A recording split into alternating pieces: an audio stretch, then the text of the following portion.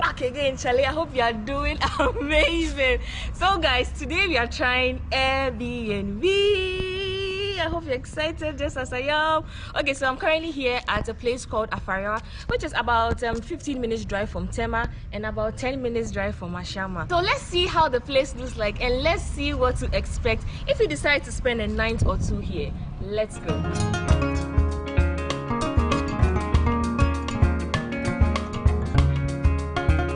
This place is a 2-bedroom full self compound. You're going to have the space to yourself, so there is nobody in your space. Here is very private. So let's see the first room. It's 2 rooms, so let's see.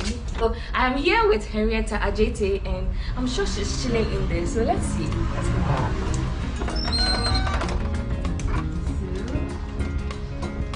Ta-da! So Hetty is already chilling. Give me some juice.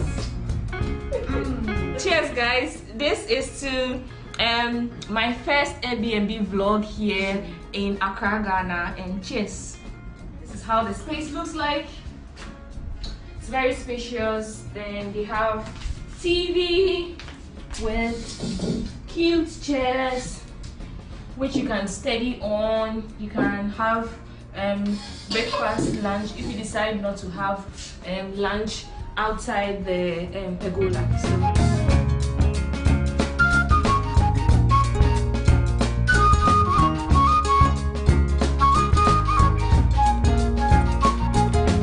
Let's see how the bedroom is like. The best place is the bedroom. Come. Ta-da! Woo! I'm already feeling at home.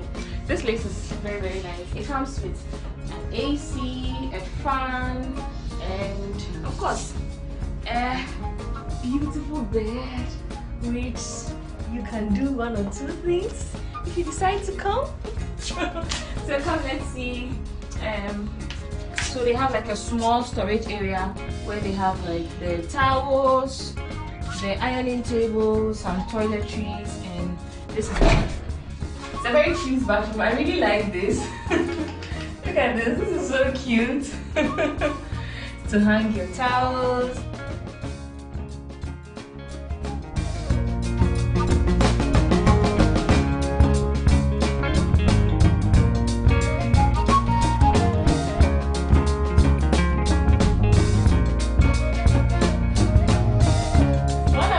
About this place is the fact that the fan, you can connect your phone with the fan. It has a Bluetooth and play all your music. So in the comfort of your hall and this place, you can just be playing music if you decide not to watch TV. So are you guys excited? So what do you like the place? Let me know in the comment section if you like the place. Hetty, today actually she's having so much fun. So let's go to the kitchen. Let's see how this space looks like. I'm going to be here for the entire weekend, and of course you guys are coming along, so let's go see how the kitchen looks like.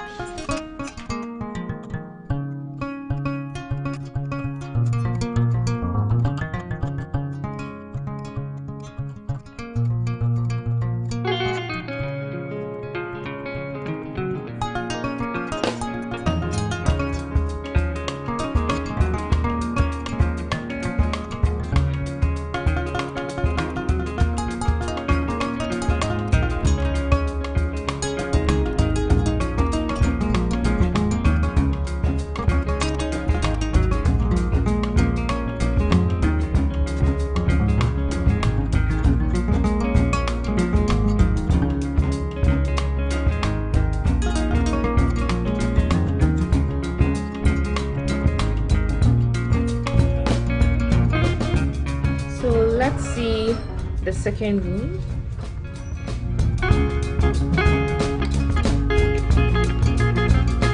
So one thing I like about the place is the fact that it's so simple and very clean, and it's a new place. So I'm sure in the next few weeks, 2 weeks, 3 weeks, there's going to be a lot of things like extra lamp, microwave, blender in the kitchen. Expect to see all other things you're not seeing now here. And so let me know in the comment section if you think here is beautiful, and yeah, in fact as beautiful as me. Yeah, so this is how the compound also looks like.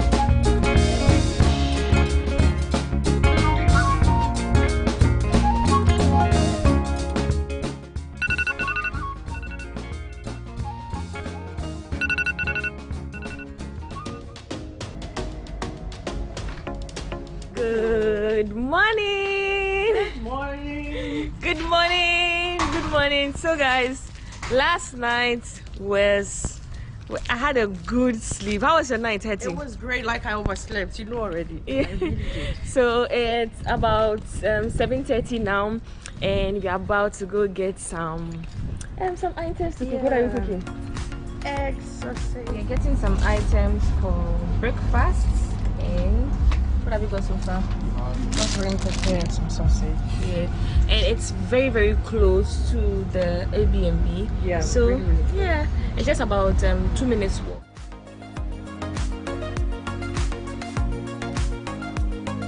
We're about to prepare breakfast. Yeah. So you're talking as you are going to do some chefy things, Biama. I know, right? The fact that we bought the grapes is what's making me so excited. Yeah. So the kitchen is a very cute and very modern kitchen. Yeah. That's right. Especially this. So we are making our hot water for our tea while Henrietta is. Yeah. This is the chef of the day.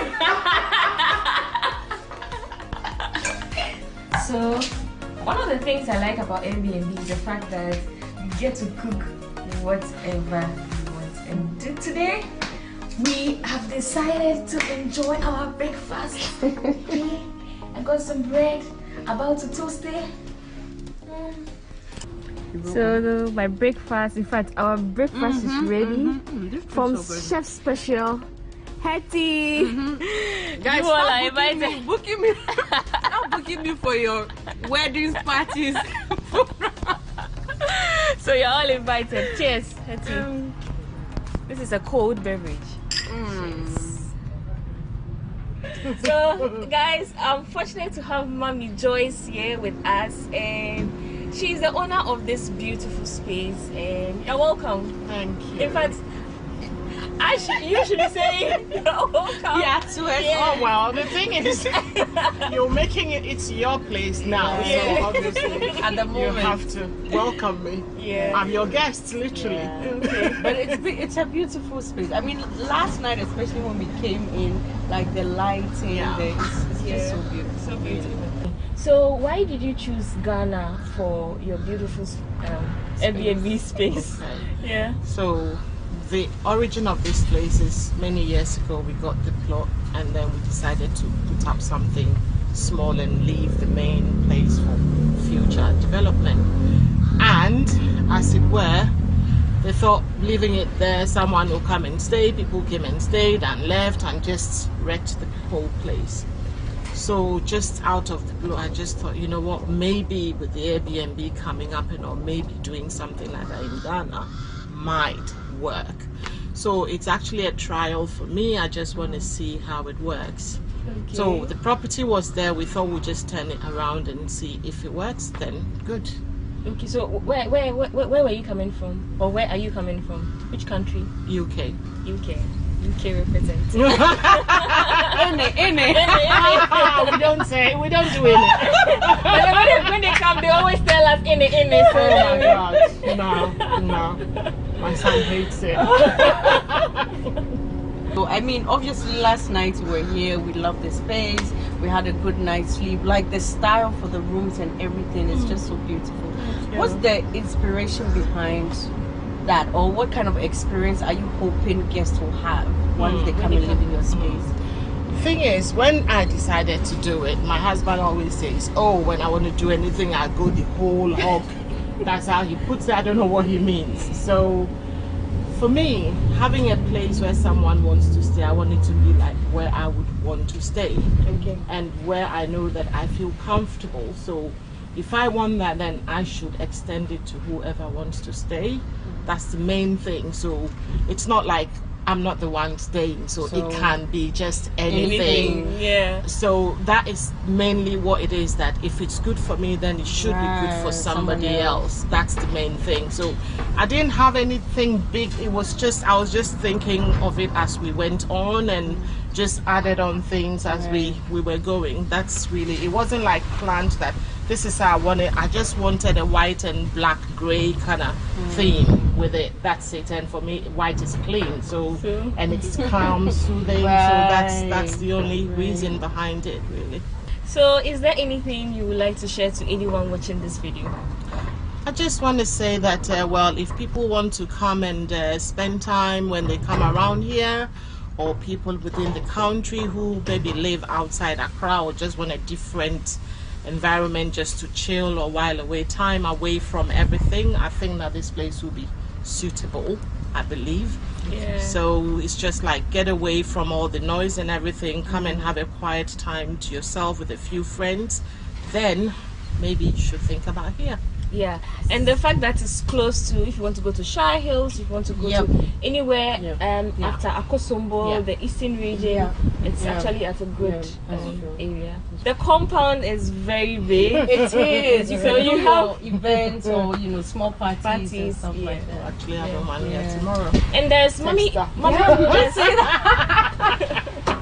And she also mentioned there's more development. You mentioned you were bringing other things like we thought of hot tap, which is funny, but we hope that it will be cold tap eventually. So yeah, that should be in maybe in a couple of weeks, and we just add on things as we see, maybe a barbecue stand somewhere soon, so that few people will come, just chill, have your own thing, nobody seeing what you're doing in quotes, and have fun. Just have fun. Okay, thank you so much for having us. Thank you. Yeah, Hope you enjoy your stay too. oh yeah, we have a day. Did you see our breakfast? I mean, I'm blown away. I thought, oh my God, they're living it, they're doing it so well. That's what I want to see, like you've got what you want, and then it's just like it's small enough not for you to look for things everywhere. And it was so easy. We just took like a 2-minute walk outside, and we were able to get everything you wanted. Yeah. That's good. Okay. Glad you like it so far. Thank you so much. Thank you for having me too. Who are you supporting, me or Henrietta? Okay, let's go. I mean, we're already on the game. So. Hey, why are you taking my family members too? Okay, you wait. I'll kill you soon. If I let me run away before she comes. 6, 4.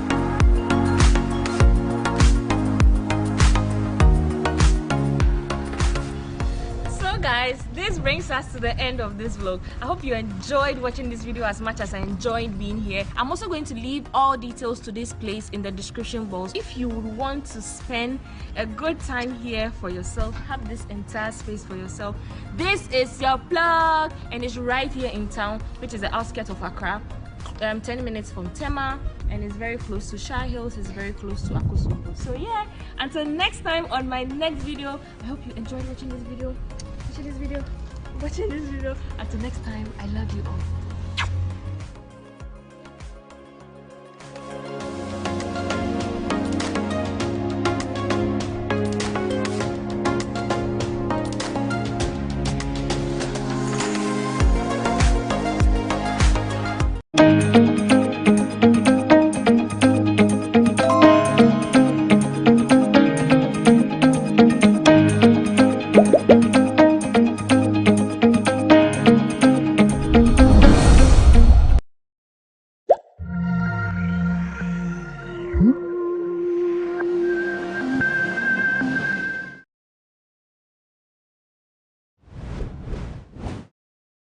feeling aji aba kahame dakama pe factory kan aba ya abagbano abagba ma be sienyo ke somebody can no twana na ba pe ke babagba ke jano la pa be hunkula. So what he said is that the government approached the community and requested a plot on which to build a factory. They provided the plot, but unfortunately the factory has not seen the light of day. All they do is to come here and weed the plots periodically, but the factory itself has not materialized. So show us where exactly this factory was supposed to be positioned here. Ama ke somebody can you twana somebody go ngese so say nimle ma behi pila kake po mapano ko jese so mapano ke somebody mapano ka su he kake na mapano na mo ke pli ke ho pila sun ho we go nga gbajigba yo ke somebody we go nga ene enyatan. Okay, all right. So he is showing us the boundaries of the plots. According to him, pillars have been mounted on the plot over here, and that the whole plot extends beyond even what the eyes can see, all of which has become nothing as we speak. Nothing happening here, only grass and a few stones are gathered here. Abahe no hawo kone pape free ngai na bape awo say wa de ngbu ngai galisimi ade woni lo wa nga agbeli wa pe agbeli gayo ne isilobe. Okay. All right, so he is saying that he's appealing to government to ensure that the project sees the light of day. According to him, the factory built will help the Gary processing occupation in this community. And so he's appealing to government to fulfill its promise of building the factory here. I 2 years ahead, I heard that they built a factory for Gary and they set for Rekumansi area to help the farmers there. Up to now, we don't hear anything. The plot is there. There is no building and nothing on it up to now. Right. So today we have this journalism visit us at here and to see the work still doing or not.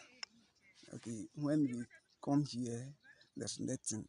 If the factory is built, it will help the farmers around Adrenso Takrasi up to Nyakumasi or Akumesu for Gary process. Okay. Now, we beg the government to help us and to build the factory for us and then to process the Gary for us. Okay.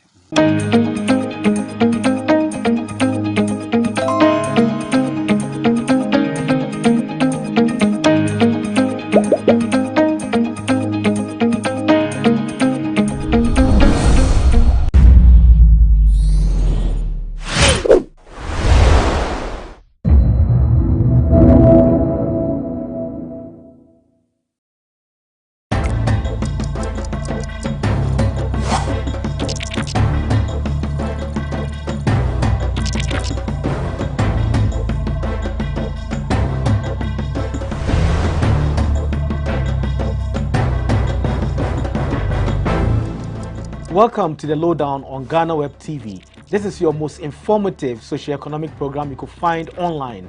We bring you the facts and updates on issues that matter to you. My name is Ni Akwe Ismail Akwe.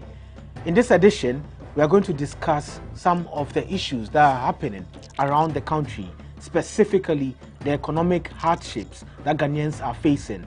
We've spoken to all the experts, we've spoken to all the stakeholders. However, we are yet to speak with Ghanaians, ordinary Ghanaians in various sectors of the country to tell us how they experience some of these decisions that have been taken by stakeholders and also those in leadership. Fuel prices are up. You can buy a litre of fuel between 8 cedis and 9 cedis.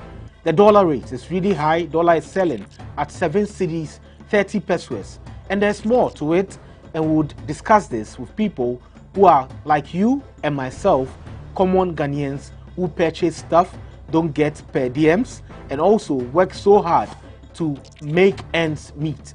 We'll be right back after this break.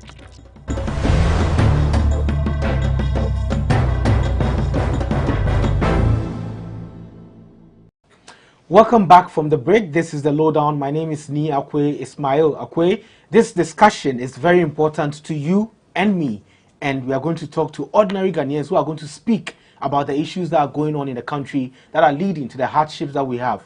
We have a number of them here in the studio. We are using a table, which is a bit unusual for this program. However, we have 3 people here. One of our guests is in IT, the other is in sales, and then the other is in the media.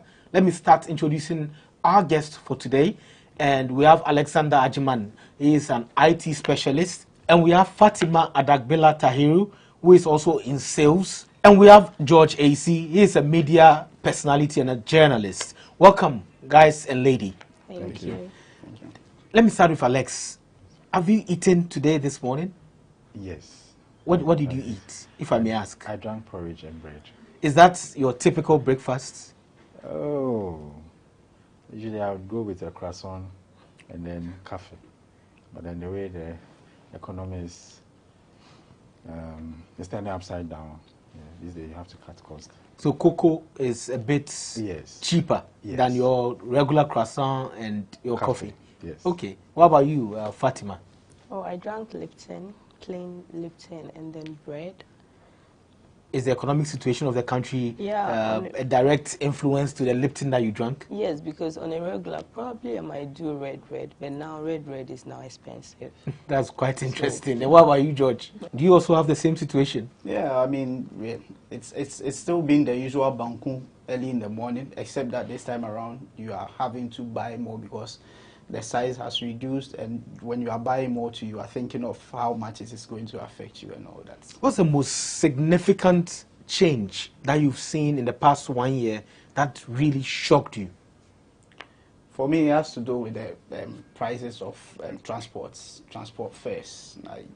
Can you take us through what you are facing? Where do you pick your, is it a bus, or do you use taxis, or use the Bolt or Uber service? How much is it from where you pick it from? And how much do you pay? How much do you budget in a week? How was it before that? So, depending on the exigencies, I relate between the trotro and the boat. I switch between trotro and boat. So, at first, boat rate was very manageable. You could move in and out of places with that at your convenience. But now the rate has gone up. Trotro as well. So I do from Taifa to Achimota Old Station, the Achimota Old Station to Jolu, which is my usual route to work.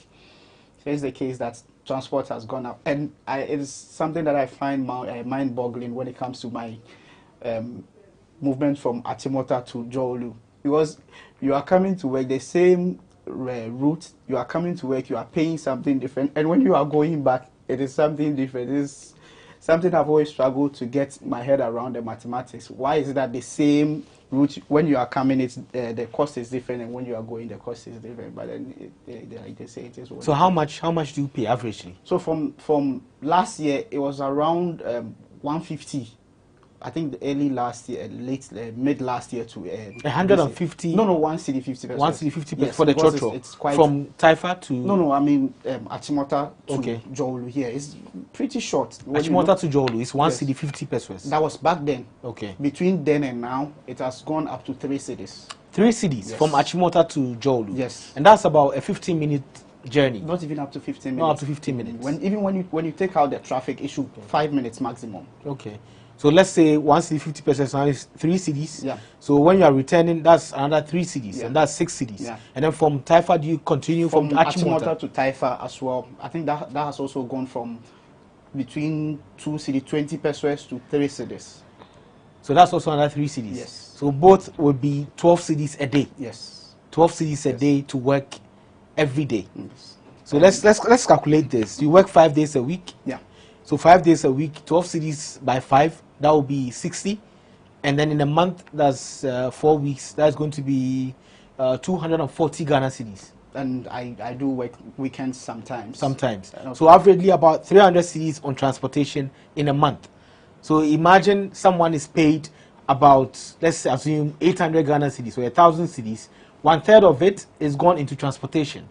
So Fatima, is it the same situation for you? Are you also facing the same transportation issues and seeing the changes like George is seeing? Absolutely. I had the same experience even this morning of an increment that I wasn't aware of. So I live at Spinters. So in the morning from my house to the junction, I have to pick a car. So it used to be 2 cedis, and with the last increment of 4, they moved to 2 cedis, 50 pesos. Then from the junction that I get off from the taxi, I pick the trotro to Fiesta Royal. It was 4 cedis, and it's now 4 cedis, 50 pesos. But when I'm going back home, I have to pick 3 cars. So from Fiesta Royal, I pick a car, 2 cedis. From Fiesta Royal to Accra Mall, actually, it's not far, but it's 2 cedis now. Then from Accra Mall to the junction of my house is 4 cedis now. Yes, then I'll pick another car, taxi, that will take me to my house junction, which is 3 cedis, 50 pesos. That's so in a day, yes, it's even more than 10 cedis, because in a day I think I spend like 17 cedis on transportation alone. Daily. Wow. So if I should multiply that by the number of times I come to work, so let me just take Saturday and Sunday out. The 5 times I come to work, if I should multiply it, I should be heading towards 400 or something in a month. So that's exempted for work. Then ask myself that, okay, what if I'm going to the market on Saturday, right? How much am I going to spend to go to the market? And afterwards, if I have other things that I have to do, I have to pick transportation. So if, as you said, somebody earning 800 cedis, so let's say I'm the one earning the 800 cedis, and at the end of the month, I spend almost 600 on transportation. What do I use the 200 for? We are not even talking about foodstuffs. This is just transportation. So it's a big deal for me. That's quite a huge blow to a lot of people who are earning below 1,000 cedis. And I know even those who earn more than 1,000 cedis who face the same situation. And Alex, I understand you drive. Yes. Is it the same situation for you? Fuel prices, are they going up? Yes, everybody's crying about that. The fuel increment is a lot. I think government has to do something about it.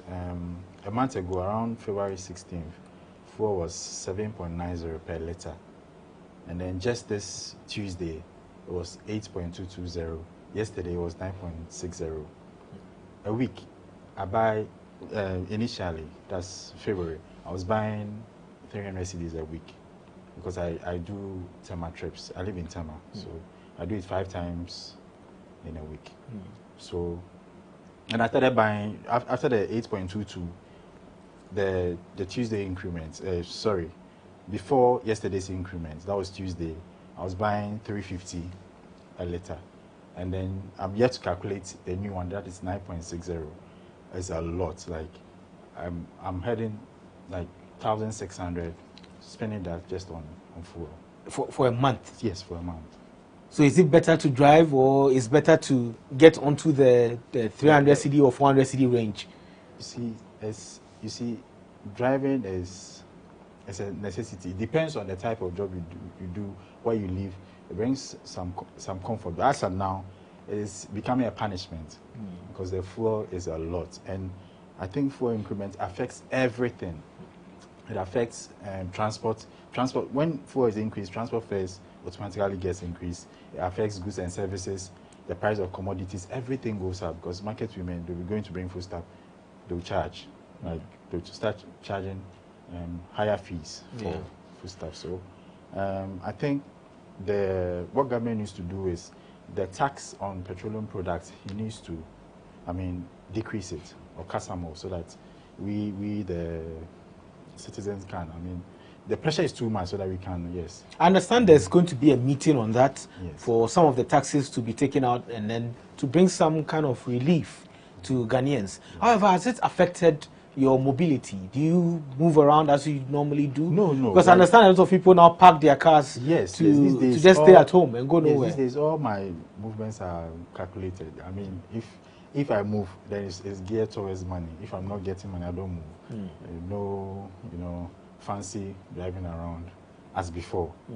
So there's hardship. It's not even. It's not a joke. It's not a joke. So as an IT person, I know the industry is quite an expensive one because when you want to buy equipment, most of the equipment are imported into the country, and they use foreign currency to buy all of these things. And with the dollar going high and being above 7 cedis and all of that, do you see the effect as well in your industry? Yes, I see the effect. Like last month, I purchased, so I do purchasing from my company.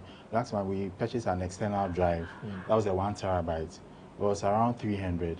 And then yesterday I called to ask the new price. It was 350 something. The dollar had moved to 8.2. So it affects us, like you see it. It's not even a joke. It's the effect is on the dollar, and the fuel increment is visible. You can, and also GRA brought a new tax directive, which was 19.25. So as of now, if you are purchasing goods worth maybe 10,000 or 12,000 cedis, you're going to pay an extra 2,300 and something, which is going to government. It makes businesses, people who are in the IT business or people who sell, like generally, it makes businesses hard. Like they find it tough, because if I'm going to buy maybe 5 computers, because I'm going to pay this tax, then I'll say, okay, let me forgo the 2, let me just buy 3. You understand? So they lose. People running. So we see it's visible. Yeah. And Fatima, you are in sales. Yeah. You meet a lot of clients. You go out every day. What are they telling you? Are they giving you the money? Are they buying art spaces? Interestingly, you need to sell, right? But the clients coming to you to advertise their product, they're advertising it so that people will see and they can afford their product or come and buy their product. But here is a case whereby there's increment in prices of goods and services. So I see your ad, I want to purchase, but I don't have the money to purchase your product. So how would the client even want to come and advertise if he's not making sales at the first place? As a sales personnel, the same problem that I'm facing. We have clients who give us high budgets within the year, but now they're cutting down costs. And others too are saying that, okay, this time we want to go low. Maybe we want to do guerrilla marketing. Maybe we don't want to do above the line. So it's either above the line or below the line. So they are trying to cut down costs. So people try to turn away from, doing the regular banner ads that they would regularly do on our platform. But funny enough, we've been able to build a clientele that have trust in us, right? But my issue is, most of the regular Ghanaian, just somebody who has a small business, and they know that, okay, this platform is a good platform for me to advertise my product because of the audience that they will meet at the end of the day, right? But they can't afford to. Right? And it's painful when you are not able to serve. We try as much as possible to, understand them, and sometimes we work with their budget. But we also do not just serve the Ghanaian market, we serve outside Ghana. And we are also, the platform we use to place our ad, we are also being charged for that. So if I reduce it for you, I'm going to also pay for using that platform in dollars. I need to also bring in the issue of commission, because now we are talking about your pocket as an individual who is working with an organization as a salesperson. Are you making money? Personally, no. Because you're not getting any clients to spend a lot of money to advertise. You need to meet your target to be able to earn that commission. But here's a case whereby the clients that you have, they are rather not advertising, or they are cutting down their costs. So if last year they gave me 100,000, this year they don't even want to do even 50,000. They want to go 30,000. So how do I meet my target? And what are the reasons they give you for cutting down their costs? The reason is because things are difficult, like the prices have gone up, and they are not making sales. So they are selling. So they need to advertise to make sure that the money they are putting into this ad, they are going to gain it back. But if they are putting the money into the adverts and they are not gaining the money back, why are they going to advertise? Then they choose not to. They lay low. They do the regular adverts. Probably maybe they'll use their social media platform to do their ad, which at the end of the day would not really meet the target that they want to meet using our platform. So that's some of the challenges that we do face. But I'm just hopeful that sometimes people don't really understand how advertising really works, because there are times that I've seen ads that I'm not in the mood to purchase that product now, but later in future I have a lot of screenshots on my phone that I feel like, okay, maybe in future I would like to purchase from this company or this person. So most of the time people want instant cash. They want to put in and then receive at the same time. But if they are putting in and they are not receiving, definitely they won't advertise. So so the hardship has also affected the behavior of consumers. And now when they see even ads, they don't really purchase because they are not going to get a return on their investment. And then George, you are in the media. I mean, you meet a lot of people who grant you interviews and things like this. What are you getting from the ground? So here's the thing. Ghanaians tend to be swayed by the mood of the economy a lot of the times. You know, like people, it's a human psychology. When there's a lot of pressure on you to and daily demands for you to meet and all that, sometimes you walk to somebody, you would want to speak to the person about one thing or another, and the person is like, I'm not in the mood. It's not because the person does not want you to listen to them, but they need to prioritize what they are doing. The person is going after his daily bread, and you go about chasing the person for interview. The person goes like, I'm not into this. There are sometimes when you meet people and you get to understand how hard the economy is being on them, and you feel like maybe you are in a position to help. These are people struggling to get their daily bread. These are people that are struggling to go by. I mean, we see this all the time. We feel it. You go to the streets and you see people sleeping on the street. These are people that struggle to get just their daily bread. So these are the realities we get to see by our interaction with people. Of course, as a publisher, I monitor the media space a lot, and you listen to the sentiments of Ghanaians, how bad the current economic situation is affecting them. And it is like Mr. Ajman said, the reality is there. It is not about what I am saying or what I sit here and not say. It is what is happening now. There's a popular saying that Ghanaians are magicians, and clearly it's Alex, Fatima, and George are magicians because they are living. I mean, they are surviving. How are you surviving? So this is a question that we'll be getting some answers from them right after this break. This is the lowdown. Don't go nowhere.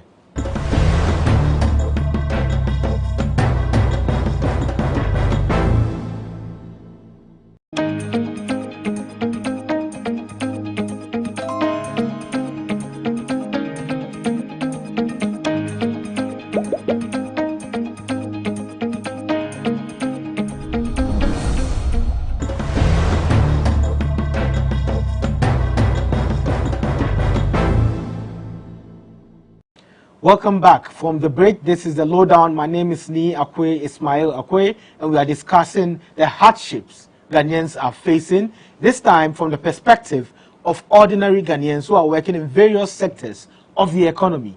The stakeholders have said their part, the big men, the government officers have all said what they had to say, the experts have said a lot of things. But what are the people saying? We have in the studio George AC, Fatima Tahiru, and then Alexander Ajiman, and they are in IT, she's in sales, and he's in the media, and they are telling us their own experiences. Now let me come back to you, George. Can you just give me a range of your salary? Are you between 1,000, 2,000? Are you in the hundreds? Or what's the range of your salary as a journalist? The very first one you mentioned. So you are between 1,000 and 2,000. And you spend almost 400 cedis a month on transportation. On transport alone. So let's assume, let's take the middle part of it. Let's say 1,005, and you spend about 400 on transport alone. You eat as well every day, and you are not married, you don't have children, but that money that you have, are you able to save any of that money?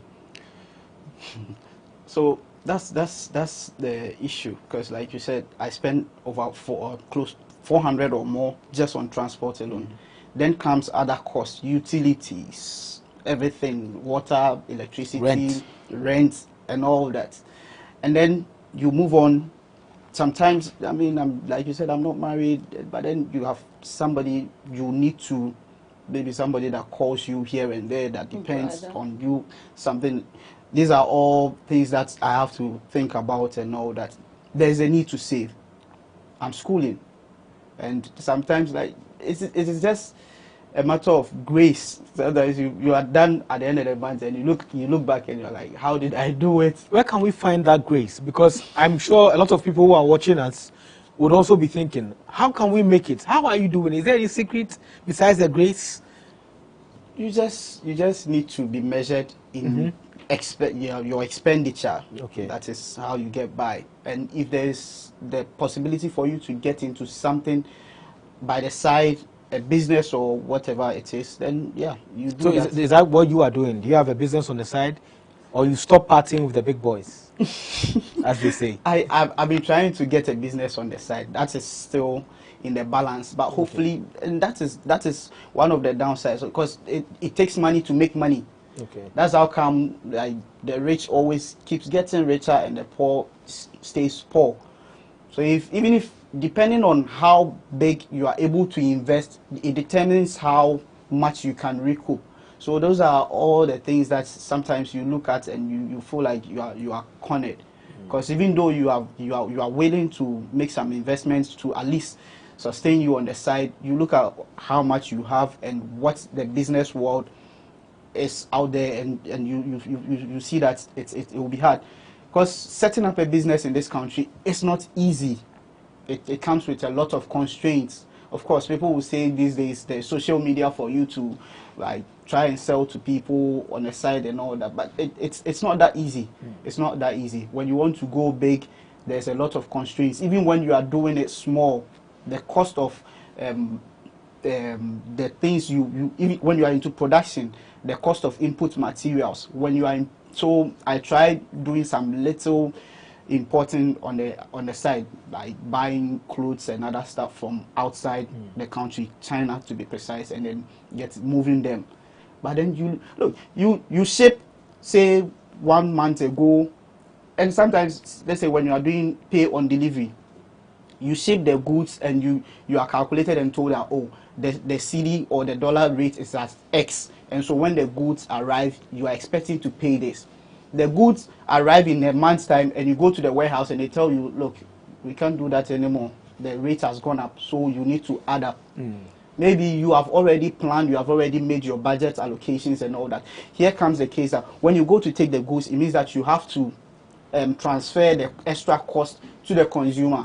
You go to the consumer, please buy this at this rate, and they are like, why should I buy it at this rate? I used to buy it at that rate. They are also facing the same challenges you are facing. They are also capitally strained. So how do we reconcile all these things? And so there's a ripple effect of the situation, from consumer to importer to everybody. Yeah. Exactly. Fatima, what's your magic word? I mean, how do you do it? Yeah, apart from my day-to-day job that I do, my regular job as a sales personnel, I'm also a makeup artist. Okay. So that's something that, regardless, at least if I get 1 gig, 2 gig, I'm able to sustain myself with the cash that I get. So I'm not even able to save as much as I want to save from my gig, because if the salary is being taken, I will buy the transportation, the foodstuffs that we buy and other stuff. I rely on my gig that I get from the makeup that I do. But my problem here is that everything in Ghana keeps increasing, right? But salary doesn't increase. That's the problem. And I was talking to a friend last night, and he said to me, it will only take a thoughtful employer to want to sit back and understand the situation and say, okay, I understand what my employees are going through, and I think I want to take this measure. But ask yourself, as the employer, if you are selling and people are not buying, what are you going to use to increase the salary of your employees? Yes. That's why I say to take only a thoughtful employer to do that. So that's the problem that we are facing, because I'm very sure that if products or goods, services are being increased, and salaries and people's livelihoods is being bettered, like, I'm sure that people won't be complaining a lot. Because if you are taking from me, you should be giving more to me also. So that's what I'm saying. I don't know where we are heading as a country, and we keep saying that let's give chance to the youth, It's the same youth that we have in universities who are SRC presidents, and it all starts there. Corruption starts from there. I've been a student. I've seen it happen. they mishandle funds at that level. So if we are saying that the old people are not doing it, we've given the chance to them and they are not doing it, is it the youth that will do it? I think we have to have the mentality of having a developmental change. I think that would be the only thing that can change the situations that we're having, in the sense that we don't need a politician to come and sit or stand and tell us that, oh, when I come out, I would reduce the is it the dollar rate? They'll do something about the dollar rate.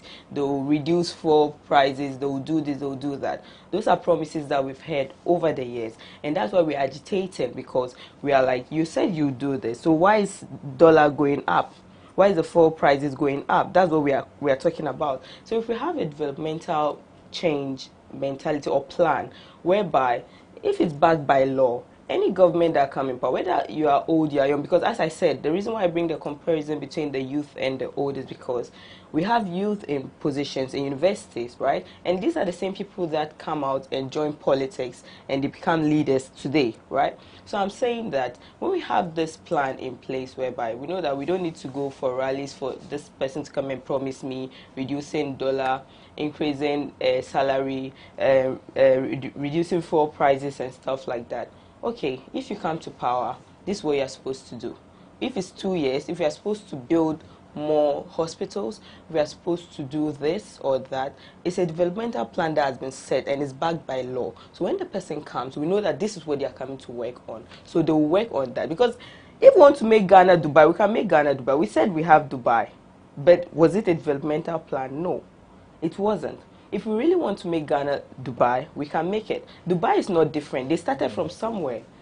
Deserts. But they are where they are today. What shows that we can do? We can do it. But it's just that we don't have that plan. Everybody who comes in power is looking at making themselves rich. It's personal gains. It's quite interesting how you bring the issue of leadership from different areas of the economy, because you are looking at students level to the level of employers and then the governments themselves. Of the developmental plan you are mentioning, yes, all of them have plans, but it's not a united plan. It's not a plan that's collective, that is going to be followed by everybody in the country. But what is your personal plan? I want to talk to you about that, Alex. Your personal plan. How do you manage to save money and to make ends meet? Because they say Ghanaians are magicians, because you still see people going to work. You still see people eating their banku and their foods. You still see people partying and having fun. But the same people are also complaining. So how do we make it? How do you make it? So I personally don't rely on my salary. Okay. The salary is good, but it's just to maintain, just for maintenance and a few expenses. You should always have passive income coming in. You should always network yourself more. People coming to me for consultancy, because I'm an IT expert, and then I charge. People come to me, okay, they have this side, they have this network side. I charge, I develop it for them. So that's my side, and will always make you a bit comfortable. Yes. So I urge everyone, anyone having salary issue, if you speak to an employer and it doesn't go well, look for avenues, look for places. Use your talent, your God-given talent, your experience, your technical knowledge, and then work extra for yourself. I have a question for you though. Where exactly in your mind do you think the problem is coming from? In your opinion? In my opinion? Yes. I think our leadership. A lot boils down to our leadership, because there are certain decisions they take that affects everyone. I was speaking to a friend recently. Some of these contracts, when they come in the cabinet, some of them don't even read. Someone was saying they don't even read, and when it goes to, they just and later on there are repercussions. You hear Ghana has been sued, or this in Ghana government has been sued because we didn't honor, or you see, we hear all of these stories. It boils down to leadership. I think the leaders, they personally, they are there for their personal gains. A lot of them are. It's not.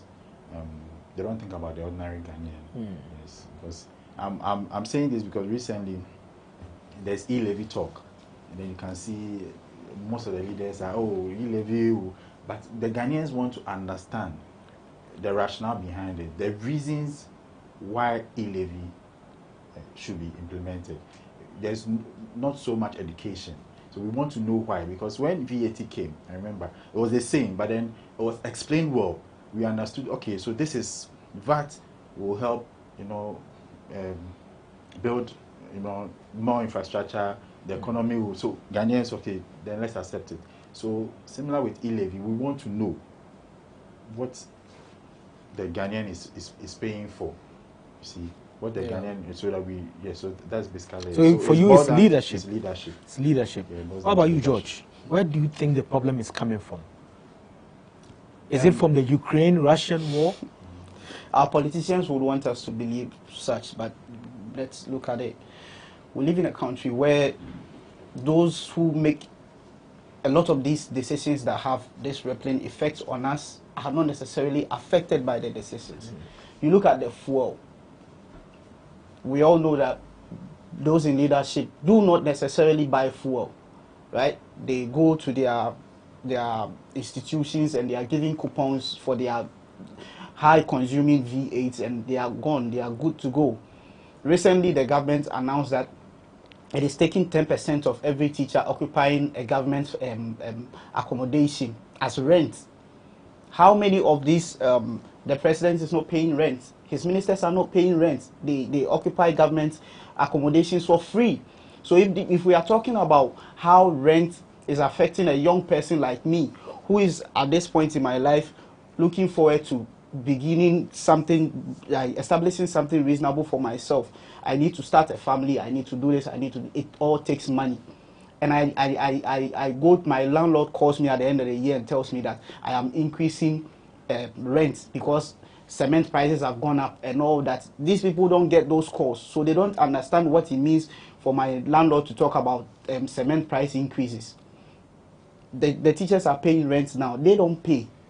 So how do these people understand the repercussions of their decisions?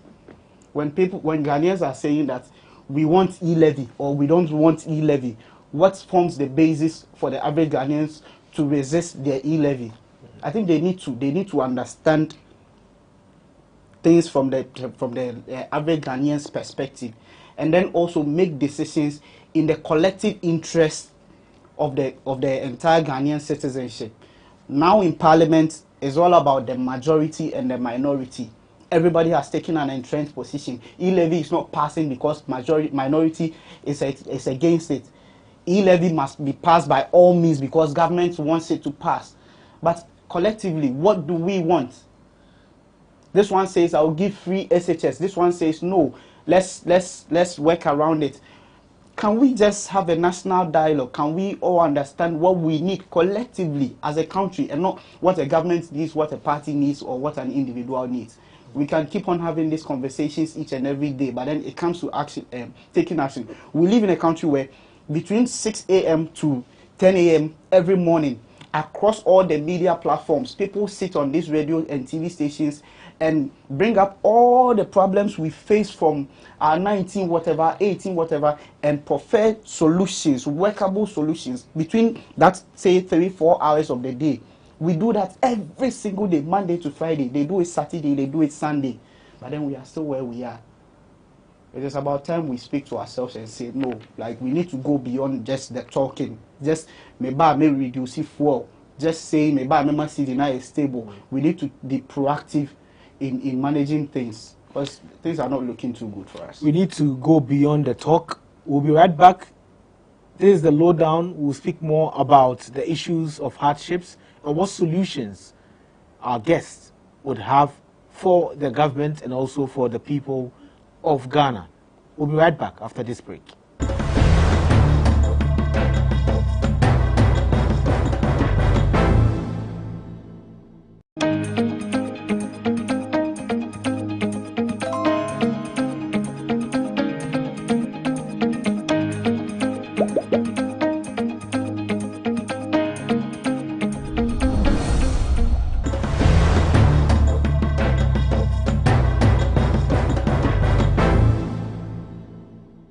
Welcome back from the break. This is the lowdown. My name is Ni Akwe Ismail Okwe. We are talking to some Ghanaians, ordinary Ghanaians who are working in various sectors, and they are telling us their situation in this hard economy where everybody is complaining, from fuel prices to the dollar exchange rate and everything. And now we are at the solutions. So, Alex, what solutions or advice would you have for the government? Because I know definitely you have some things you think could be done differently than what is being done now. So what do you have in your mind? Yes, I think leadership is by example. As a leader, you need to sacrifice. So let me bring back the e-levy. You know, government needs money. You can see there's no funds because currently, even national service personnel, some haven't been paid in the last 3 months. And I think the government expenditure is high. The volume is so high. So I think government, first of all, need to cut down their salaries, like 30% or even 25%. That's those working in the government sector, or you mean? It's ministers. The ministers. Appointees.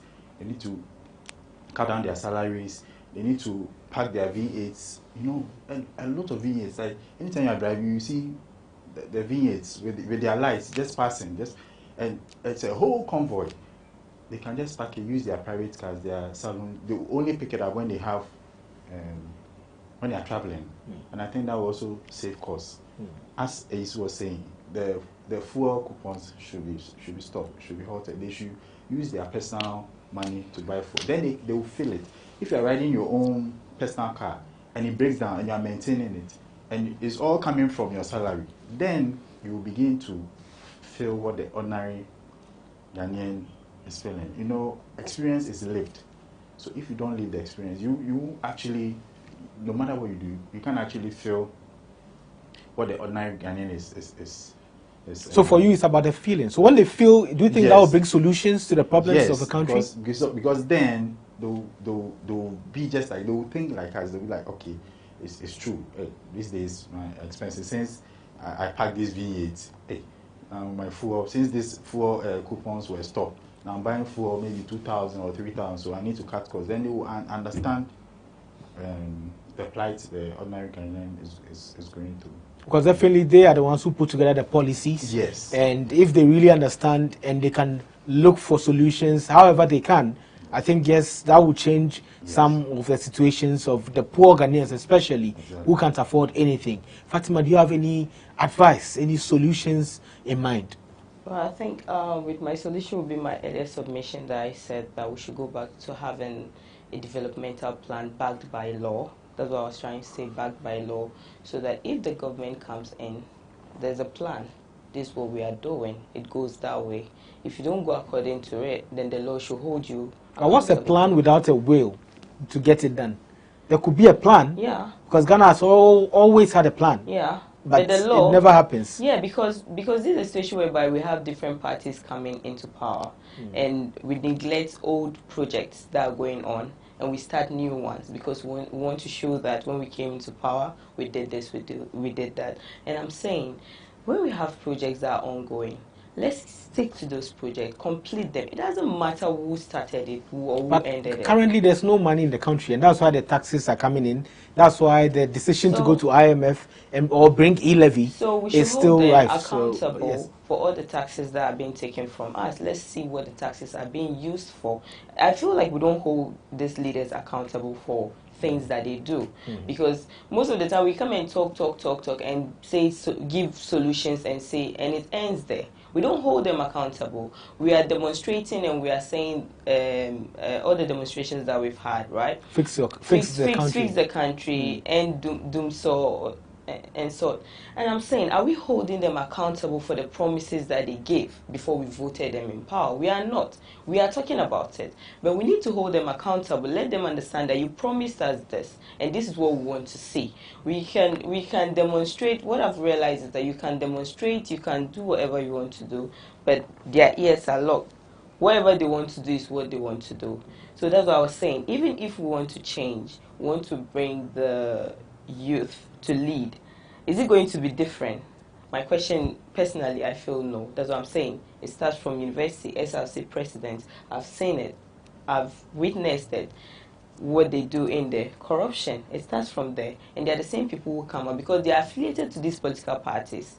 So you can imagine if a corrupt SRC president belongs to any of this political party, he comes out, he joins underground, comes up, becomes organizer, goes like that. Gradually, that's how it goes in. At the end of the day, they are looking at benefiting themselves, like not any other person. So all I'm saying is that we just need to hold our leaders accountable. Leadership, and it's going to go a long way. Personally, I don't see it happening now because these are things that has happened before and we've spoken about it. And it's, instead of it reducing, it's increasing. Unless maybe we are going to have a market whereby we have market for government workers, that their foodstuffs are expensive, and we have market for regular Ghanaians, that the foodstuffs are cheap. Then we have transportations for regular Ghanaians that is cheap. We have like everything, rents for regular Ghanaians is different. Then we know that yes, they are feeling it. But if we are all going to the same markets, buying the same foodstuff at the same rate, at the same price, no. Segregation. No. That's well said. So George, what are your solutions to government or advice if you have any? So here's the thing for me. I feel like the laxity in Ghanaians being too comfortable with whatever happens to us is too much. Like we are too much like that. We just because like you said, our magic, the magic we are able, because of how we are able to survive it all the time. But we need to take a sit back and say that no, things definitely have to change. And how do we change it? Because we have to go beyond talking and then walking the talk.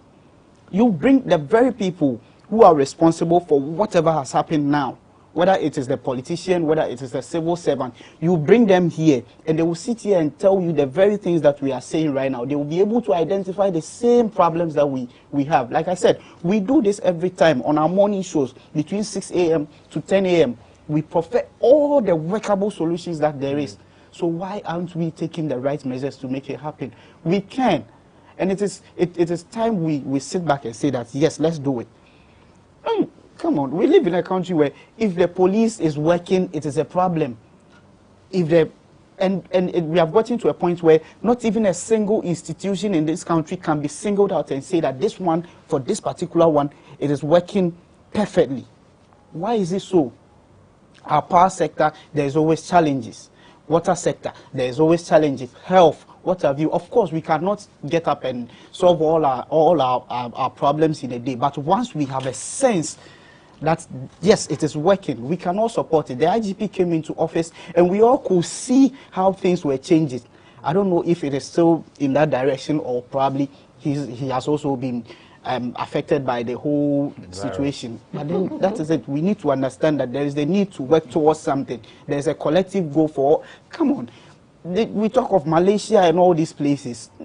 Nkrumah himself had to travel to some of these countries, build stuff for them, just to say that, oh, me, I'm Ghana, I am rich, and so I want to give you some. But can we do that today? We go to these people to borrow all the time. Why is it so? Why is it so? Like, you begin to talk about these things and you feel sad. You begin to get passionate about it. But it's not always about the talking. Do you think there's a bright future for your children and even yourself in Ghana? Let's go to Ghana airport today and see the number of Ghanaian youths that are fleeing the country. There's no hope. No hope. I'm not saying that there can't be hope. There can be hope if we work towards it. But as it stands now, we need to work extra to revive that hope. We need to work extra to revive that hope. And you see, the polarization of issues in this country is too much. The politicians are worrying us, whether they are the opposition or the party in power. They can't just come into consensus and say that this is where we should be heading towards, in the interest of me and you. No, it has to be about me without you, or you without me. Why should we be doing this to ourselves? It's not fair. I mean, we are here just for a moment. So if we are going to be here for this while, let's make things right. So that at the end of the day, when we get somewhere, we die and we sit somewhere, and we are given the opportunity to reflect on what we left behind. We wouldn't be hitting ourselves in the head to say that, oh, I could have done better or something. Fatima, do you also have friends who are leaving the country because of the hardships in the country? I know someone who is out of the country and he's been there for 6 months and he wants to come back. Oh. And the friends here are pleading. He's bought his tickets. He's to leave today. But yesterday, there is a conference call. There is a meeting. They are pleading. Yeah, he shouldn't come He back. shouldn't come. If he comes, he will regret it for the rest of his life. And what if he's facing difficulties where he is? It's better there. That's what they are telling difficulty him. is better there because at the end of the day, the dollar is high. So stay there and suffer there. That suffering is better than the suffering in Ghana here. I'm telling you. Just yesterday, we were having a conversation. They were literally like begging this person that please stay, don't come, whatever the situation. Just they will try and figure out something for you. And someone is like, let him come and we'll find out. And the person is like, no, don't let him come. He's going to regret it. And 6 months in US, you earn 3,000, 4,000 a month. Cedis or dollars? Dollars. And now you want to come back home. For what? Because you are down with the whatever it says. If you are going to be there illegally or what, just be there. Don't get caught. Yes, I'm serious. Don't get. That's how bad it has become. For youth to be telling their fellow youth that don't come back to the country, then that's worse. Do you see any hope? Do you see a future for yourself and your children in this country? I'm sure our great-grandparents used to say we need a better Ghana for the next generations. And those next generations have come and we are part of them. We are sitting here, we are talking about the future for the upcoming generations. I'm sure it's going to go like that. It's going to be better. You mean? Better? I hope so. Alex, any hope? No. Currently no hope. But Oh, do you also want to leave the country? Are you part of those planning to go? I'll reserve that for another show. But then, to buttress on Fatima's points, like we need a blueprint. We need something. It doesn't have to be MPP, NDC. This is it. This is where we are going. With that, Ghana will move forward. Otherwise, there's no hope. There's no hope. Every day, people are fleeing. So without blueprint, there's no and a hope. perfect example was the Ukraine, Russia. We had Ghanaians out there, and then they decided not to come back. Even there was a plane bringing them. They said no. They'd rather die there. You are even saying, even in Africa now, Nigeria, the Nigerians there, they don't want to come back. Yes. Why? Nigeria is like giant of Africa, if you are going to put it. But today, everybody is complaining. Everybody is crying. People are now buying food and they are storing it in their houses, their rooms. And apartments, estates developers, they are telling their residents that please, so everybody buy your generator. We can't buy fuel to power the gen. So everybody buy your own generator to get your own fuel and power your... Like, things are becoming bad. Yeah, there's a problem. It goes beyond George, Ghana. you want to add something to it? You see, the fact that our solution to every problem in this country is let's vote out the government is a big problem. Like, that is our only solution in this country or in Africa. If there is heat small, our main result is the result opposition. Let's kick them out. Let's bring somebody out.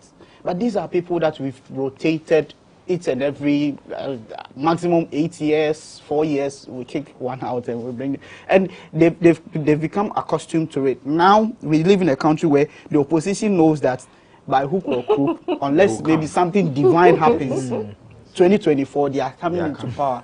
Somebody has already started putting in place plans for him to come and steal. I'm sorry if this is being too blunt, but it is happening. People have already started planning. Those who are about to exit, if it happens, have also started preparing themselves. The people are preparing their exit package, personal one, not the one that the Constitution is giving them. So we need, and look, this country, we have institutions, state institutions that are supposed to work and bring profit to the country. About 50 plus of them over the past years, I think 5, 10, decades or so, none of them has made profits. People should start thinking about managing the states as the same way they would manage their personal businesses. Mr. President, if somebody is not performing, I mean, I work for a company where if I don't perform, my boss might kick me out. And that is part of what drives me every day. So why is it that the person you appointed as CEO of Boss, what have you, Cocoa Board, whatever, is making losses and you are still keeping him? Because the person has funded political campaign. The person brought you to power. So that is what brings us back to the fact that we kick them out. And it is because the person knows that if I force and I join somebody and the person comes to power, I'm going to reap. Even if they make me CEO and I make losses, I'll still be there.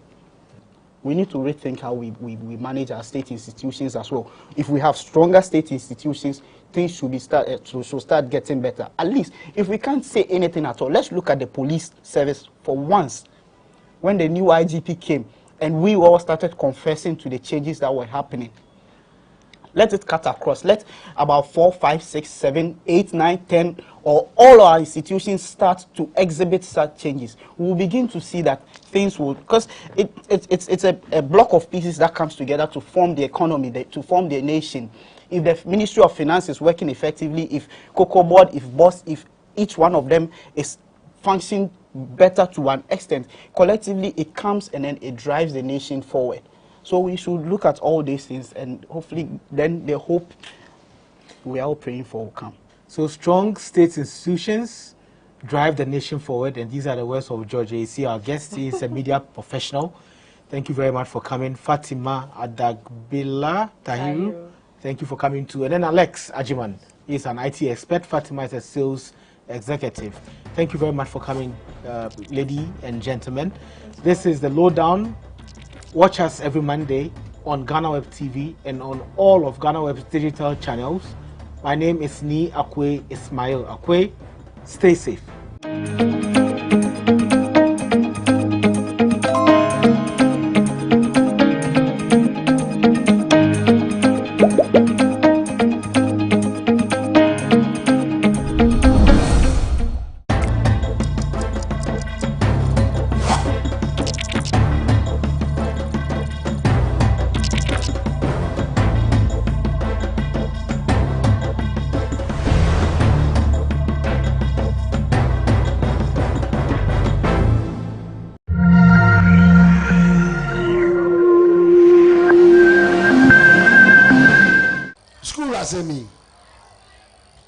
Every time I'm a boss, so say Yankopo Mammy Kwana me ba, me pese, you will be a choir, my man in Atumiako school.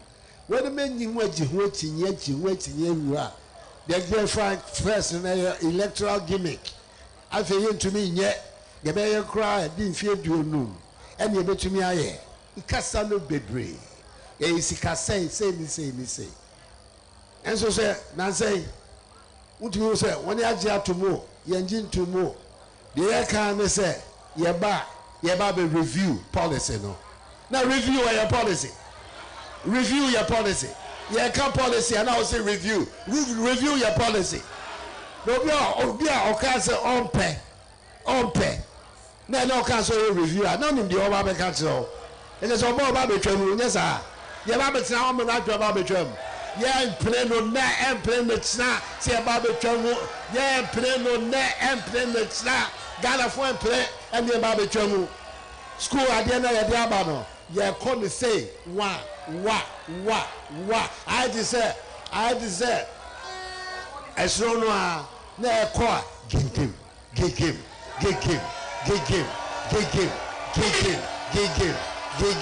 Sana school at the end of the Babe. This free senior high school policy is a policy for the development of our country. We're not going back on it. We're not going to have it reviewed. We're going to continue with it. We're going to improve on it. We're going to develop the infrastructure so that we can develop the human capacity of our country. That is the position of the new patriotic party and of its President Nana Adodankwa Akufo-Addo. No review today, no review tomorrow, no cancellation.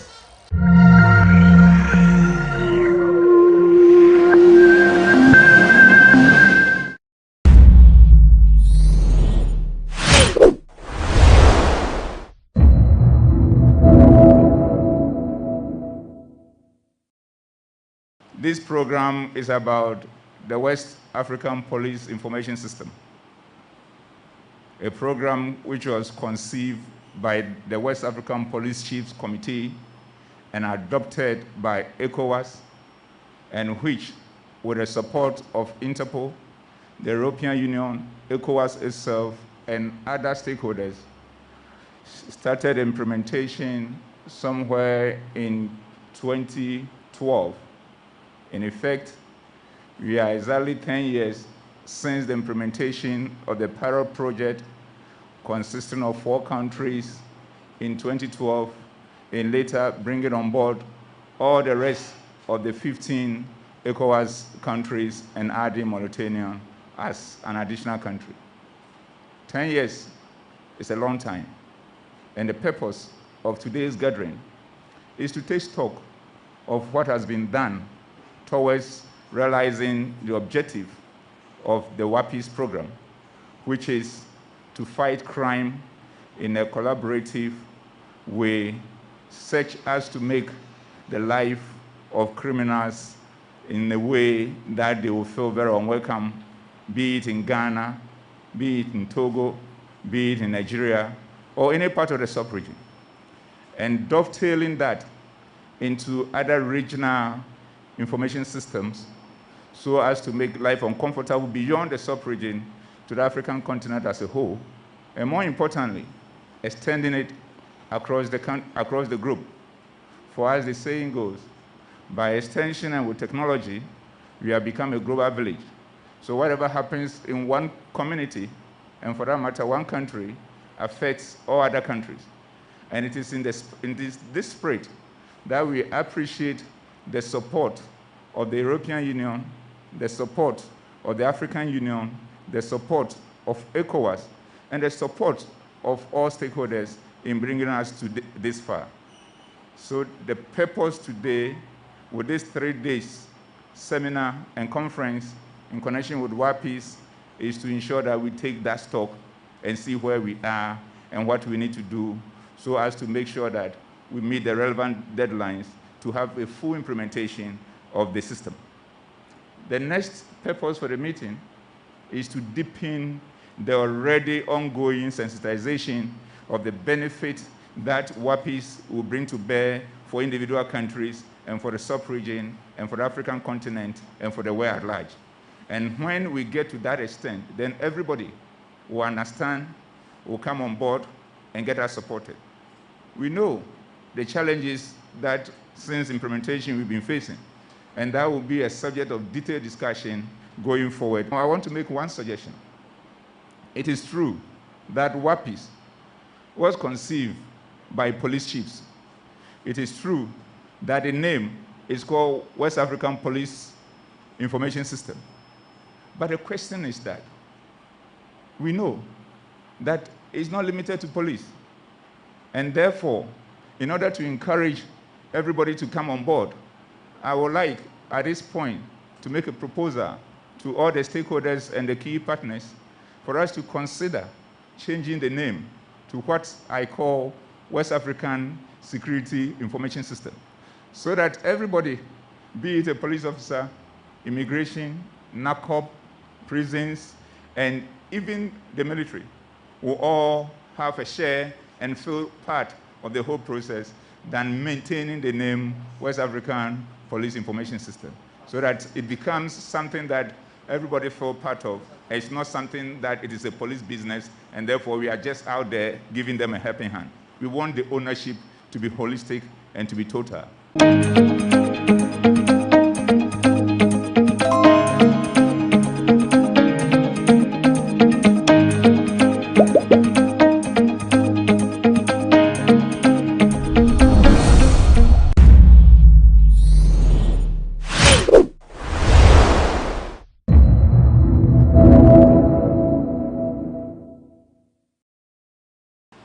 For us to accomplish this objective, and based on lessons learned during the past 10 years in the region, we recommend the following. Revise the current organizational structure of the WAPIS to deliver administrative, technical, and operational support 24 hours a day, 7 days a week to all the law enforcement agencies involved in the program. Appoint a leadership to the DACORE to coordinate the efforts of the participating law enforcement agency and ready to take over the WAPI system when the program will end. Allocate a budget heading for the WAPI system to ensure that its operation, maintenance, future development, and that all the overall system is permanent. It is important to set up this arrangement before the program ends. Leverage the e-government network infrastructure currently developed by the National Information Technology Agency, NITA, to connect the maximum of participating law enforcement agency location to the WAPI system in all districts in the country. Ensure that the personnel trained to the use of the WAPI system remain in post for at least 3 years. Encourage the participating law enforcement agencies to populate the system with criminal data and make mandatory the use of the WAPI system as an everyday tool for investigations, controls, including controls at the borders. Ensure that the WAPI training curriculum is taught in the police training academies as well as in the training academies of the other participating law enforcement institutions of Ghana.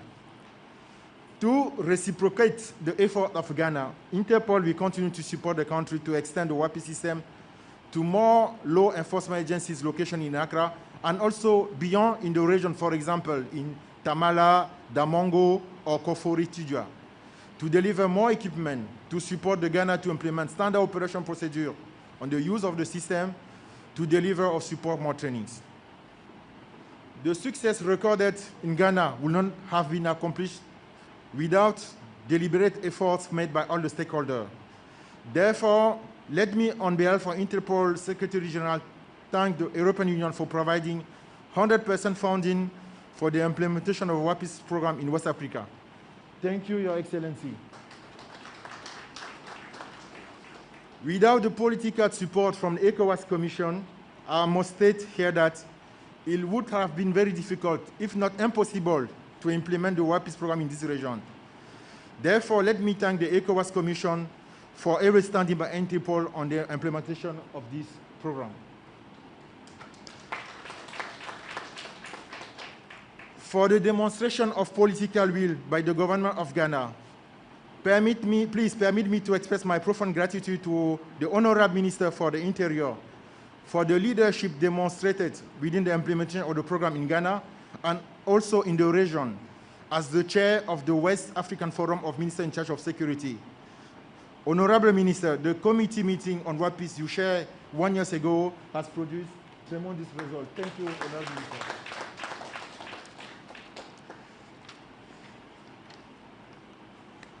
I cannot leave this podium without mentioning our close partner in this country, the Inspector General of Police, who is so instrumental and supportive to Interpol. Your Excellencies, I crave your indulgence to join me express our sincere thanks and appreciation to the Inspector General of Ghana Police and his management team and all the participating law enforcement agencies for their resilience, commitment, and sacrifice they are making every day to ensure the successful implementation of this program in Ghana. Thank you very much for your attention.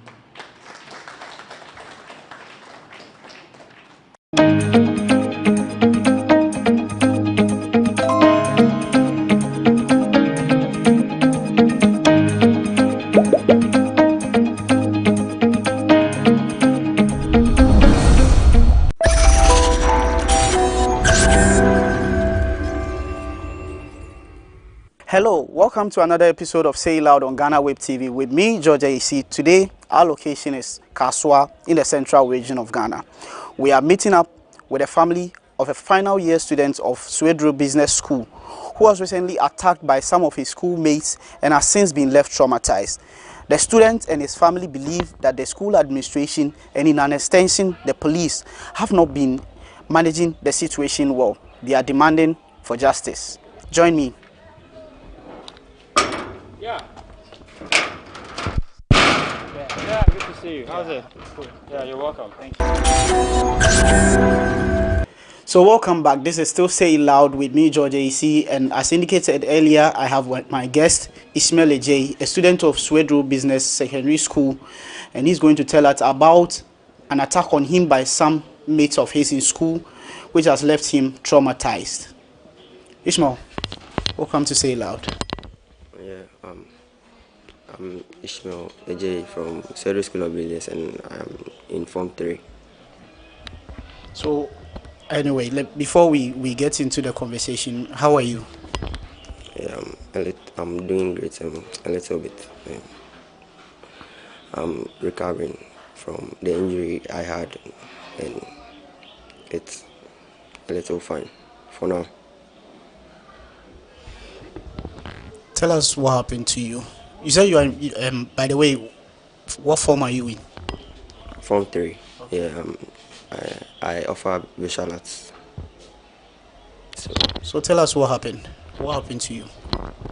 Yeah, on last week's Friday, I collected exeat from my housemaster, and then I went home to take an inspection staffs. You know, and the next week we have inspection. We had an inspection, so I decided to come on Sunday. On Sunday in the evening. So when I got to school on Sunday in the evening, my door was locked. So I called a friend in house in another house, which is the house 3. So when I called him, I told him to come and open the dorm, and then so that I can put my stuffs in it. The next day I'll take some of my stuffs to my dormitory. So on Monday in the dawn, we were preparing for school, and then when we were preparing for school, I finished bathing, and then I went to house 3 to get my stuffs, my uniform and other stuff, my books for school, school activities. So when I was in the dorm and I was dressing, I finished dressing, and there was a guy called Opata who entered the dormitory. And then when he entered the dormitory, he came to Brian, and then Brian was also preparing for school. And when Opata came to Brian, I don't know whatever they were talking about, or whatever they were saying on their own. And then all of a sudden, Brian started talking, insulting someone. I don't know who it was, but I'm sure it was me, because I didn't know. I didn't want to put myself into it because I didn't hear my name. So I was also dressing, and when I finished dressing, What exactly were they saying? It was like with Jimmy Cra, and he was saying some like negative stuff, negative energy stuff. So I was there and I was listening, but I decided not to mind him because I didn't hear my name from him. And then all of a sudden, he got to a point where he said he's going to sack the person from the dormitory. And then when I checked around, I was the only one in the dormitory, so I was the only foreigner in the dormitory. So I went straight to him and I approached him that, if you want to take me out of the dormitory, if you want to sack me, I'll go, because it's your dormitory, that's your dorm. No, that's not my dorm. So if you want to sack me, I'll leave. And then all of a sudden, I don't know what happened, and then he got angry. And then he got angry at me, and he said, why am I saying that? And I said, but you are sacking me from your dormitory. You want to sack me. So if you want to sack me, I'll leave. So already when he was insulting me and saying stuff, I made up my mind that I'm going to leave the dormitory. When school closes, I'll just pick my stuff, and then I'll not even come back there anymore, because the energy I'm getting from them, it was like very negative. And he was once my friend. And they didn't value me. They didn't really respect me. So I had to cut him off. And there are some group, So I cut them off, and then when I cut them off, I found peace. I was okay. I was cool.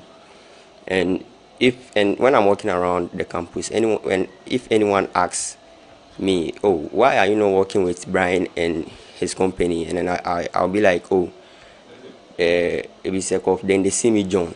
They don't respect me, like they don't value me. That's why I tell my body. But when I take my provision, come me and them know we share one, and it's like normal. So I I learned someone went to give a false information that I was the one feeding them, or I was the one looking after them in the school or something. So someone went to tell them that. So if anyone asks them the reason why they fought with me, that's the reason. That's what they say. So that done, Brian said, why did I say that? And then he came at me, he pushed me, and I said, oh, why would you push me? Why would you touch me? Because you can't touch me, you're not supposed to do me anything. And then he went for a broom and then he used it on my head. And then when he used it on my head, I was like, oh, so why would you do that? And he was still coming at me, so I reacted. And when I reacted, I punched him. And then a friend of his called Jerry, he also slapped me, claiming he's separating the fight. That's what he claims. So he slapped me and I was like, oh, why did you slap me? And then he slapped me again. And I also reacted and I slapped him because I won't allow him to cheat me. So I slapped him back and he separated the fight. And then he didn't understand why I slapped him back. The Brian guy also didn't understand why I also touched him. I also punched him. So we went to school. The fight got separated. We went to school. I thought everything was cool. And then we went for preps. I was in the prep hall, and then a classmate of mine called Philip Ado came into my prepping room. And when he came to my prepping room, and when he came, he told me that, oh, the boys who are fighting me, they've gone to the back, so I should be careful. So he came to look after me. So when he came, when the prep closed, it was when it was closing for the prep. So we went out, and then Philip Ado's housemaster called him because he's in another house. That's house 4. His housemaster called him, and then he left me all alone. So I was the only one who was walking around. So I went to Madam's bungalow to get water. So when I was coming back, I felt really alone. I felt like if anything should happen, I wouldn't have any witness.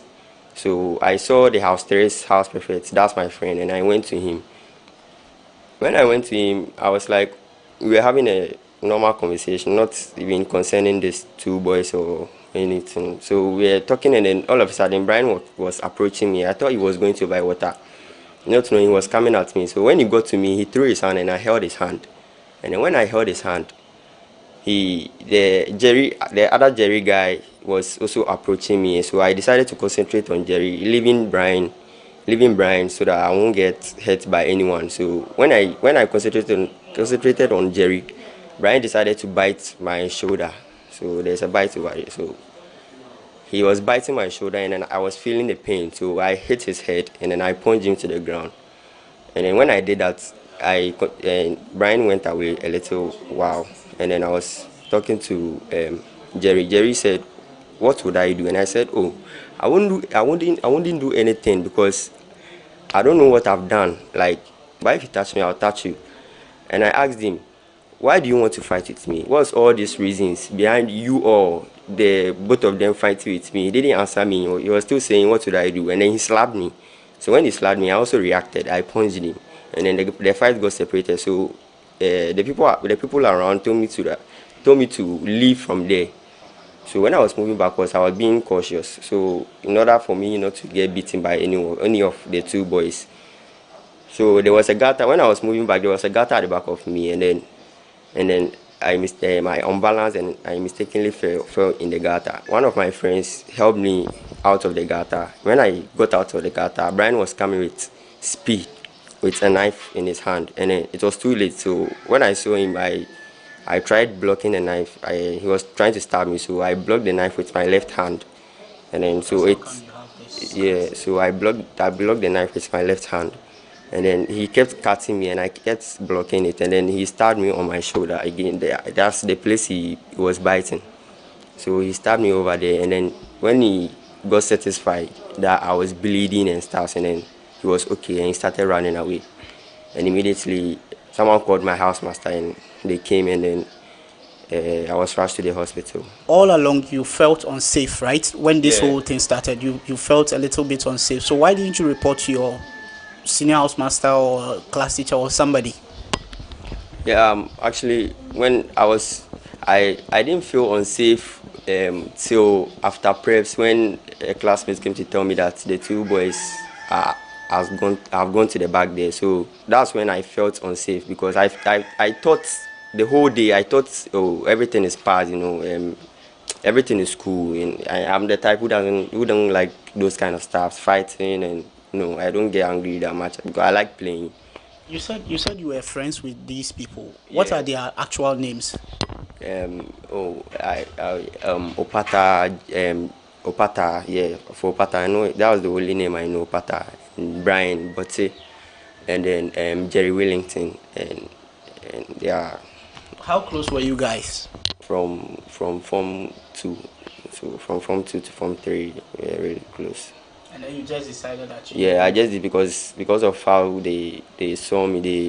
They see me as John. If I should put the John, because that's, they didn't really value me. They see me as a fool. Let me just put it that way. So the injuries you suffered, how severe were these injuries? Oh, it was really severe. It was really severe. I was really bleeding, and a lot of blood was really oozing out of my hand and then my shoulder. And there was a girl at Madam's bungalow who had a handkerchief. Who's Madam Anita. And she is what? She is my house mistress. Okay. House one. So someone collected the girl's handkerchief and then tied my left arm in order for the blood to stop a little bit, you know. So you went to which hospital were you taken to? I don't really know the name, but it's in front of our school, Swedu Government Hospital or something. I don't really know the name of the hospital.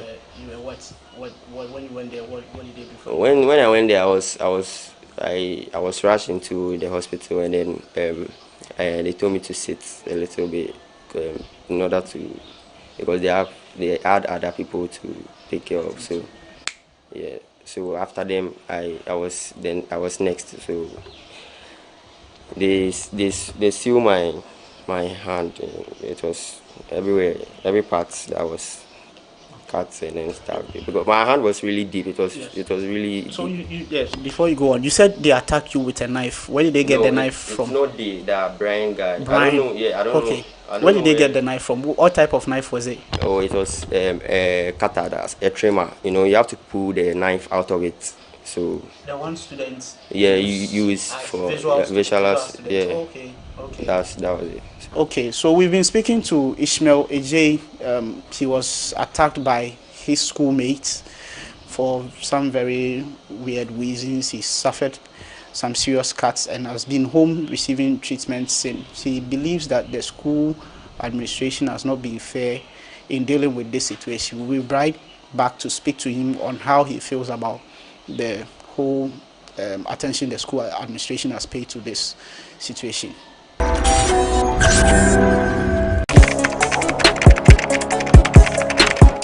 We table issues relating to the arts and entertainment for a riveting discussion, of course, without fear nor favor. The question the presenter asked them was a dumb question. You need to speak the fact and move. Varied views. We agree to disagree. So I would disagree with everything you said. I think that he's a smart guy. I think what he did. No, but I also said he's a smart guy. Yeah. I guess that I'm waiting for the what next. Yeah, I don't think that we have to wait for what next. It sometimes gets confrontational, but that's the beauty of the game. Today you are denying funny face. It's not my brother. Today you are denying funny face. I don't know him. You don't know funny face. It's not my brother. You don't know funny face. It's a package. We meet, we sit, we dialogue, we learn, we progress. My name is Benefo Huabin Abrantepa, a proud blogger, and this is my forum.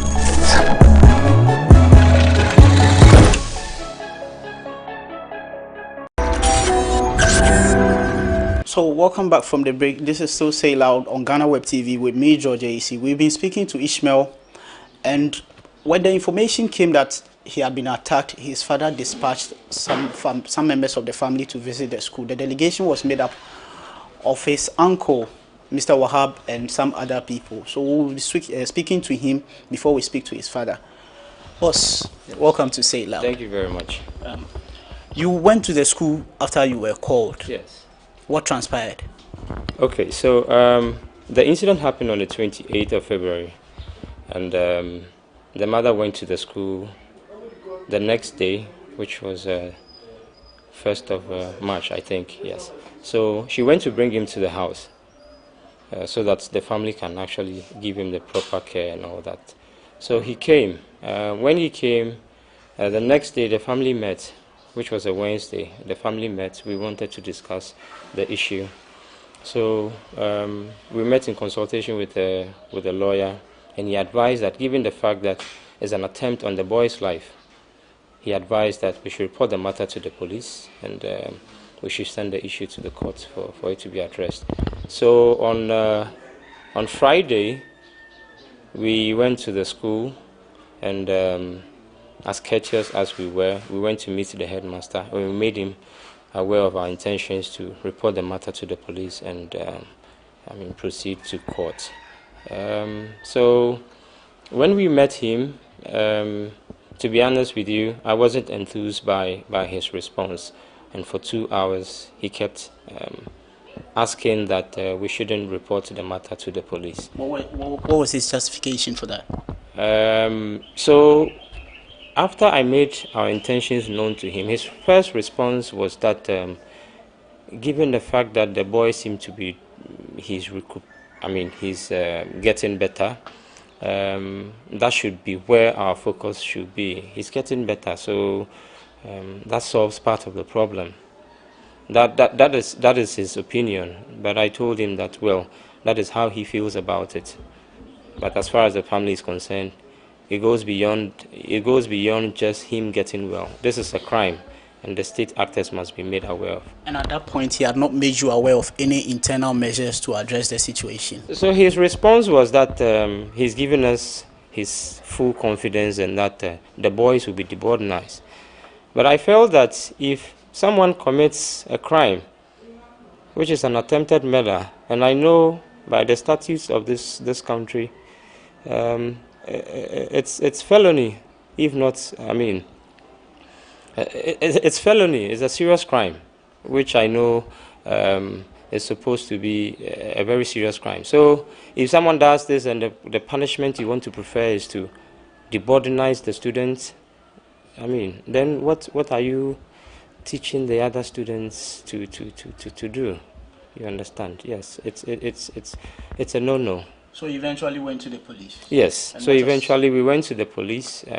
We reported the matter to the Sredro police, and we were issued a medical form. We went to the hospital to collect the medical report, which we duly returned. However, I was expecting that, given the fact that it was a murder in the process, that's, an unsuccessful murder, let me put it that way, that we were looking at, the police would have gone with us to arrest the perpetrators or some action by the police. But we were informed by the CID that she knows the headmaster of the school and that she will get in touch with him, and by Tuesday the family will hear from them. And Tuesday is gone by. Today is Wednesday, and we still haven't heard anything from the school or the police. So we intend getting in touch with the police, but we felt that given the fact that we were confident in the police, they would have gotten in touch with us. So now that we haven't heard from them, I think it's appropriate that we go back there and find out what the issue is. And since you returned, have you heard from the headmaster? Well, we went there on Friday, and we haven't heard from the headmaster. Nothing from the headmaster. And neither are you aware of any disciplinary actions taken against the boys? Apart from the statement he made in our presence that per the school's laws, the boys will be deboardinized, or whoever does a crime like that will be deboardinized. Yes, that is the only thing I know in terms of disciplinary action or any disciplinary communication from the school. Apart from that, I don't know of anything being done by the school. So what's what's the family's position and what are you demanding? Yes. So currently, I mean, the family is not asking for much. All we are asking is for the issue to be prosecuted by the state actors. Yes. So we are going back. If we go back to the police, we only want to find out when the issue will be called in court, so that we can make a representation. That's all. That's all we are asking for. Yes. Yes. So that was Wahab Ishmael. He is the uncle of the student who was attacked, and he had been to the school trying to engage the authorities of the school on what measures they've been taking in addressing the situation. Of course, he explains that he doesn't feel all right with the way the school administration has handled the case as up to this point, and in extension, the police as well. I'm now going to speak to the father of Ishmael to get his side of the whole story as well. This is still Say Loud on GhanaWeb TV with me, George AC. I've been speaking to a final year student of Swedro Business School, Ishmael Ejay. He was recently attacked by some of his schoolmates, and an act which has left him traumatized. He says he doesn't feel okay with the way the school administration has handled the case. Where I have joining me now his father, Mr. Ejay. Dada, Akwaba. Me pacho daben and I would say asemo ya to bano. But Monday, last week Monday, that was 28 February. And in the brain, the information said, Ishmael Wepra, our school. In Zina Adiasa, the Manoyan said, I did change the charity to them, Miss Money, Mom family, Miss my wife said, Uncle Uncle Head, Nacy school. And the wife acquired now a serious case. I mean, Kwan and Yapala. Boys, as two boys, we know. I mean, one second. And our church, not my friend, our church, and that is a serious. And I am Adama, I saw Adunaba. Beside the headmaster and teacher, no, head teacher, no, some was the same. Information be a Casadia on Friday and my phrase or Monco. And quit him, send a buyer, even information be a fee, headmaster and the police for her.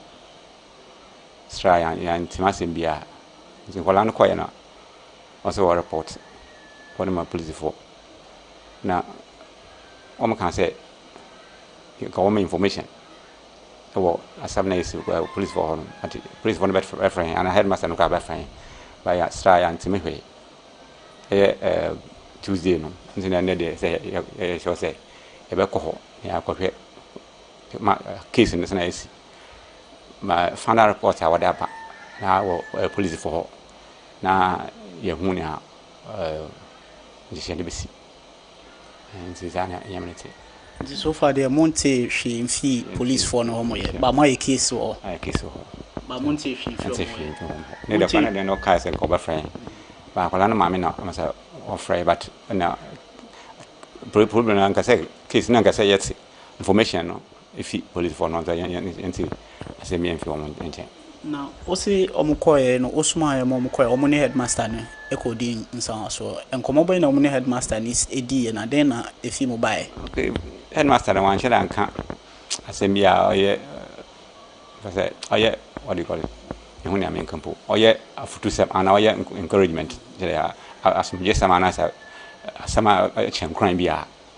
More can I say, your case in the year be until as far as the boy, no, Ishmael, when Fima Nabisana, on in Yamaninka.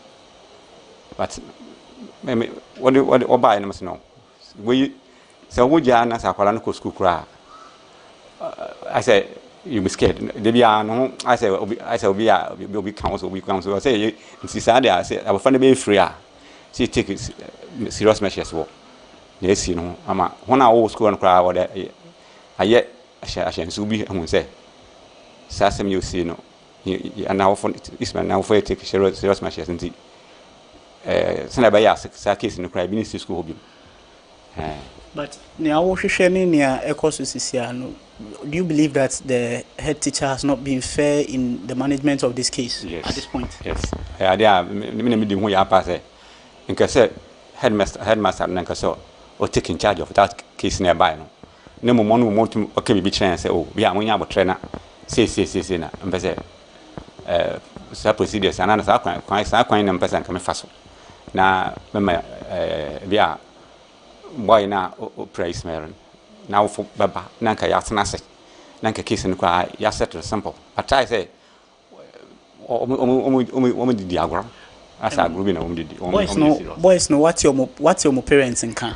Okay, last week now I say my friend this man focus on my friend but me my mom kasa nti me information be inform say I'm afraid no mo kan an kasim fe bia en crash se bia no mo try ba ne say no ma so tin say ne asini parents no information na koi moment say na man we pra do school on. But is it something that you are aware that school no I invite parents no? Okay, any information. Are you aware of any disciplinary action being taken against the boys? No, I have not. See, me say we take serious measures be on my side. See, my person when say case in a circle police name near by headmaster and some other can. Say by us say we so be we who my by no so it's ana me now. As a parent, how worried are you about all of this situation? How is this affecting your son or yourself? More than say, case you say, I say, I'm afraid no, was saying in the future because Saba Franco school now into Kaka come when you're not watching second, so would you one, and I would plan. I mean, Kwanka Ukumakole.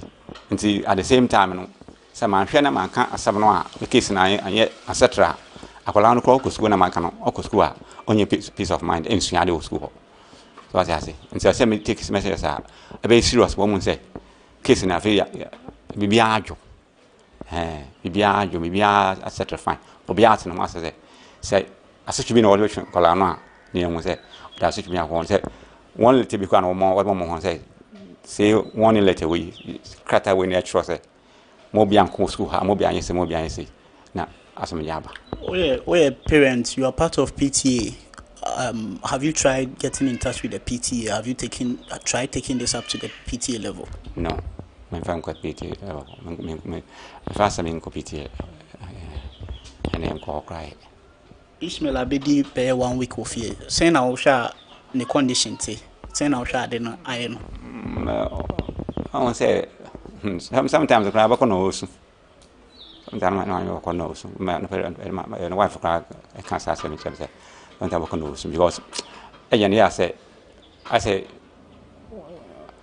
well, Shadi, Nanefranary and Afi, Zaki, out no better if at the same time. So, yes, I was okay, or to pins walk, prano, stra or feel comfortable. No, you know. The name if you say. There, me for can be sir, from obey scale, and I'm no but on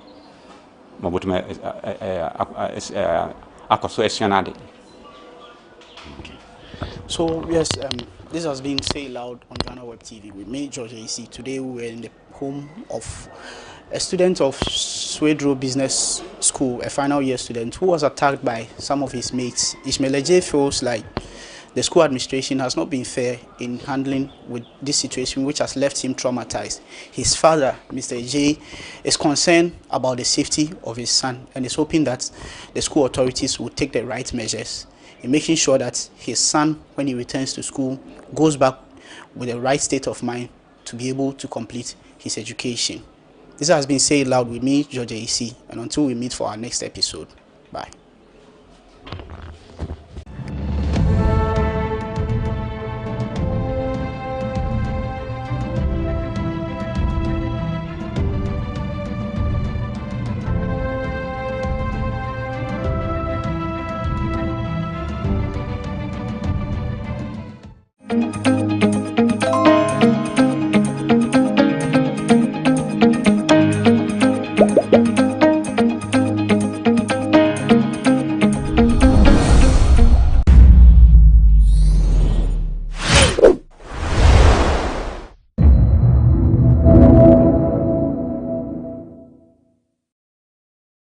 can assure you that Boko is under control. There's relative peace. You always have to be careful in security matters what you say. But you know the police and the military have been fully in control. There have been instances where you have 1 or 2 people coming up to disturb the peace, and we are investigating those. But what I can assure you is that we are fully in control of our territory and of our borders, and there is really no chance that we are going to sit down and allow them to come. But the Boko matter started as a chieftaincy dispute. But right now there are criminal experts, activities in there. Criminals are trying to exploit the situation. Then, of course, as you say, there is a threat of extremism, and we are trying to combine all these. Recently, we lost lives of our security men, and we've been trying to deal with it. But I'm telling you, there's a concerted effort. As I speak to you, members of parliament from the Boko area are in Boko now, taking to their constituents. We also had a meeting with the Peace Council and civil society organizations interested in the peace process yesterday at 1 o'clock. They're also going to a place because we just don't want to be in control of the security. We also want people to live their lives normally, and that one would deserve, further intervention by these peace groups to build up the trust between people who lived well together and all of a sudden started fighting. But I can assure you that we are all working. Parliament would want a report from we, the security ministers. We will be going to brief them. But I must say that I thank all of you stakeholders, the media for keeping us alive to what happens there, the citizenry in Boko for giving us intelligence. But Boko has been a hotspot for a long time. One of the challenges we have is that there appears to be a lot of arms in that area. And while we try to get it out, we sometimes come across these losses when the security people want to go and screen a place, go on a swoop to collect that. But generally, I think we're good. We regret the loss of lives so far, but I believe that all stakeholders so far are working hard. The security men are not facing the people they're supposed to protect, except that when you fire on security men, they have first to defend themselves. And the security men have to be in control of the situation. What we try to do is make sure that whatever reaction is reasonable, and I think that we try to keep it as reasonable as possible. So the security men have not ceased to be friends of the people. They are out there, left their families. They are staying there now for months, for working to, and I think all of us need to encourage them for the jobs that they are doing. And then take this opportunity to talk to you, the media people. You are doing a good job now. But sometimes the social media and also some of the FM stations in the place, we are appealing to media people to be responsible in the way they do things, because the general analysis sometimes can touch emotions and exacerbate the situation. But all in all, we are good. We are working towards making sure that the president's goal of making all of us feel safe in Ghana is maintained.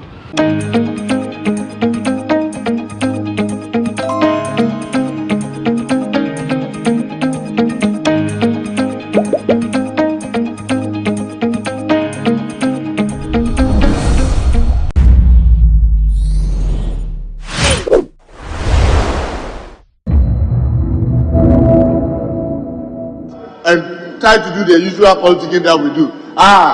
This is coming to Aswansi. Aswansi people, have you seen? These people are against you. But we can see that this is really milking all of us. Because you look at the waivers, sometimes it's funny. Without trying to self-serve. My colleague Honorable Abena will remember. Even MPs, what you call vehicle waiver, they didn't exempt everything. You still have some components you have to pay. Meanwhile, expatriates are coming and you are exempting everything. What kind of self-hate is that? Even you yourself, when you are to be exempted in some of the women, they left some for you to pay. But expatriates, you are happy to exempt everything, including the water that you'll be drinking. Why? So we hope the Finance Committee will do well to try and expedite action on the waiver bill, so that at least it will serve as a guide to help us deal with this canker once and for all. With this comment, Mr. Speaker, I thank you very much for the opportunity.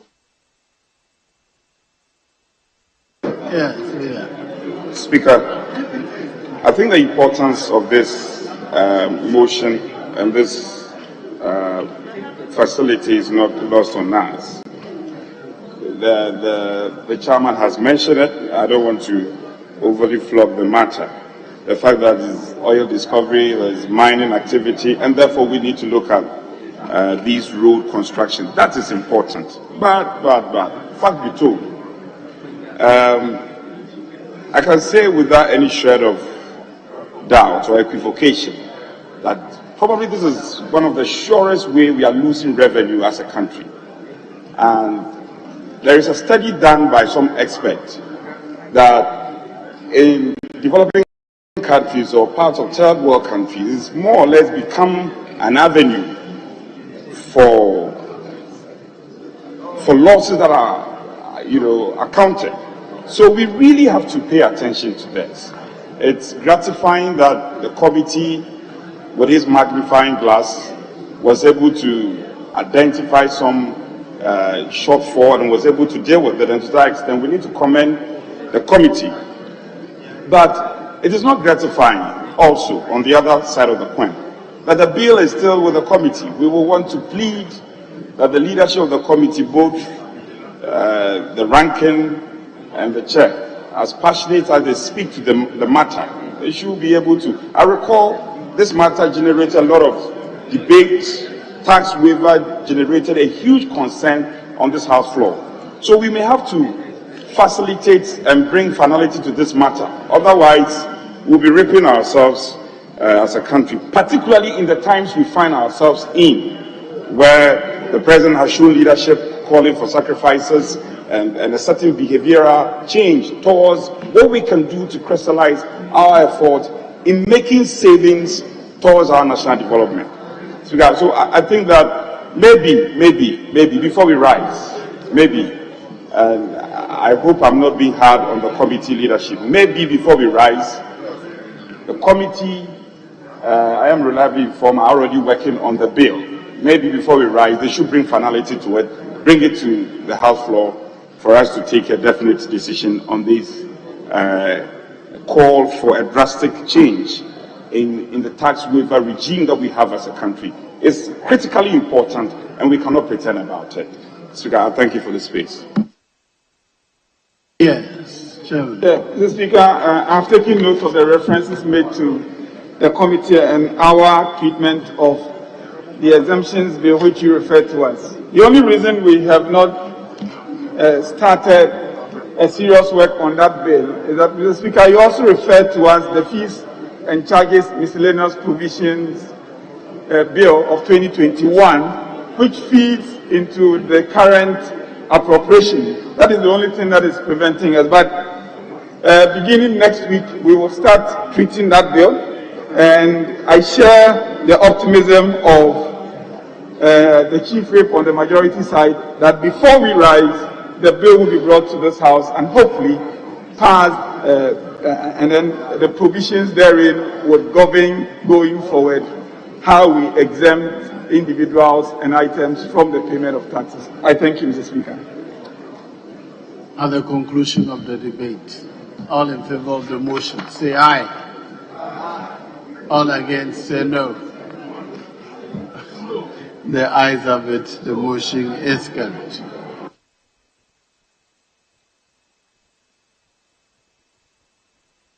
Are we doing item 13? Yes, Speaker, item 13. Very well. Resolution. Item 13 by the Minister of Finance. Yes, Honorable Deputy Minister. You may move him. Mr. Speaker, I beg to move that the resolution captured as item 13 on pages 5, 6, and 6 of today's order paper be adopted now. I so move, Mr. Speaker. Yes, Honorable Ranking. Mr. Speaker, I second the motion.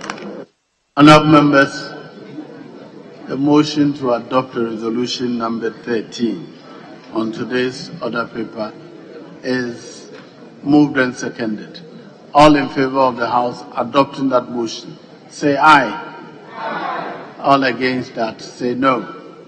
That the House has consequently adopted resolution number 13 on page 5 and 6 of today's order paper.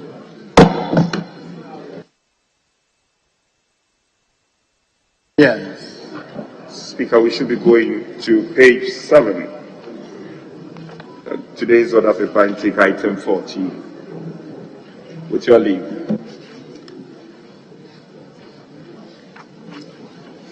Yes, item 14, motion. Chairman of the committee. Thank you, Mr. Speaker. I rise to move that this Honorable House adopt the report of the Finance Committee on the request for waiver of import duty, import VAT, get fund levy, import NHI or exim levy, special import levy, and COVID-19 levy amounting to the Ghana cedi equivalent of 443 euros on materials and equipment for the construction of the Eastern Corridor Road, Lot 1, Tema to Akosombo Junction, a total of 63.6 kilometers. Mr. Speaker, in doing so, I present your committee's report. Mr. Speaker, the breakdown for the various tax lines that have been exempted clearly provided under paragraph 4. Again, Mr. Speaker, the committee went through the master list and considered that some of the items ought to be procured locally to support our local industries, and therefore remove some of the items to the tune of 2,759,556 euros, giving rise to a fresh master list which is attached to the report as appendix. Mr. Speaker, that brings the amount we are requesting this House to approve on behalf of the request by the Ministry of Finance is 77,240,887 euros of material and equipment for the said project. Respectfully submitted, I so move, Mr. Speaker. Yes, Ranko. Mr. Speaker, I rise to second the motion that was moved by the Chairman of the Finance Committee. Mr. Speaker, to start with, there is the need for us to amend the motion that says the amount to be approved is 30,443 euros. Mr. Speaker, I say this because at the Finance Committee, after careful deliberations, we noticed that though the Ministry of Finance has requested for us to approve for them an amount of 30 million, we reviewed it downwards. In fact, the Speaker revised it downwards to 27,240,887 euros. The Speaker, this represents a savings of 2.5 million euros plus. The Speaker, therefore, the motion must be corrected to capture what we are asking for. And Mr. Speaker, when we get to the resolution, since the resolution will be the exact amount that we are approving, the resolution also, as captured, said 30 million, but we are not asking for an approval of 30 million. We are asking an approval for 27,240,887 euros. That's what we are asking for. Mr. Speaker, to the question, let me finish there, you come. Okay. Yes, Honorable. Mr. Speaker, I want to seek your guidance. The referral as was made to us is as has been stated here accurately. Now, the committee, as Rankin rightly indicated, is recommending to this House to approve a different amount. And, of course, the consequential resolution. The guidance I seek from you is that should we amend the motion, or that in sending the resolution, communicating the resolution to the entity that made the request, that we state what Parliament has approved. I just seek your guidance. We'll maybe having a number of these. I think that the motion is created by Parliament. The resolution is drafted by Parliament. So any corrections, let's do it to the motion and the resolution, so there's no confusion. Somebody will just pick the motion paper and say, oh, we approved 30 million, when in fact we recommended 27 point something. So after the debate, before I put the question, I'll grant you leave to amend the figures so we can. Mr. Speaker, in that case, I would respectfully request for same to amend the earlier one we did as well. Yes, let's do the debate. After that, before the question is put, I will grant you leave to amend the motion paper and the resolution. Is that right? Thank you, Mr. Speaker, for that clarity. Mr. Speaker, the Honorable Kwame Agbeja, in his submission, had said earlier that this is the first time he's seen Finance Committee reviewing downwards tax exemption request that has been placed before us. But I wish to let him be aware that even today we are reviewing another one. And in the past we have been reviewing a number of tax exemptions, Mr. Speaker, because we are all passionate about this eroding of our tax base and the need for us to pay a particular attention to some of this amount that we are actually losing. Mr. Speaker, I say this for a simple reason that what countries have started doing is to convert these tax exemptions to multinational corporations and to certain companies in a form of tax credit. So that, Mr. Speaker, these companies, when they are paying their taxes, they can use it to deduct their future taxes and not to knock it off from the beginning. Mr. Speaker, when that happens, we lose revenue. We lose revenue. And that is why, even though that composition is not part of the tax exemption bill, I've discussed with the chairman for us to consider inserting a possibility of tax credit so that these multinational corporations, instead of Ghana giving them tax exemption upfront, we will give them in a form of tax credit. They pay their taxes and use it to knock it off. Mr. Speaker, another point relating to the fact that all of us should be mindful of these tax exemptions that we approve has to do with the issue of value for money. Mr. Speaker, I say this because what I've realized of recent is that most of the value for money analysis that we have done excludes the tax exemptions that we grant to these companies. So when it comes to comparing the cost of the project, even though the tax exemption is part of the cost of the project, we exclude it. And so the actual cost of the project is not known. And so it will certainly pass anyway. So you are doing value for money analysis without the tax exemption, which is also a cost to the project. And so what you notice is that the project from day one is bloated. It's bloated because attention to the taxes that we are exempted. Mr. Speaker, this tax exemption issue is a major one.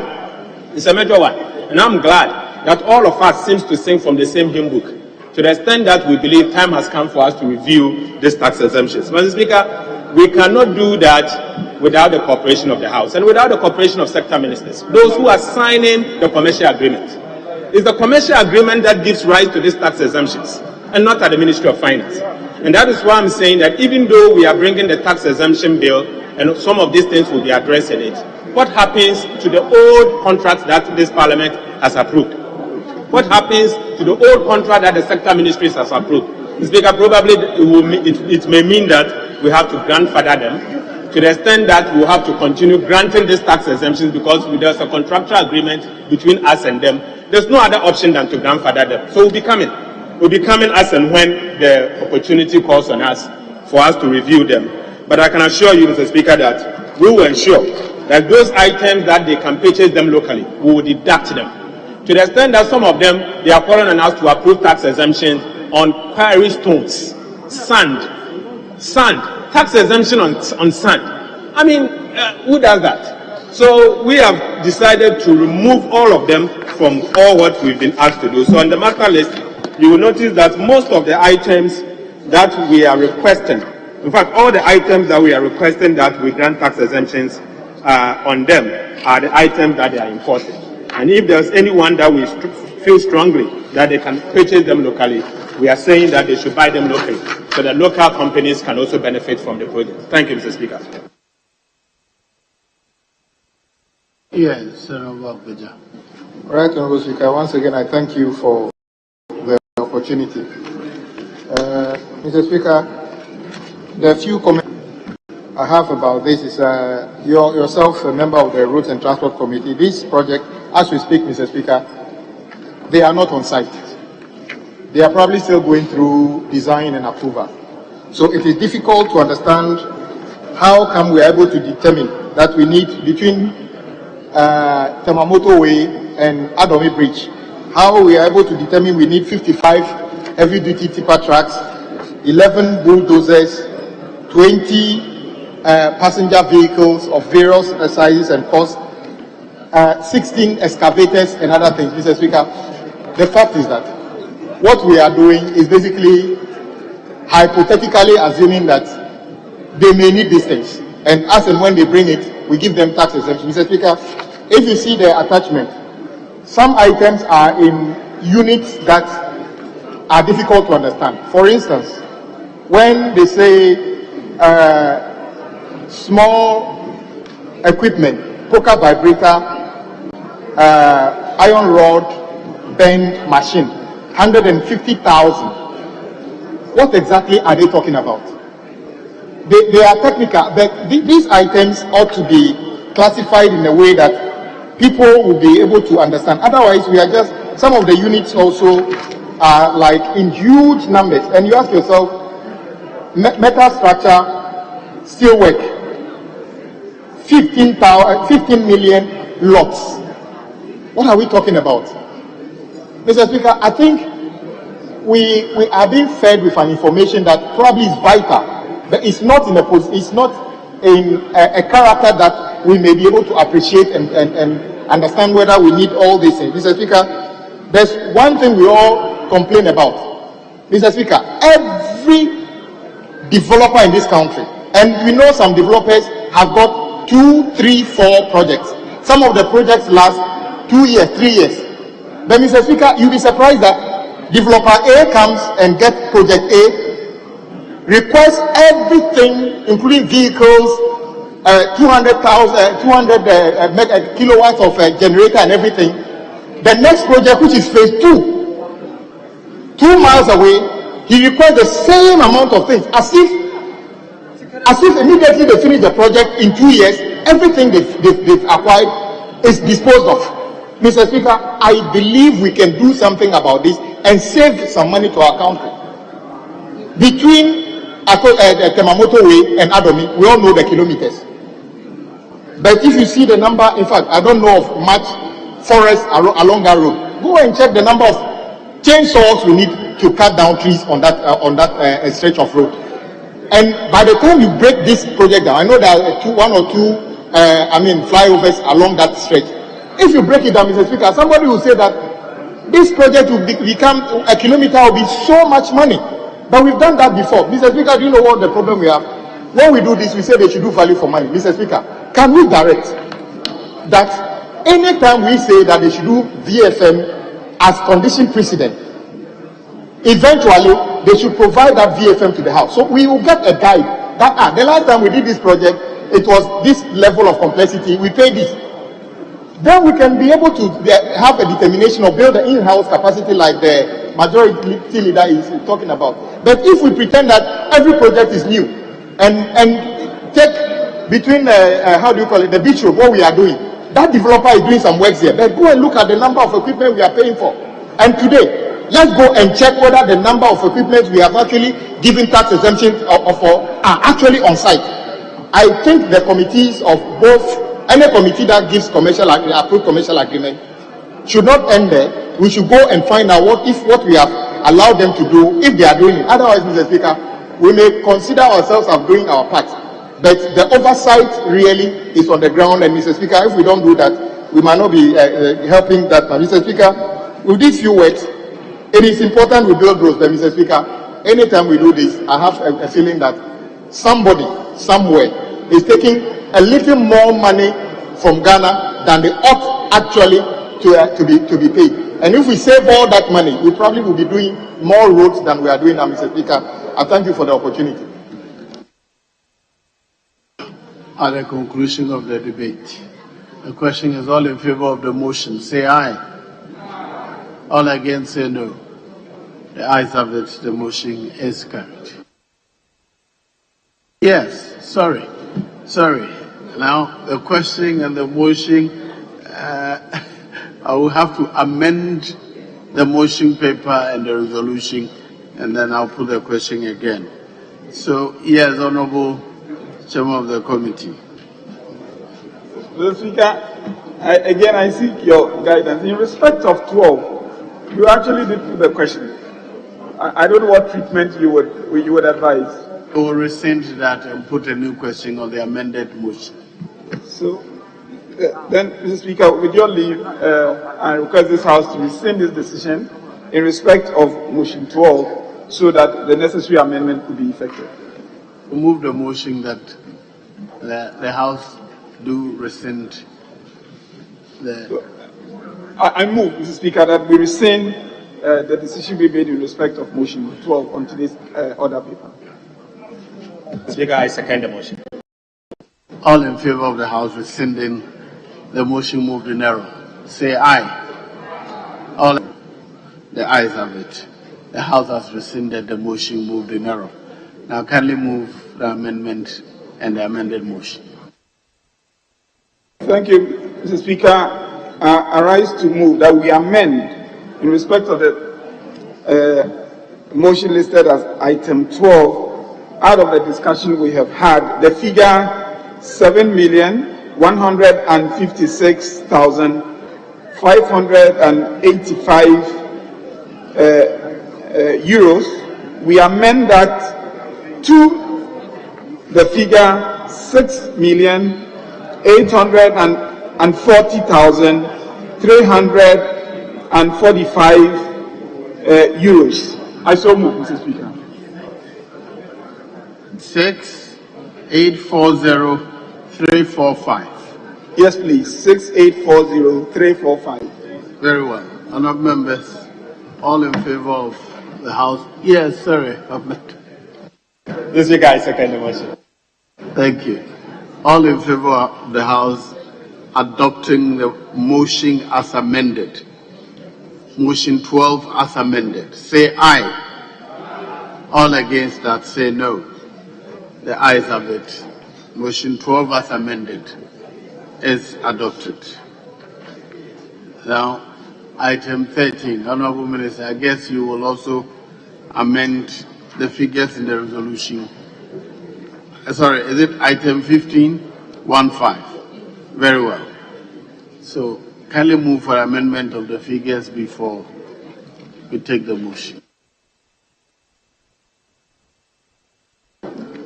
Thank you, Mr. Speaker. Mr. Speaker, I seek your leave to rescind the amount of 30,443,000 euros stated in the resolution, and then introduce the correct figure. Yes. I thought the motion is to rescind the entire resolution. No, we haven't moved the resolution yet. Okay, I second the lead. Okay, Mr. Speaker, I second it. So, the new figure in the resolution will be 6,840,345. Is that right? You have to do the 30 for those families. Is it 50?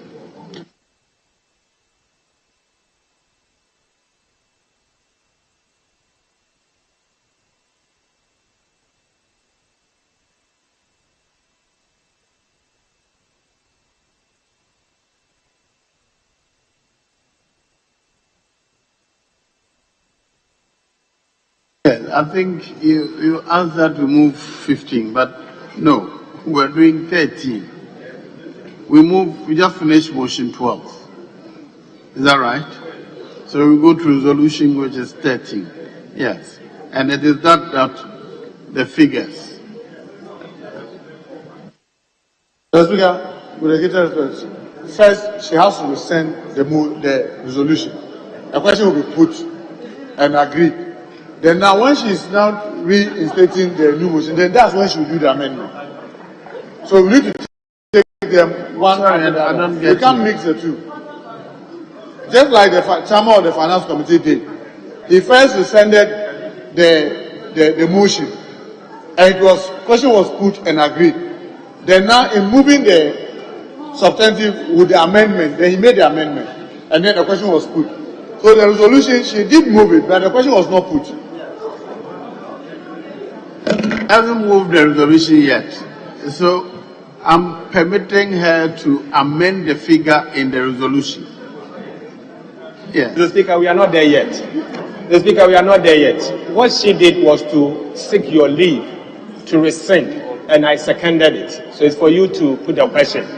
And then we will now rescind the resolution before we move a new motion with amendment that you are now asking us to amend. Yes. Mr. Speaker, I think I went to item number 15, and you were trying to rectify it and ask me to come back to 13 because the resolution was 13. But I asked for your leave to rescind this amount. So I think we are on track.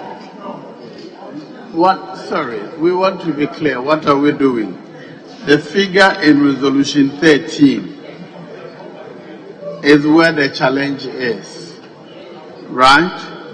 The figure in resolution 13 is 7,156,585. And we are saying that based on the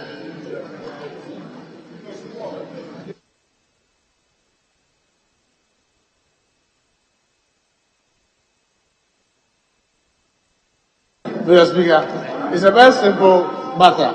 You see, when motion 12 was carried, resolution 13 was equally carried. So it was seized with the House. No, we haven't done resolution 13 at all. We did. No. Oh, that was when I said finance minister absent. We did. We did 10. When we did motion 10, then we did resolution 11.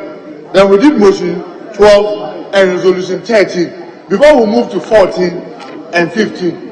Now we realize that the figures were not correct and we're trying to rework on it. So once we take a decision, we need to rescind the resolution so that the chairman of the finance committee had done that. So the resolution 13 will have to rescind it. Then in now redoing it, she makes a correction of the figure. So it's a very straightforward thing.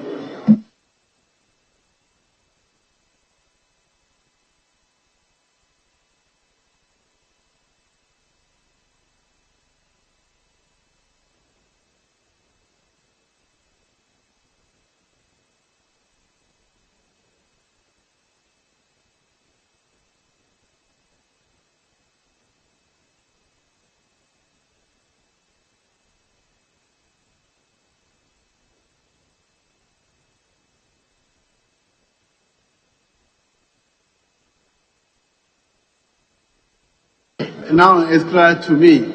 We had actually adopted resolution 13 already. So we need to rescind resolution 13, amend it, and then we'll move the amended resolution. Yes, Chief. Speaker, I'm just seeking your clearance.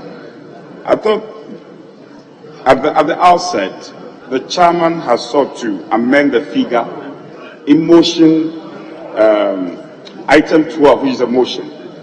And Speaker, you granted say. Now, I thought that, Speaker, with your directive, you could have probably directed the same should consequentially reflect in the item number 13, which is a resolution, so that we don't have to go through the difficulty of rescinding and making that amendment. Yes. What the suggestion is that rather than rescinding and motion, I could give the consequential order that the amendment made in resolution 12 reflect in the subsequent resolution based on resolution 12. Is that right? Mr. Speaker, all this process doesn't take even 5 minutes. Because see, when you put the question, it's a decision taking.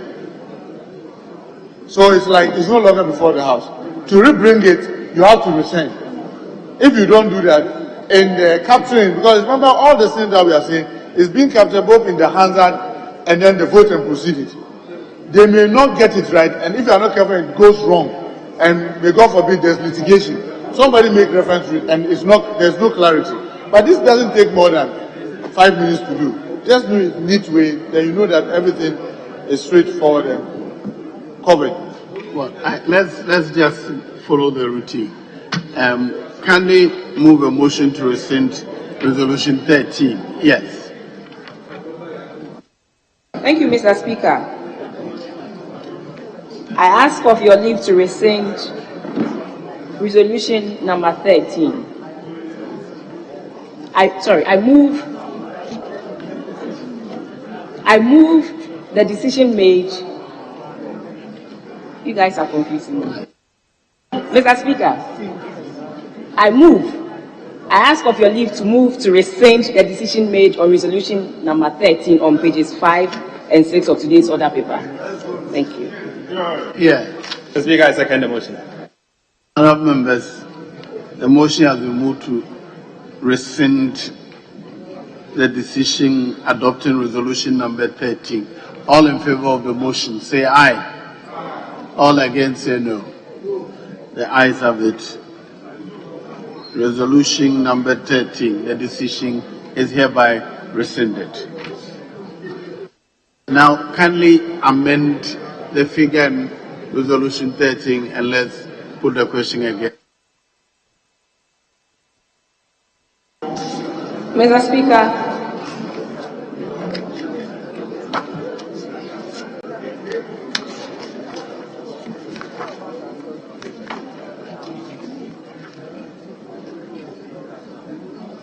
Speaker, I beg to move that we amend the figure captured under resolution 13 to read 6,840,345 euros. I so move, Mr. Speaker. Mr. Speaker, I second the motion. All in favor of the motion, say aye. All against, say no. The ayes have it. The motion is carried. Now, the resolution number 13, as amended, you may move for that to be adopted by the House. Mr. Speaker, I beg to move that the resolution number 13 as amended on pages 5 and 6 of today's order paper be adopted now. I so move, Mr. Speaker. Yes, who is seconding the...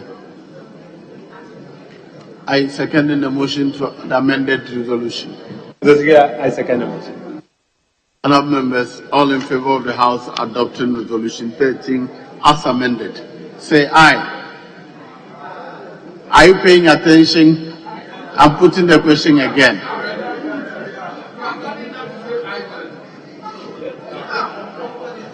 All in favor of the House adopting resolution 13 as amended, say aye. All against, say no. The ayes have it. Resolution 13 as amended is hereby adopted by the House.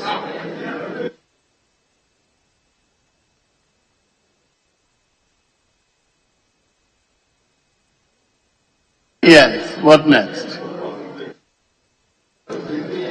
Is that what we just did? 14. But thankfully, you have not put the question on that one yet. Okay. Well, is there an amendment to 14? Is there an amendment to that one too? Yeah, so please move the amendment before I put it. Thank you, Mr. Speaker. I move that the figure 30,443 euros in item 14 of today's order paper be corrected to the figure 27,240,887 euros. In figures 27240,887. I so move, Mr. Speaker. Yes. Mr. Speaker, I second the motion. Honourable members, all in favor of motion numbered 14 as amended, say aye. All against say no. The ayes have it. The motion is adopted. Now, Resolution 15. Honorable Deputy Minister. Thank you, Mr. Speaker. Mr. Speaker, I beg to move that resolution number 15 as amended be adopted now. I so Kindly move, seek leave to amend it before you move it. He amended the motion. Now you amend your resolution. Thank you, Mr. Speaker. Mr. Speaker, I move to seek your leave to amend resolution number 15 on pages 7 and 8 of today's order paper. I so move, Mr. Speaker. The new figure should be 27240,887. Yes. Euro. Yes. That is the new figure that will be inserted. 27,240,887 euros. Very well. The Speaker, I second the motion. Honourable members, resolution numbered 15 as amended. All in favour of the House adopting the said resolution, say aye. All against, say no. The ayes have it. The resolution numbered 15 as amended is hereby adopted by the House.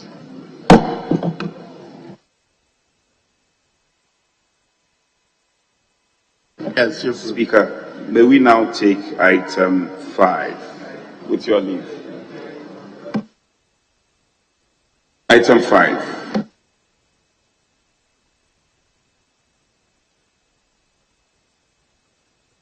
Very well, honourable members, we have returned to private business and item 5, statements. There are a number of statements, but the leadership discussed and recommended some 2 statements. The honourable member for Nabdam will make the statement on World Tuberculosis Day.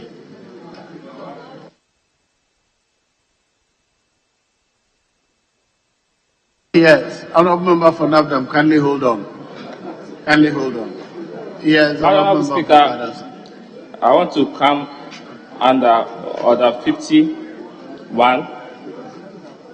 That says, at the time appointed for the purpose under Order 53, Order of Business, any member may, with the prior approval of Mr. Speaker, move a motion on a specific matter of urgent public importance. Mr. Speaker, I'm aware, and I want to seek your guidance on this issue. Member, hold on. Go 51, go to 2. It says that a member who desires to make such a motion shall, before the commencement of sitting, submit to Mr. Speaker a written notification and statement of the matter to be raised. You are not permitted to take us by surprise. Honourable Speaker, this is an issue of public importance. That's why I'm seeking your leave on that. Respectfully. Respectfully. Very well, let me listen to the leader's respect of that. Yes. Mr. Speaker, whereas I appreciate what my colleague is trying to do, and it may be really important, but he has to get his facts right. Where he needed to really come is Order 72. And in Order 72, with your permission, Mr. Speaker, just to assist my colleague, because Order 53 just talk about the order of business, but 72 is where you can really use for the what you really want to do.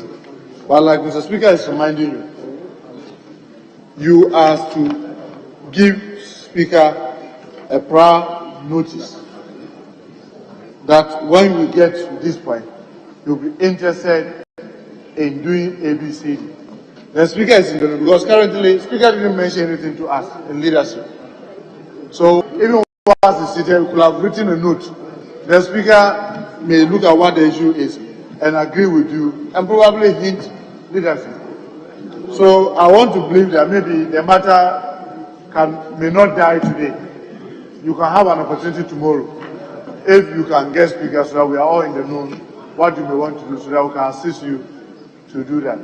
But we are sorry we have to go by the rules. Thank you, Mr. Speaker. Well, Speaker, I'm grateful for his guidance. Okay. Yes, Honorable Chief. Honorable Speaker, I am of the humble view, respectfully. And this is where we talk about we are the masters of our own rules. The rules, please. The rules are not supposed to shackle us. The rules are not shackles. An honorable member of this house has risen. Even he's not told us why he's on his feet. Honorable Speaker, I thought you hear him, and if the matter is so unnecessary, you could overrule him, and he will sit down. But to gag him ab initio, Honorable Speaker, I don't think in the name of the rules we should gag him. So, Honorable Speaker, here, why are you on your feet? If you've not asked why he's on his feet, for him to tell us the essence of why he's on his feet. And if it's wayward, you bring him to check, and then that's the end of the matter. So please, Honorable Speaker, the man from Kwadaso is about to tell you something. Please listen to him. If it's offense against the rules, and then Honorable Speaker, you take a decision against him. Yes, please.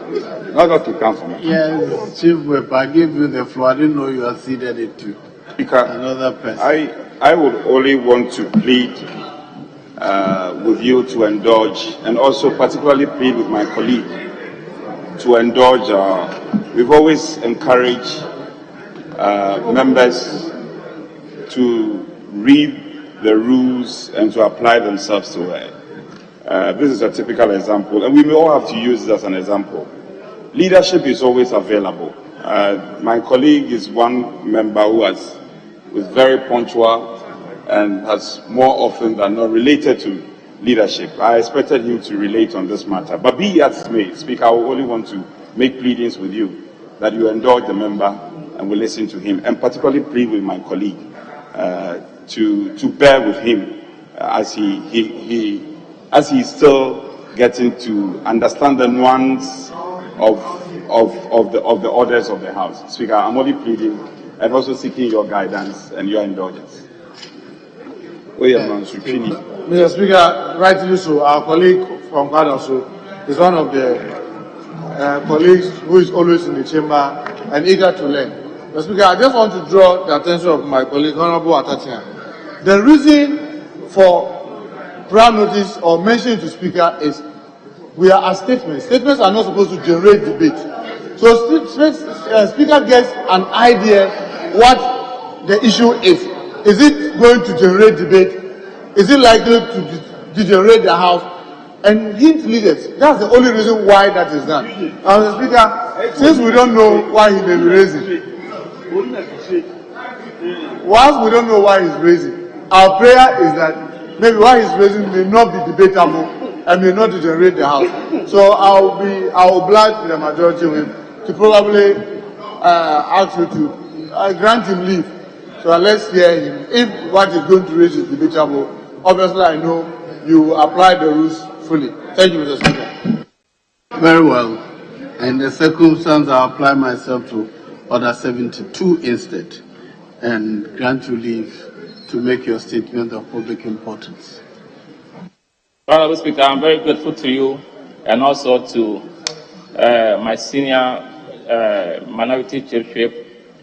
I know he's somebody with enormous experience, and I always learn from him. And also, minority leader, my very good friend, and mentor in the House. Honorable Speaker, we are here to learn. And as a first timer, when I see something that baffles my mind, I would like to crave an indulgence for you to direct me and also the House. Honorable Speaker, some days back, the High Court ruled, and the Court of Appeal also affirmed, that our honorable friend, Kwesi, is not supposed to be in the House. So I want to seek your guidance on that, whether, because, Honorable Speaker, we are law-abiding, we go by the tenets of the Constitution, and I want to find out from you whether his presence here is allowed. That is why I want to put it across. Thank you for indulging me, Honorable Speaker.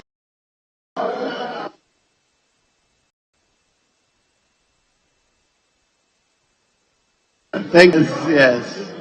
Honorable Speaker, I think the intervention of the MP for Kanaso is worth considering, because in the first instance that we have a stranger in this house. Why? The foundation is clear. A court, the High Court, a court of competent jurisdiction declared qualified to be a member of Parliament. This has been affirmed by another court, the Court of Appeal. And therefore, in the face of these authoritative pronouncements regarding his capacity to remain here, if he will insist on coming here, I think he's raised a very legitimate concern. And let it sound strong that he's disqualified to come to this chamber until he's hallowed to sit here by a higher court. If not, there is in contempt of the courts. And this honorable house should not give its blessing to a man who has conducted himself improperly, and we shouldn't encourage contumacious behaviors. So I think what is raised is very, very important for our own dignity, that if two courts have said you are not qualified as a member of Parliament and you defy the courts, there's no injunction processes, nothing, and you come here, it leaves much to be desired. So I think this is what is raised, and we should look at it as a house. Yeah. Yes. Mr. Speaker, I thank you for the opportunity to make comments on this matter. Mr. Speaker, the matter are two brothers are inviting this house to make a determination. It's unfounded. The matter is sub judice. The matter is before court. The Honorable Attachment has misled the House to suggest that the appeal is not before the Court of Appeal. It was not dismissed. What was dismissed was an interlocutory matter that was set aside on grounds of non-compliance. The substantive appeal is pending. As a House, we cannot tolerate this. As a House, we cannot tolerate this. Honorable Member. So, can they ask which one can't we tolerate? That we are inviting the House to make comments on a matter that is before a substantive court of law in this land. And that is our practice. So, Mr. Speaker, our two brothers are completely out of order for raising this matter on this floor. The rights of the honorable member is not yet determined by a court of law. He has a right of an appeal. He has a right of an appeal, which appeal is still subsisting. If you don't understand the facts, you must apply yourself to the peculiar facts of the case. The appeal is still subsisting before a court of law. There's even an angle of it that is before the Supreme Court. So this House is completely out of order to comment on the matter. So when our brothers continue to say that we should build consensus, and at every opportunity they want to take opportunity and reduce our number, it's unacceptable. It's unacceptable. It's unacceptable. We are before a court until our right is determined. We will pursue the matter to its logical conclusion. Our brother has a right to be here. He will be here today. He will be here tomorrow. Honorable members, I did not intend that this matter becomes a debate. First, the only thing that has to be verified is whether indeed, after shouting, you are also disturbing the proceedings. Please, order.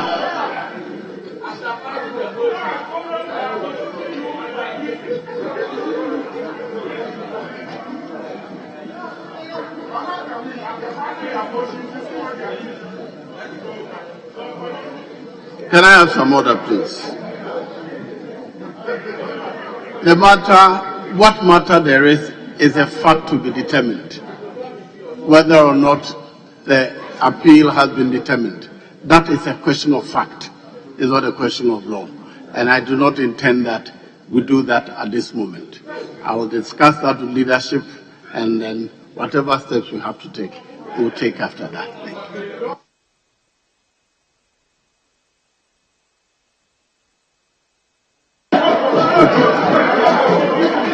Yes,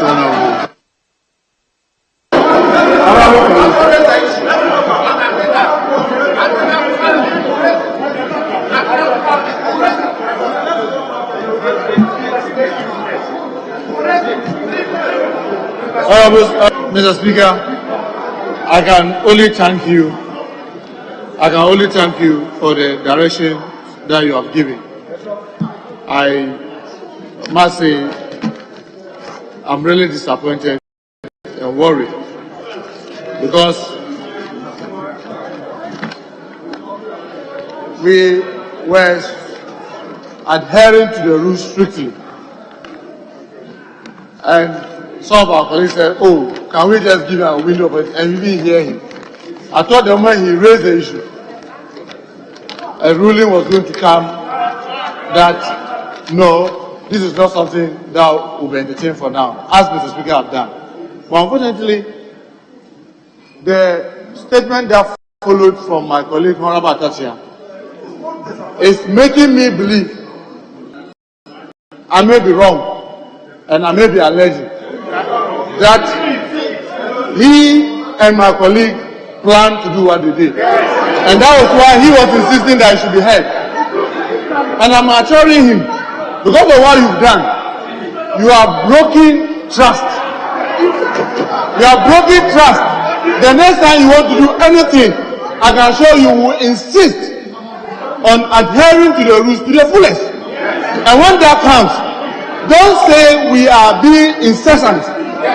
Remember your own conduct in the matter such as this, because Order 93.1 is very clear. 93.1 is very clear. And you, being a senior member, taking or stealing an advantage of what my colleague, who is the first timer, was trying to do, to make the statement that you made, is very disappointing to say the least. But obviously, I can assure you that we adhere to the rules to the fullest. Thank you, Mr. Speaker. Chief Whip, yes.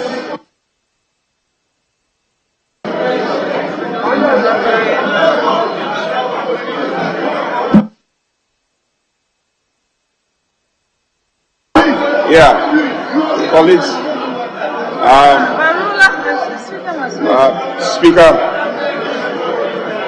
Speaker, I think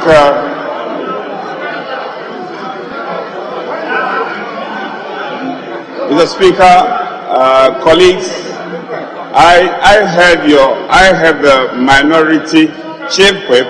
I heard him in silence. It's just fair that you should also hear us. I think you should hear us. Mr. Speaker, we don't want to drag this matter. You have shown us direction, and you have directed the House on this matter. So there's no debate about it. For what my colleague said, it's quite unfortunate. Speaker, thank you. Very well, honourable members.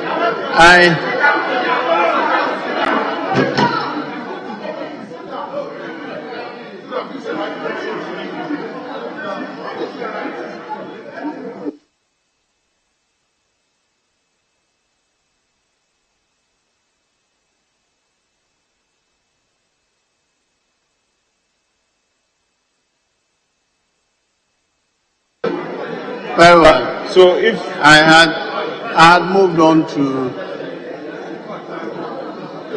private business statements. I had called the honourable member for NABDAN to read a statement. So we'll continue from there. Thank you, Mr. Speaker. The second deputy speaker to take the chair. Thank you, Mr. Speaker, for the opportunity to make this statement to commemorate the World Tuberculosis Day 2022. It is a day set aside to raise public awareness about the devastating health, social, and economic consequences of tuberculosis, and to step up efforts to end the global tuberculosis epidemic. The date marks the day in 1882 when Dr. Robert Koch discovered the bacterium that causes tuberculosis, which opened the way towards diagnosing and curing this disease. Mr. Speaker, tuberculosis is caused by Mycobacterium tuberculosis. It spreads through the air when a person with TB, disease of the lungs or throat, coughs, speaks, or sneezes. And people nearby breathe in this bacteria and become infected. TB usually affects the lungs, but it can also affect other parts of the body, such as the brain, the kidneys, and the spine. To diagnose TB, chest X-ray, sputum for AFBs, gene expert, and blood tests can be done. The golden standard for TB diagnosis is to culture the bacteria. TB can be treated and cured by using antibiotics. Mr. Speaker, in 2020, about 10 million people were infected with TB, and approximately 1.5 million people have been losing their lives every year to TB. In Ghana, the estimated prevalence rate of TB is 143 per 100,000 of the population. Mr. Speaker, the theme for this year's celebration is Invest to End TB, Save Lives. I'll repeat the theme again. Invest to end TB, save lives. It conveys the urgent need to invest resources to up the fight against TB and achieve the commitment to end TB made by global leaders. 40 million TB patients are expected to be treated, including 3.5 million children in 2022. On this day, the World Health Organization is organizing a special virtual talk. This is critical in the context of COVID-19 pandemic that has put NTB progress at risk, and to ensure equitable access to prevention and care in line with the WHO drive towards achieving SDG 3 and universal health coverage.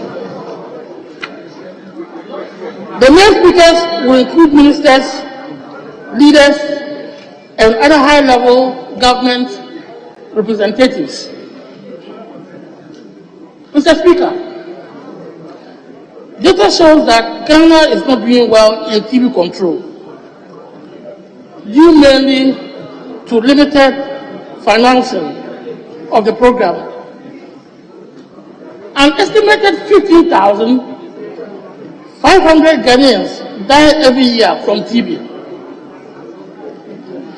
It is against this background that a coalition of NGOs, Stop TB Partnership Ghana, Ghana TB Voice Network, and Hope for Future Generations are engaging high political leadership in the country to achieve commitment increased resource mobilization and funding.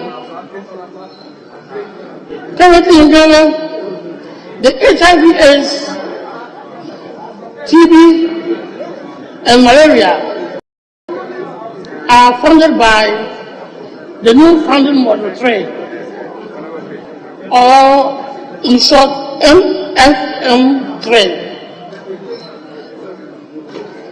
It is estimated to raise an amount of $238 million to finance key interventions between 2021 to 2023. The government of Ghana is expected to contribute a counterpart funding of about $45 million. The treatment success rate is high, 85%, but the coverage is only 32%. The main machine, which is called Gene Expert, used for quick diagnosis, is not available in all the districts, and there are difficulties associated with transportation of samples to selected centers. Also, failure to involve sufficient community health workers hinder the detection of TB cases. Mr. Speaker, the Ministry of Health and Ghana Health Service have not yet improved oversight and accountability, with duplicative role, ambiguous supporting lines, and lack of performance targets contributing to delays, poor grant absorption, and weak performance. However, there have been improvements in drug storage conditions and logistic management information systems. Mr. Speaker, tuberculosis is primarily a socio-economic problem associated with overcrowding, poor ventilation, lack of fresh water, poverty, and limited access to health care. The former president of the United States,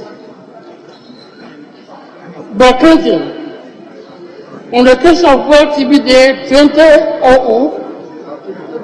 in Hyderabad, India, stated that these are economic calamities, human tragedies, and much more than crisis for anyone.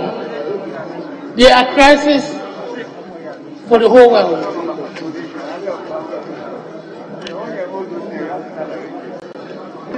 In conclusion, Mr. Speaker, upon the problems and challenges stated above,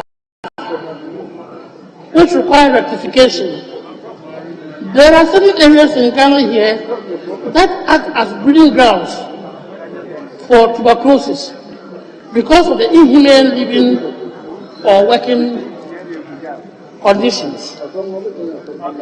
These include overcrowding in practically all our prisons in Ghana, the Galante sites, the fishing communities, the farming settlements, our urban slums, and some of our Zongo communities. There is a need for targeted budgetary allocation to improve conditions in these areas. Also, the provision of health care close to these areas or sites to assist in early diagnosis is highly welcome. Mr. Speaker, as parliamentarians, we can also allocate some resources from our NHIA fund to assist organize wellness clinic to educate and screen the populace for the Mycobacterial tuberculosis. Thank you, Mr. Speaker, for the opportunity.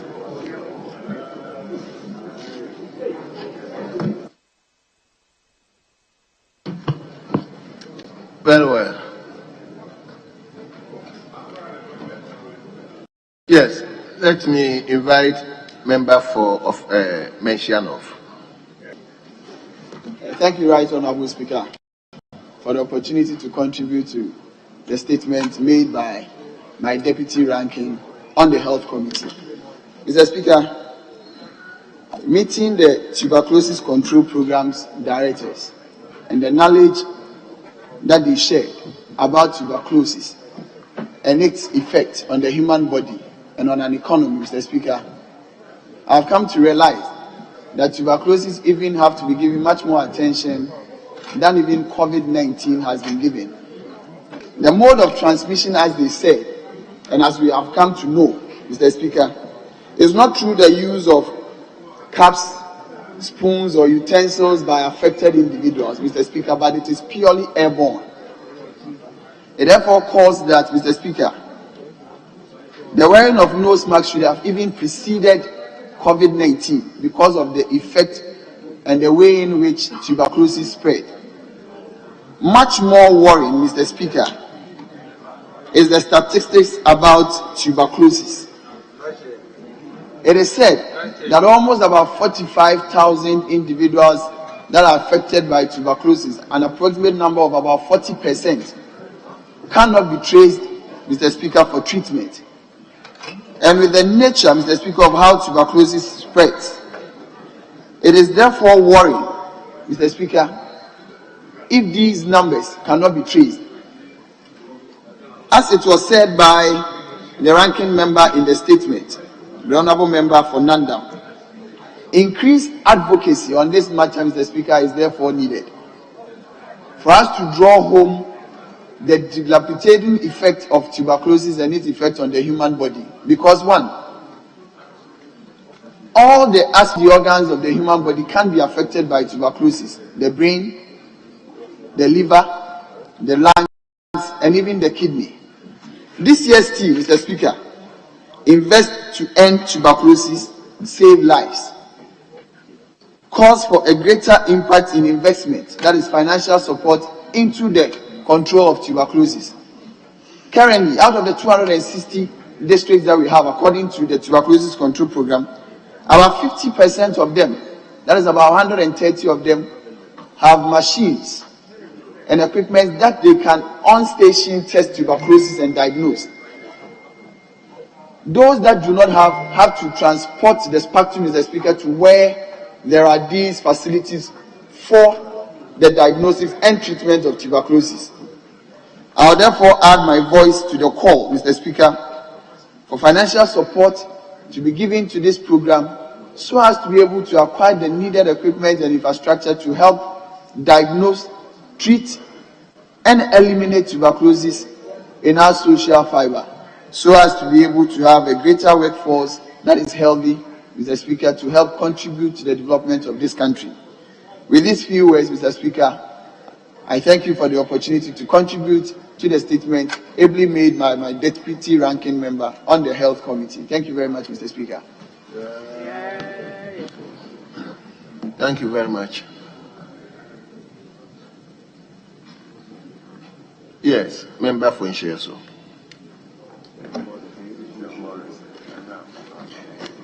Mr. Speaker, thank you for this opportunity. I have something brief to contribute to this very important statement. And it has got something to do with the fact that people are being misled with this thing they call shasha. Is it shasha or shashi? I think our youth, they are being driven so fast into believing that it has not got any side effect on our chest or our heart. Interestingly, research has actually provided the inference that it is almost as passive smokers. Mr. Speaker, when I talk about passive smokers, those who do not smoke directly, but they are always within the environment and close to those who are actively smoking. And according to health reports that we know, it poses more danger than those who even actively get themselves involved. Mr. Speaker, last week, I decided to visit my primary schools, and a child at the age of 13, now even getting to 13, started doing some of these things and smoking at the age of 10. Mr. Speaker, you know me, I share tears easily. I'm very emotional. And I'm being honest with you, I got so emotional. I am accordingly calling on the appropriate stakeholders and authorities to have a well-defined models in handling the young ones that are into some of these things, and as a result, tuberculosis. You go to Konfanochi today, you see young ones, even some are below the age of 16, suffering from tuberculosis. I think it is an area that we don't have to hit scorn on and gloss over. I'm therefore adding to this very important statement that as a house, if we can set up a small committee to go into the activities that actually lure these young ones into it. One of such activities is those that are under 18, but they are always gambling. Kotoko will score, Manchester will score. It's one of the causes. 2, those under 18 that are allowed to purchase alcoholic beverages and tobacco substances, either used by themselves or sent by their relatives, uncles, and then their fathers. I think we need to be more serious and review the laws, if we have any. If we don't, come out with new laws that will ensure that the future of this country that will depend on these young ones will not be jeopardized. Thank you, Mr. Speaker. Thank you very much. Yes, a member for Kitel. Thank you very much, Mr. Speaker, for giving me the opportunity. Mr. Speaker, tuberculosis is a serious disease all over the world as well as in Ghana. Ghana have been fighting tuberculosis for ages now, and then there are issues we need to look at. One of them is in terms of pharmacovigilance and then drug resistance. Behavioral change. People take these medications in terms of TB drugs. They start taking it. 2-3 weeks, they stop. They are no more taking because they feel fine. These have actually led to what we call multi-drug resistance in terms of TB drugs in the country. So globally, including Ghana, we have been fighting drug resistance. And it's an area as a country we need to look at. Because these are things that are actually creating the problem more and more. Because if you take the drug and then on the way you stop, the drug will actually develop resistance. So in terms of taking it again to end the TB, it will not suffice.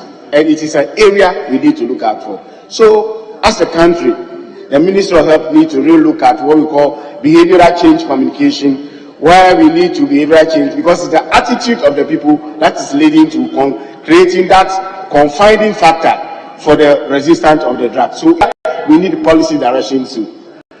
As a country also, we have so many medical research institutions in the country, but as we speak, we don't have any company in Ghana doing researches in terms of coming up with new derivative of the drugs. The old ones, other countries are doing it, but we are not investing. Ghana is not investing in research, medical research. As we speak, only Noguchi Memorial Institute for Medical Research and other Ghana Health Service allies who are doing research in the country.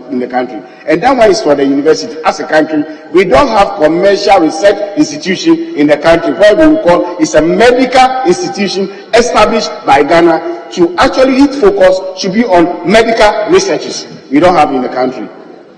We were knocked down when COVID came. We have no public reference institution like that, the caliber up to international standard where researches are done. So it is time now we show the country and then at least put some research medical institutions which are commercial and then do research into medical research for us.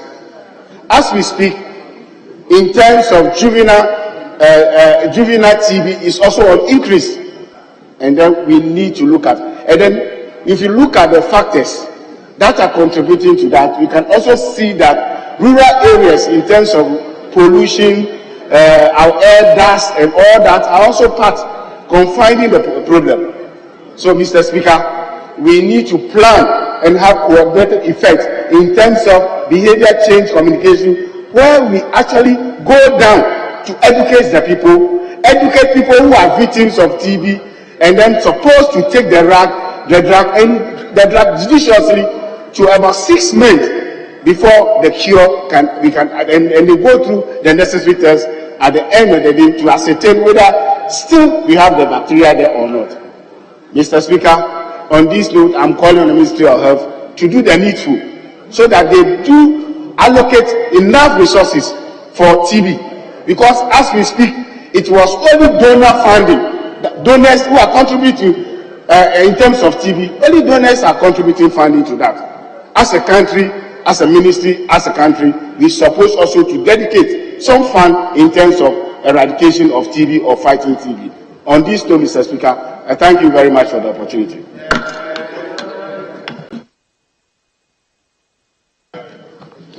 Well, we bring statement time to close. Yes, available leaders. Any indication?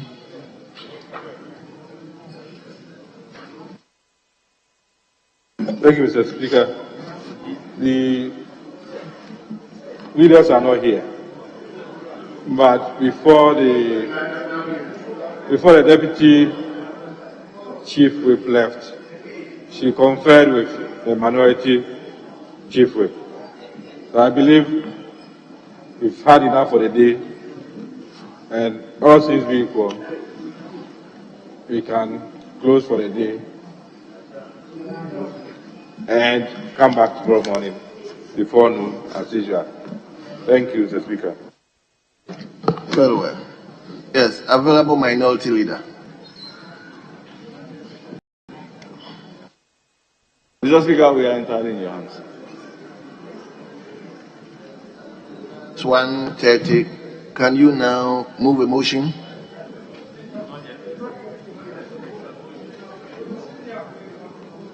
Yes. Available majority leader, may you move a motion? Thank you, Mr. Speaker. Mr. Speaker, I move that the House adjourns for the day. Yes.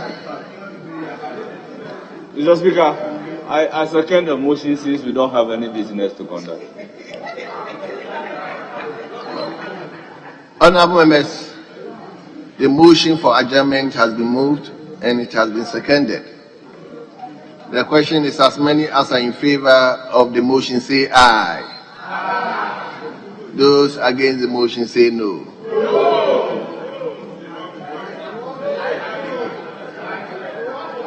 Honorable members, let me take the motion, the question again.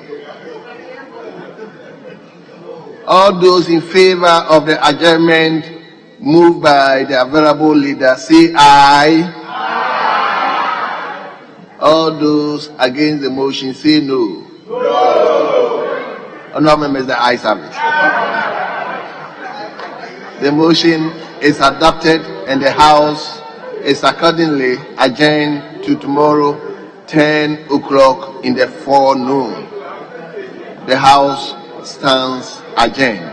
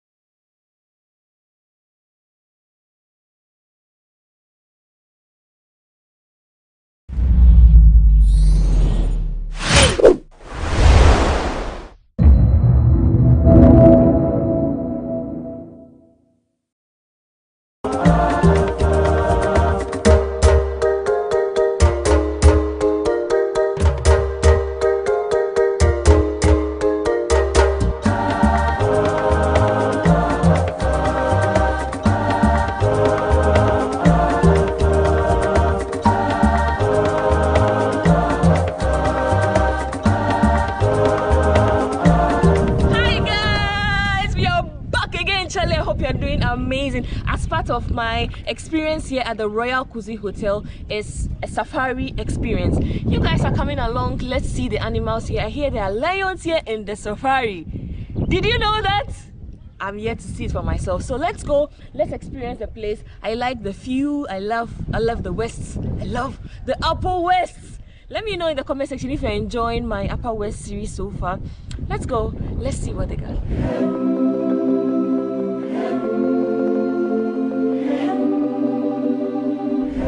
Hotel and safari. Yeah, it's really a wildlife ranch. We have wild animals where we are keeping them on ranches. But before we start the tour and then everything, I'll be your tour guide for this morning. And I'm in the person of Halidu. Are we going to be walking? Yeah, it's really a whole project. We are still to have an official launch of the whole thing. Okay. Maybe when that is done, our safari cars and then everything is already in. Okay. So we'll not be doing this walking tour. Walking and then thing. We just have a drive tour. It's because we are the pioneers. You see? We are the pioneers. Exclusives when you roll with us. So yeah. So what's in this here? This is our hippo camp. Ah. This camp is referred to as our hippo camp. Are there hippos in here? Yeah, they are in. Wow. The hippos are here. Yeah, they are in. Where are they? Are they big? They are big, but they are really young ones. Oh, okay. How old are they? They are just 20 months old. Oh, okay. This camp is electrocuted. It's electrocuted because of the hippopotamus. Yeah, we are trying to maybe scare them away from getting closer to the fence. Aside that, we don't want them to be moving around. So the electrification scares them away back into the water. Oh, okay. But yeah, I hope it doesn't kill them. No, it doesn't kill because what do they eat? they feed on grass. They are looking for supplement. Usually we go around the banks of the dams in the morning to also search for fresh grass to just add to their feed. Okay. They are really managing our dry grasses, but we also give them a supplement. So Okay. usually every morning we try to get them fresh grass that they will feed on. How deep is this water? It's about 6 feet deep. 6 feet? 6 feet. But that covers all their... Yeah, it covers, even 3 feet can cover their body. So what happens is, because here we have a different seasons, the dry and then the wet season. But we've monitored this water for the past 3 years to also know that the drainage system doesn't pass that 3 feet level, so which holds the hippos. Yeah, you can see their body. I saw one here earlier, but it's gone inside. Yeah. Hey.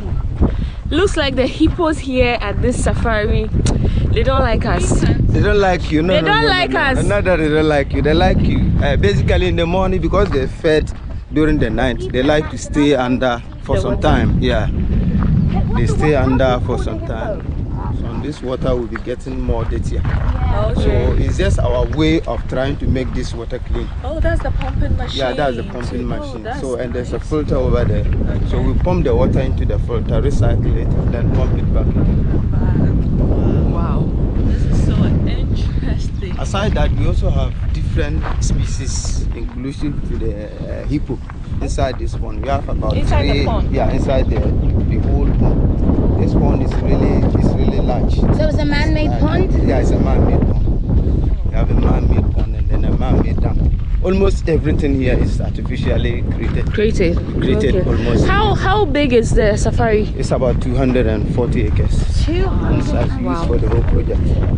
That's really With the huge. exception of the hospitality, which also holds about 60 acres. Okay. So the whole project holds like 320 acres. Wow, that's These things, the hippos, they are really dangerous animals. Yes, they're wild. They are wild. They are wild and then very, very dangerous animals. They'll attack us. Yeah, but they don't just attack unless you try to tamper in their home. Their space. Yeah, because now they know they are living in their home. This is their home. Their water is We their don't home. want to trespass on their territory. Yes, you don't need to trespass in their territory. Hey, so if we go to Waitrose, then what? If they see the So boat- usually, I know for sure, like per the videos I watch, when you go to rain trial, you have to be extremely quiet. So they'll tell you to be quiet just to watch them. Then after that, you just go. Yeah. So if it's like flying a drone or something, you don't fly it Can't when do you're it. there. Yeah. You can fly it when Yeah. you're outside. That's it. Yeah. Okay. But currently what we do is we have guys around who move to also check on our animals. So in case we even have visitors or tourists who want to see animals, we can contact them. Like any moment from now, I have to like try to read them whether our animals are closer or they are far away. Oh, okay. Yes, and then you safari is really fenced, so no animal moves out of this territory. Okay. You all come and check it out. Remember who showed you first? We, Stella Chanelli, Miss Drew, Laurie Lawson, you know the vibe, you know the vibe. The elephant? No, the lions, yeah. Oh, the lions are fed all the time. Yes. I feed them thrice a week. Oh, okay. I feed them on Mondays, Wednesdays, and Fridays. Hey. And the feed is a full donkey. Usually they are usually spread by ants. So that's why we have plenty of them around. The one with the tree? Yeah, this tree. Wow. Here we call it the Sira. Sira in our local language. Does it produce fruits? No. Okay. But it just drives away ants. Yeah, it drives away and then it will raise the leaves will start developing.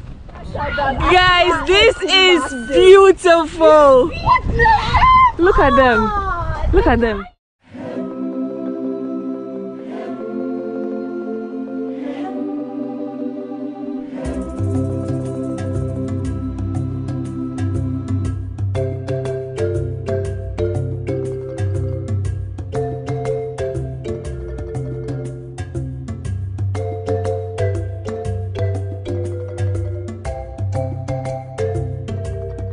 They only lose their fear in the night.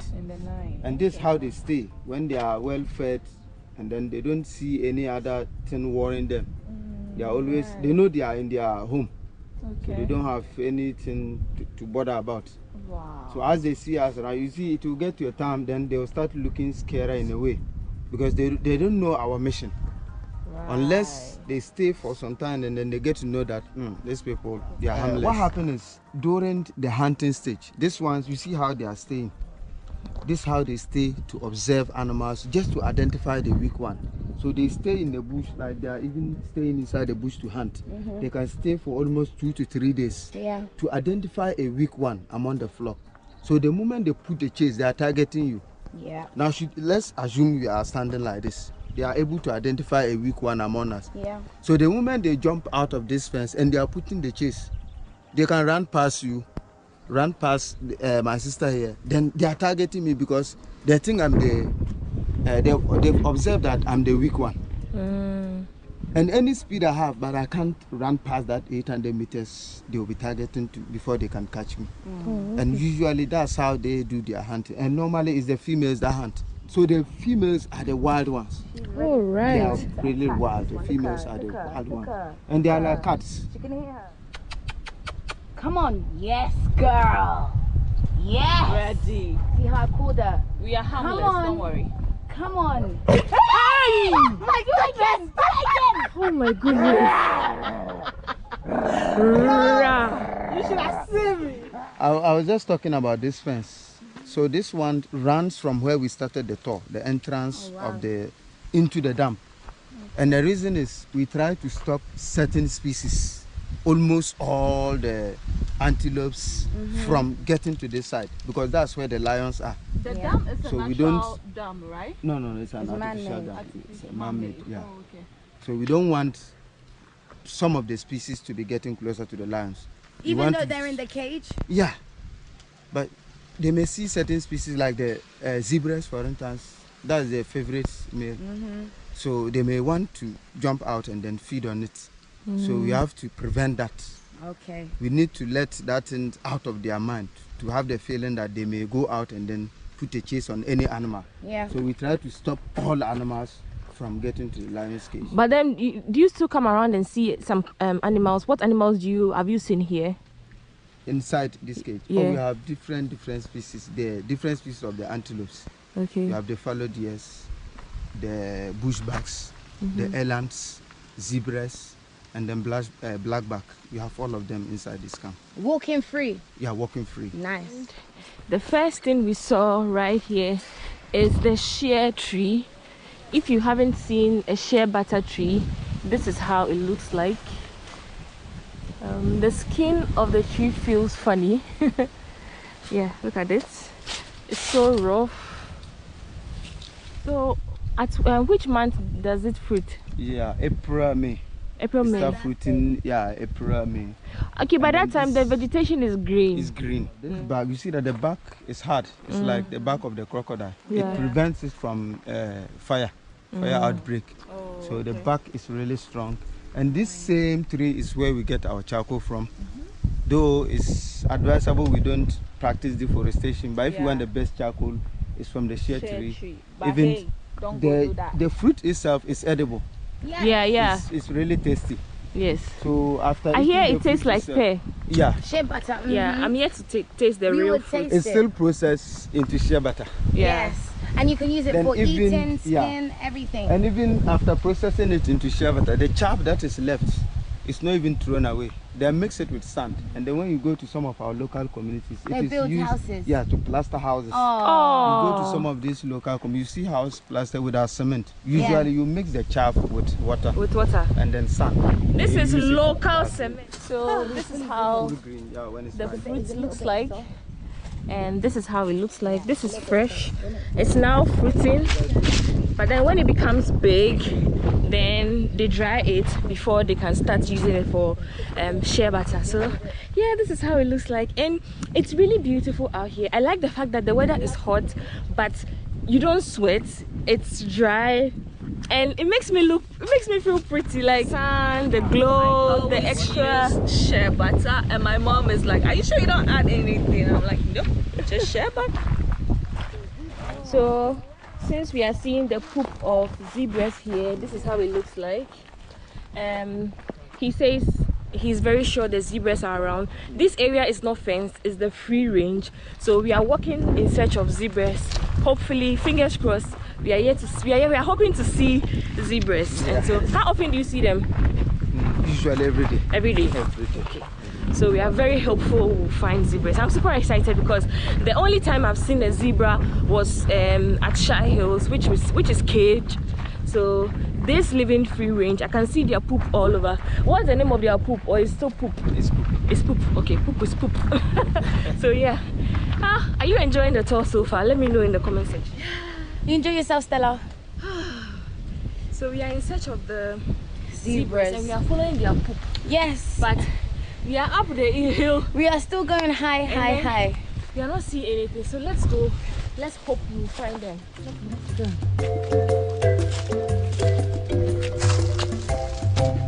Whenever you are here, please come with the appropriate shoes, like a hiking shoe, something to protect because it's very rocky as you can see here.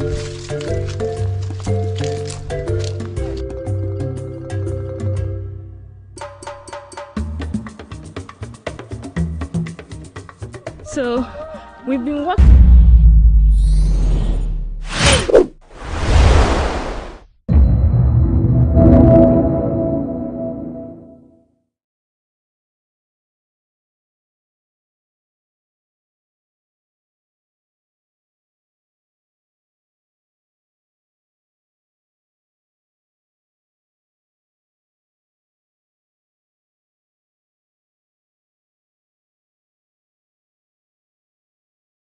Of the year.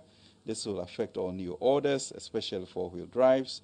We will ensure that the overall effect is to reduce total vehicle purchases by the public sector by at least 50% for the period. Again, with immediate effect, government has imposed a moratorium on all foreign travels except pre-approved critical statutory travels. 5, government will conclude on ongoing measures to eliminate ghost workers from the government payroll by end December 2022. Government will conclude the renegotiations of the energy sector IPP's capacity charges by end of quarter 3 2022 to further reduce excess capacity payments by 20% to generate a total savings of 1.5 billion Ghana cedis.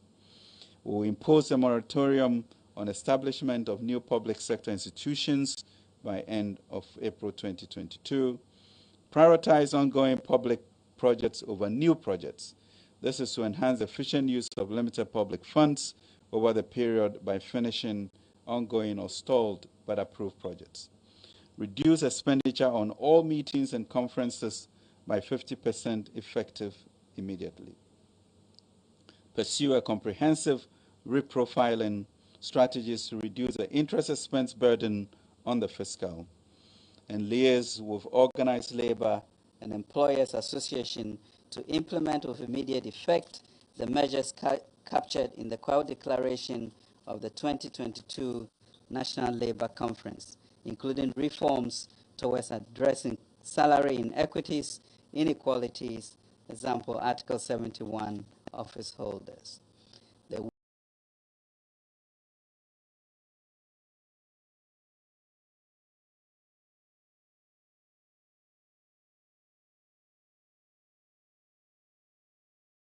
link between pay to productivity and sustainability of the payroll. Let me say this.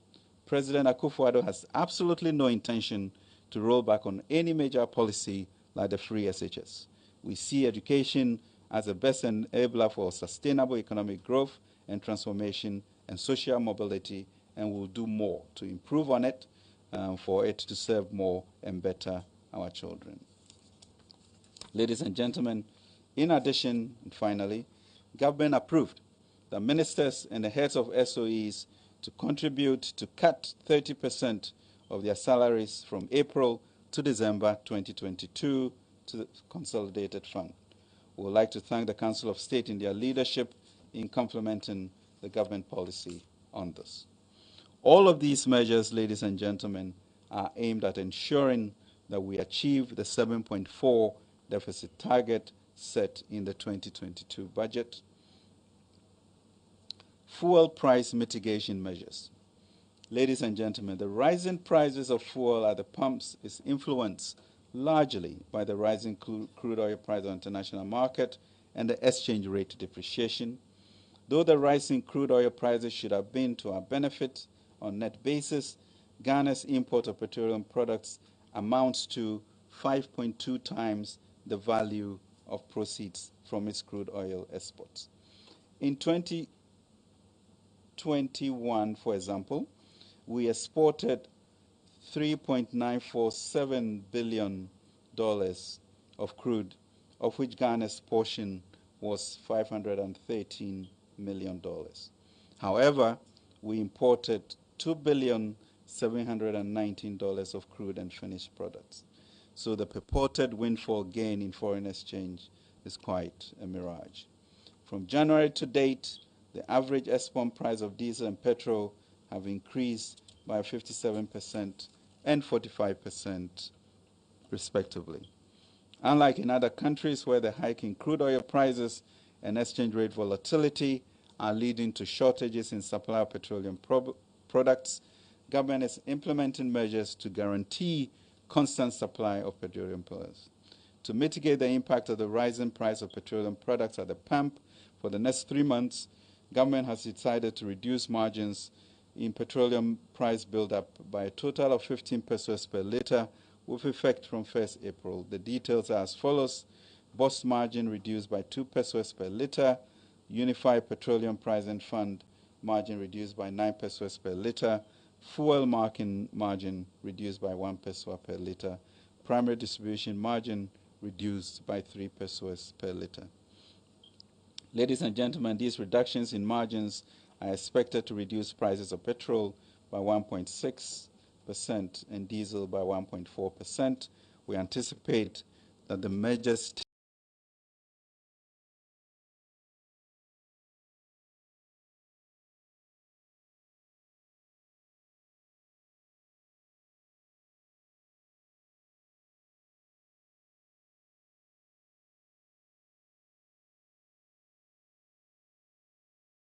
taken to strengthen the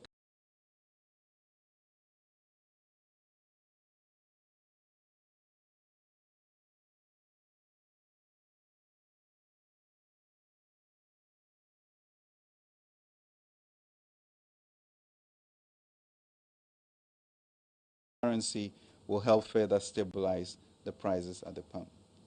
Ladies and gentlemen, in addition, The NPA and the Ministry of Energy are in discussions with the OMB gaming initiatives by end of April 2022. We will roll out a simplified tax filing mobile application for all eligible taxpayers by July 2022.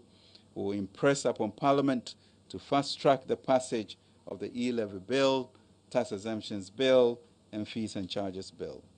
Prioritize the Revenue Assurance Compliance and Enforcement Program, the RACE program, to plug revenue leakages, especially at the ports, the infamous fuel bunkering cartels, and small-scale mining exporters cabal. Government will partner the private sector to also introduce digital systems to monitor quarrying, sand winning, and salt winning to get more revenue from our natural resources. And immediately enforce the no duty, no exit policy at the MPS terminal at the Tema port to improve revenue collection. Ladies and gentlemen, Government of Ghana is to conclude external financing arrangement of up to $2 billion in the next 2 to 6 weeks in line with approved external financing for 2022 and for liability management and to manage the slide of the city. MOF, Ministry of Finance, will also work with the Central Bank to review the foreign exchange retention policy in line with approved external financing for 2022 and for liability management.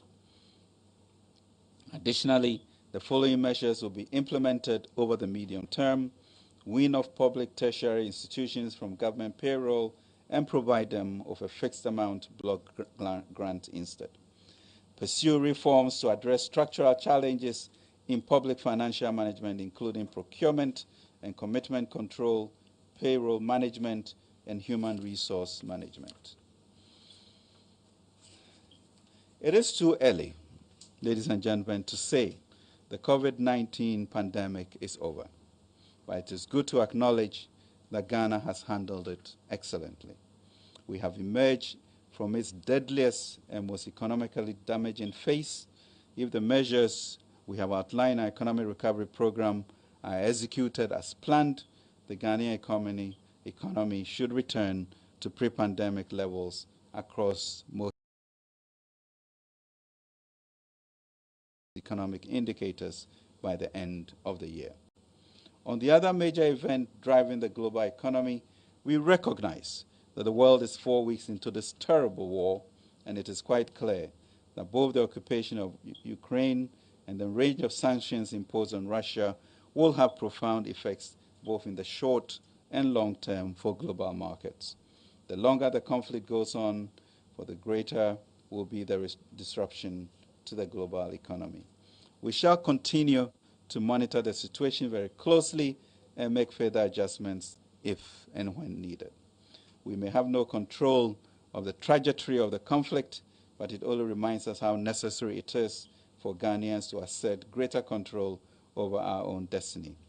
That we can do if we share in the sacrifices before us to strengthen our capacity for greater self-reliance even in this interdependent world. Government remains optimistic that the economy will grow even bigger this year. The challenge now is to marshal this economic growth before us in the right direction and ensure that it benefits Ghanaians across the board.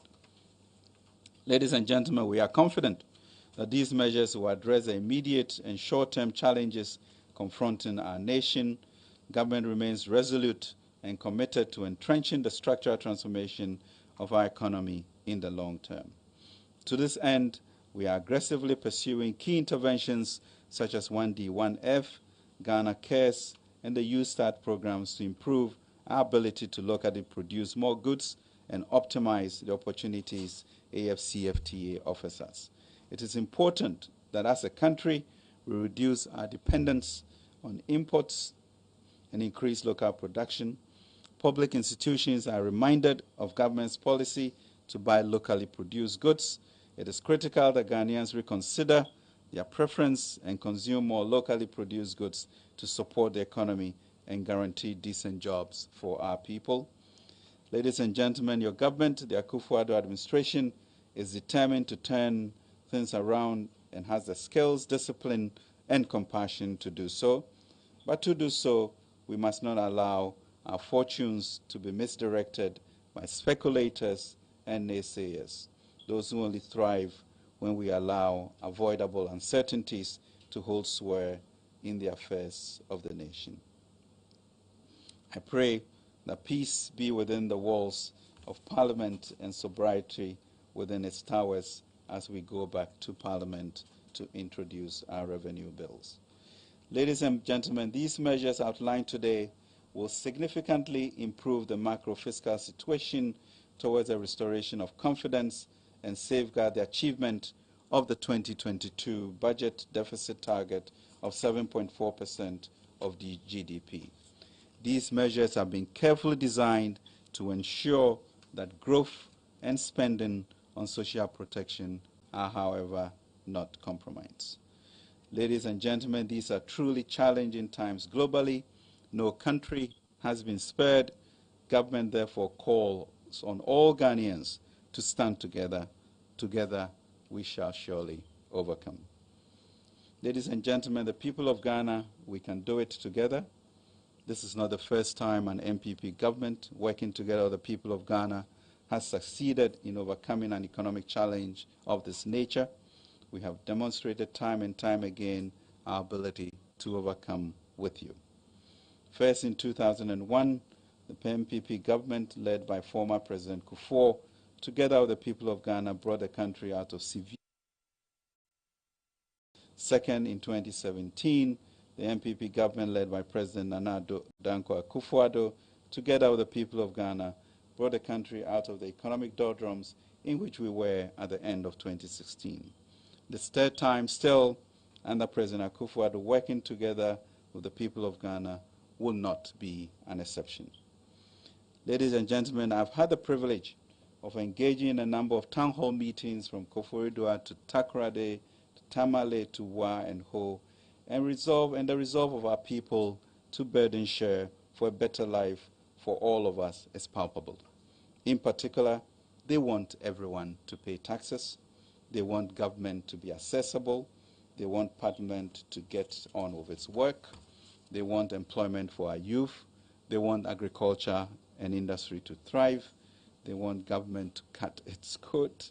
They want us to tackle our debt problem and raise more revenue and to prosecute offenders. Ladies and gentlemen, our media review will reveal the successes of what we have done. This would ensure that the structural reforms are crystallized, reduce fiscal dominance during this period, and ensure fiscal and monetary policy coherence. Let me end by a quotation from Jeremiah.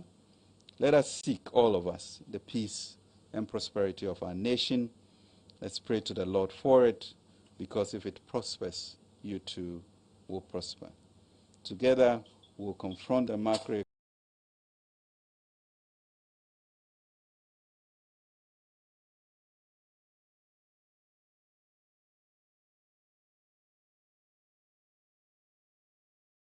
challenges head-on, stabilize the economy, and set it on the path of economic transformation for all. So yes, we'll bring in additional $1 to $2 billion that is required and maintain and stabilize the increases. But let us also remember that this is a global phenomenon in which we are part of, but we can and we will overcome. God bless our whole land, Ghana. Thank you. Thank you very much, Honorable Minister. And as Honorable Minister resumes his seat, it's a good time to get ready to take your questions. Can I get an indication where the microphone is? Can I get an indication where the microphone is? Aha, thank you. So it's a good time to take your questions. There are a number of things the Minister has spoken to, dealing with the fiscal threats, revenue side, and then expenditure side, in particular the expenditure cuts. I could see a lot of people smirking and smiling when you were announcing the expenditure cuts, Honorable Minister. Dealing with the exchange rate depreciation, rising inflation and cost of fuel, as well as the fuel prices issue and the cuts that are expected to translate into results for the good people of Ghana. The Honorable Minister also provided a context within which all of this is happening. There's a global context and then there's a local context, and what government is doing is to work towards mitigating its impact on the local context. So if I can take the first 4 questions, then I will come for responses and come for another 4. Please try and keep your questions to not more than 2 so that we can hear from as many people as possible. So where's the microphone? Okay, right here. So I'll start with Shinwa. Yes. Is that Shinwa? Yes, Shinwa. That's GNA. Thank you very much. Hold on. Madam, where are you from? Oh, TV3, that's you. And then Kweku, right? Okay, so let me start from here. Yeah, Shinwa. Yes, thank you very much, Honorable Minister. The prognosticators predicted you were going to quote from Isaiah, but I realized you jumped a step further into Jeremiah. Kudos. Please, may I know how much the government seeks to save from the expenditure cuts in all for this year? And secondly, did we lose the opportunity to hedge or to take some pricing insurance for petroleum prices on the world market when indications were that prices were beginning to move up somewhere last year? And then also, could we not have taken some local bonds to do, I know subsidy doesn't sound palatable these days, but to do some price subsidies for the energy sector across the board. Thank you. In addition to the subsidies that already exist? Yes, sure. Okay. Yeah. All right. Thank you. So that's one. Yes, there was GNA in front here. So what is the fiscal impact of the expenditure cuts that we're looking at? Second question is, did we lose the opportunity to hedge at a time when there was indication that fuel prices could be going higher? And is there room to introduce some subsidies in addition to what exists already in the energy space? I got your questions right. Okay, GNA. Thank you. My name is Ataminsan from GNA. I want to find out whether government has any plans of increasing domestic refinery of petroleum product so that we insulate domestic fuel prices from the vagaries of the exchange rates.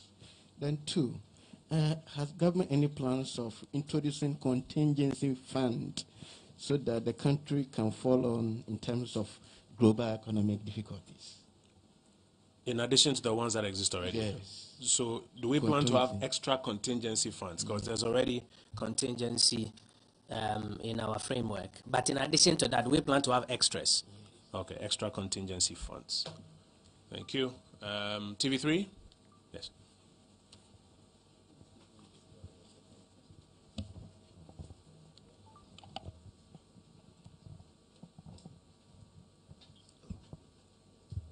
Good afternoon. Nanikia Mensa Brampao, TV3 FM. So I think my first question was asked by Shingwa regarding the value, how much government hopes to save from these measures that have been outlined by the finance minister. And secondly, government, we know, is the biggest spender when we look at the economy. Won't the expenditure cuts affect money within the system? That's what we want to find out. Thank you. Thank you. And if I have permission to add to your question, not just money, but economic activity. So won't expenditure cuts affect money in circulation and economic activity and the prospects of growth? Thank you very much, Anna. Kwegu. Right. My name is Kweku Asante, joining. Is there any budget committee or a specialized agency to ensure compliance to these new directives, especially on cuts to meeting expenditures, the travels, and to ensure that all SOEs comply? And then in terms of the salary cuts, the specifics, is this only affecting political office holders, or it extends to the public sector, which we all know about how bloated or how big it is? Thank you. Thank you, Kweku. So who will assure compliance with these measures? And do the salary cuts go beyond political appointees? Does it affect civil servants? There are civil servants. I do not be happy with the question that you're asking. Does it affect civil servants? Honorable Minister, we are in your hands for some responses. Can you get the responses if we don't use that microphone, or you will need that microphone to get the responses? Minister, I beg of you, we'll need it because the station mics are on that side. I beg of you, we'll need to use that podium to respond so that all the mics can pick it.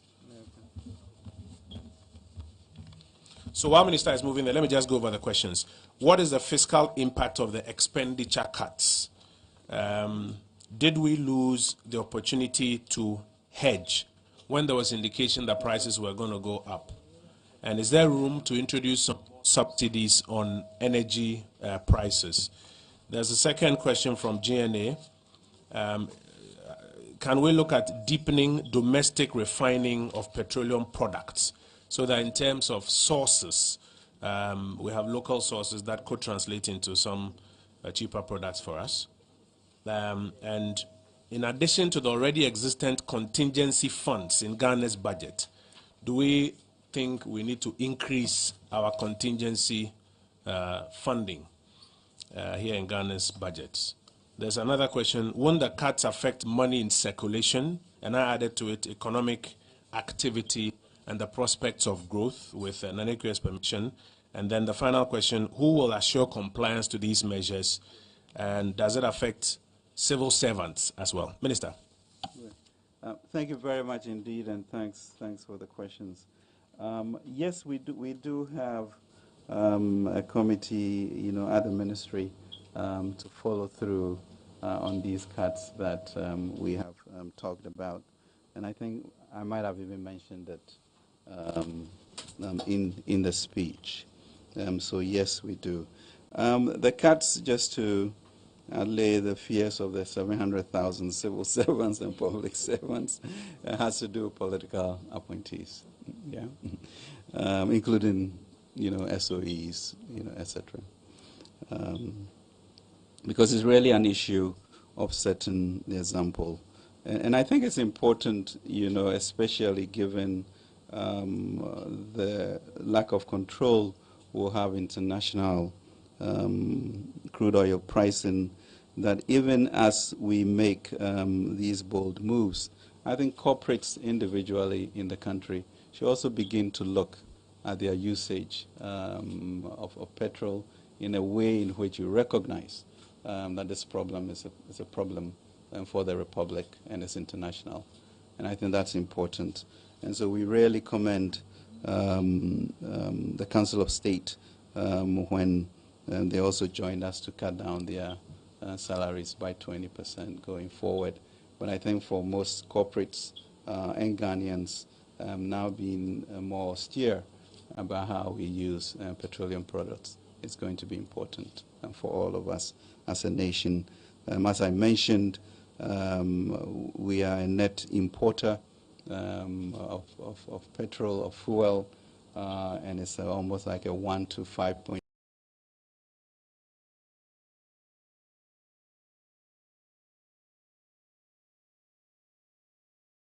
to ratio, so that the increase in petrol affects us, in crude prices affects us, more than what we gain.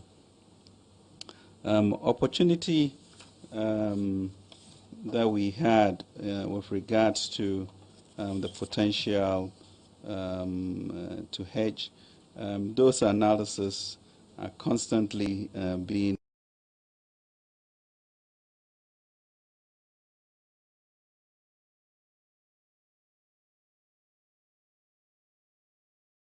done to try and get a break-even point, and we have not succeeded in pricing it for the year. And when you are running a budget deficit and you begin to think of more subsidies, that will be the cost to you as a nation as you do that. So we have to be very prudent about what we do about extra subsidies. Domestic refining capacity. I know that the Ministry of Energy and TOR are working on various plans to see how we can build a new refinery, either private sector or PPP, etc.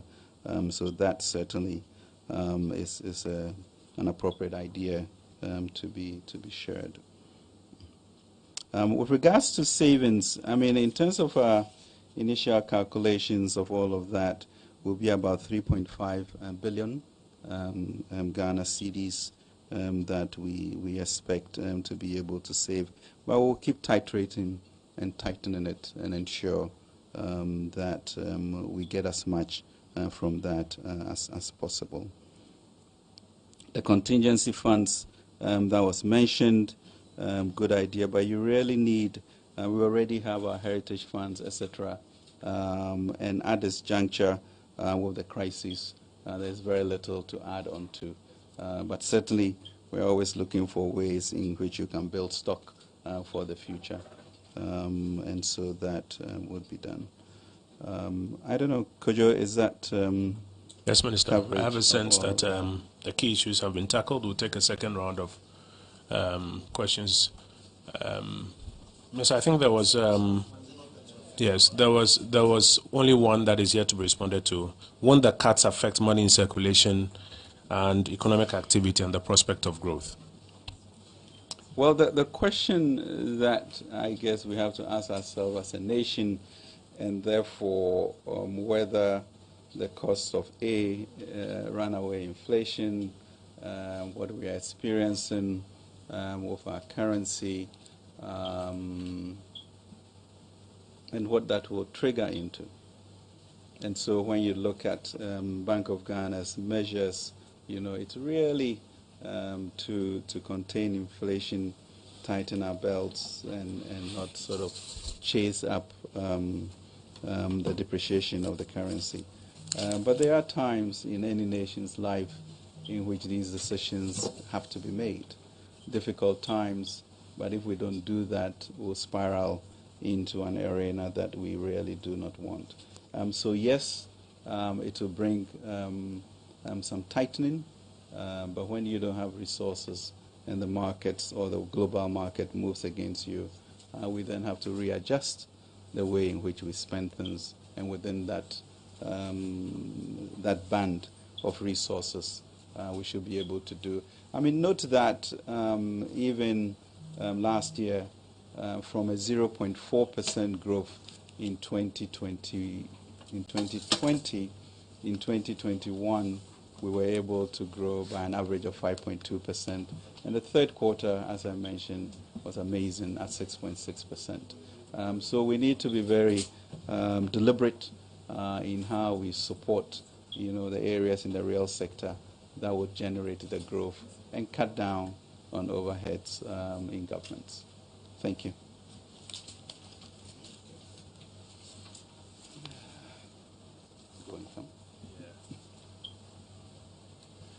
Minister, grateful. We're going to take a second batch of questions.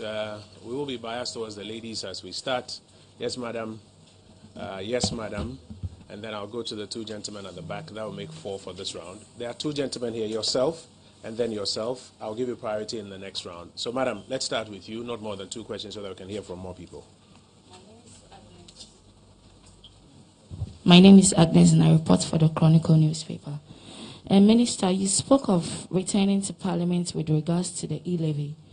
I want to know what assurance you have that it will be passed this time around. Thank you. Thank you. Blessed assurance.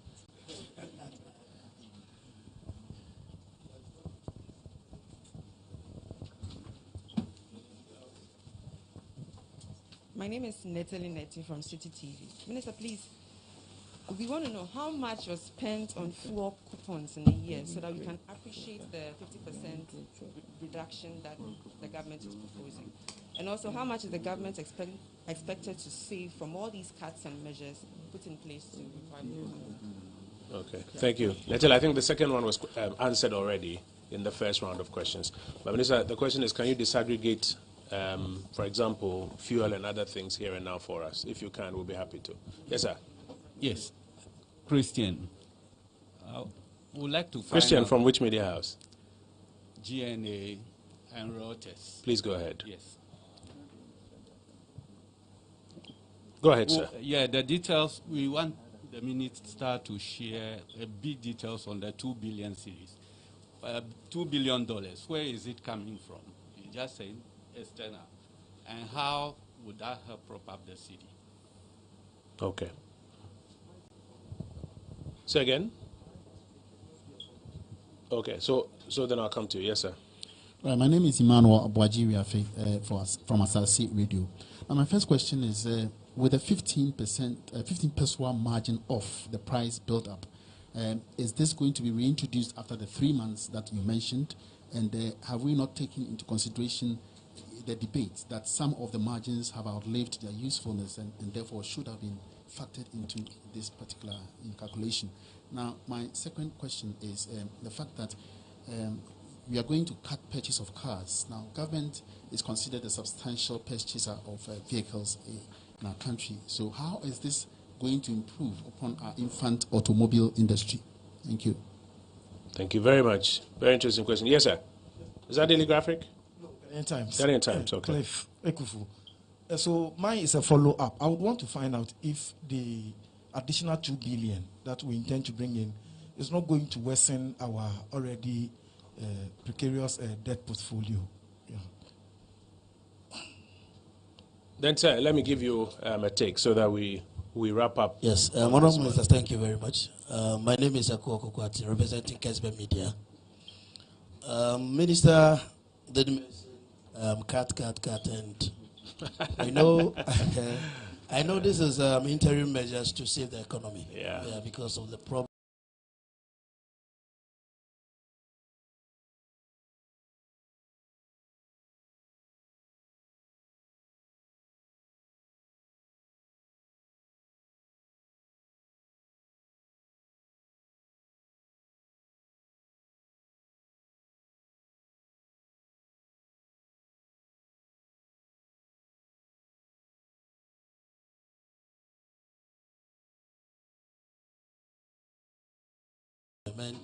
When he was responding to some of the questions from my colleagues, he said the cut is going to affect only the government appointees. No, the salary cuts. Okay. Minister, talking about the expenditure cuts and debt situation, the Auditor General's report actually indicated that certain public officials have misappropriated certain finances related to them. Are there any plans to pursue, the collection of such funds to actually support our fiscal management? Thank you. Thank you. I'll go over them, but I think there are a few I've got to deal with very quickly. So you watch the public account hearings live on television at every point in time. When the Auditor General has made a finding, a preliminary finding that he's of the view that some infraction has taken place, the audit committee of the organization has the opportunity to correct it even before we go to Parliament. And so Parliament is a platform for reporting. If it's been corrected, it's reported. If it's not being corrected, the Parliamentary Accounts Committee gives the instructions on what needs to be done at that point in time. And then still stay with Parliament on the question of the emoluments and other things of members of Parliament. There's a process for determining emoluments of the executive and then of the legislature. And you also know that you may not necessarily be able to vary it to people's disadvantage. It becomes a question for the legislature to voluntarily examine. Now that the Council of State has voluntarily taken a cut, the executive has done it voluntarily. It becomes a matter for the legislature to look at. And I do believe that there are several members of Parliament who are interested in having that conversation in Parliament. So we'll leave Minister and the executive out of that one. Agnes wants to know, Minister, whether you have any assurances on e-levy. Netele is asking if you can disaggregate some of the issues that are being cut now and give some nominal figures even here and now. Christian is asking if you have any further information you can share on the 2 billion injection that you mentioned. And then also if the cut to projected purchases of vehicles will not affect our infant automobile industry as government cuts affect the economy throughout. So, Minister, let me invite you to provide a response. Are there further questions so that I know whether we'll wrap up after this one or not? Okay, so I'll come back for a final round. So, Minister, we're in your hands.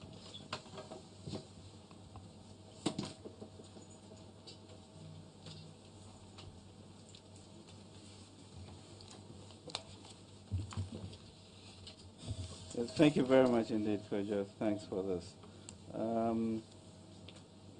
I think the issue, the question of returning to Parliament for e-levy, it's already there, so we're just going to go and continue with the discussion, and God willing, get it passed.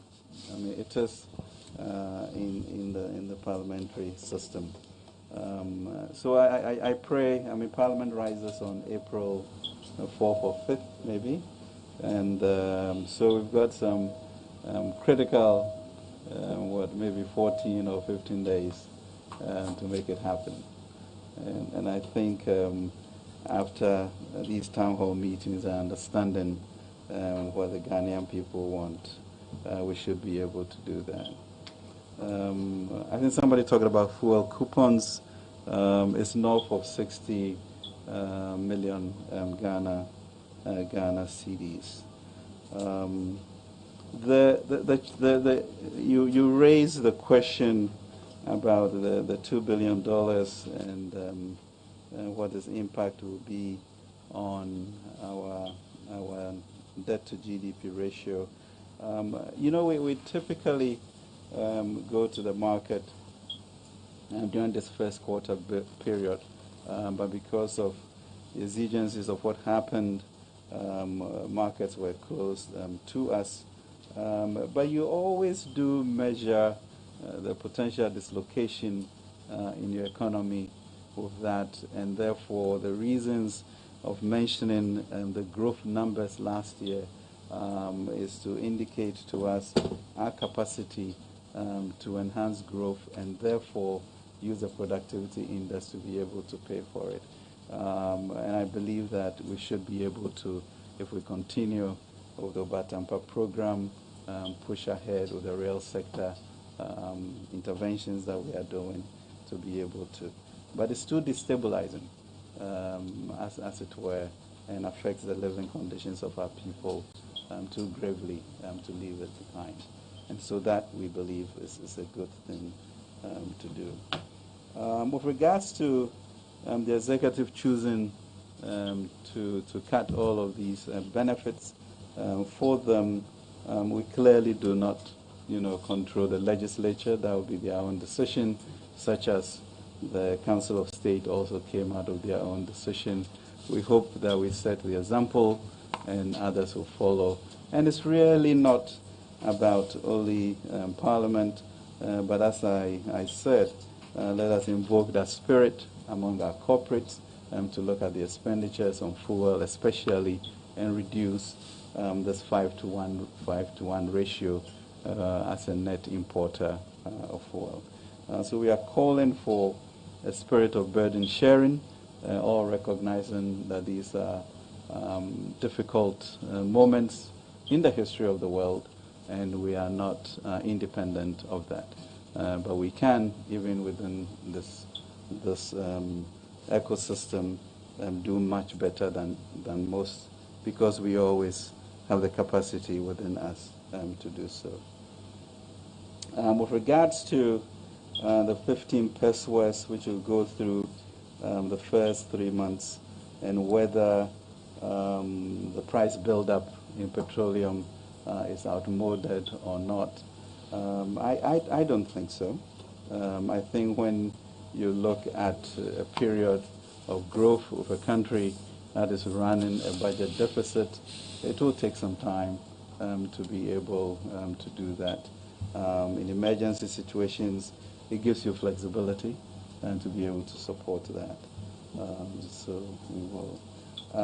In terms of reducing, you have to make choices, and therefore the issue of the new edict on cars, yes, to reduce the number of vehicles coming in. We're very particular about imported vehicles and then manage what is within the country.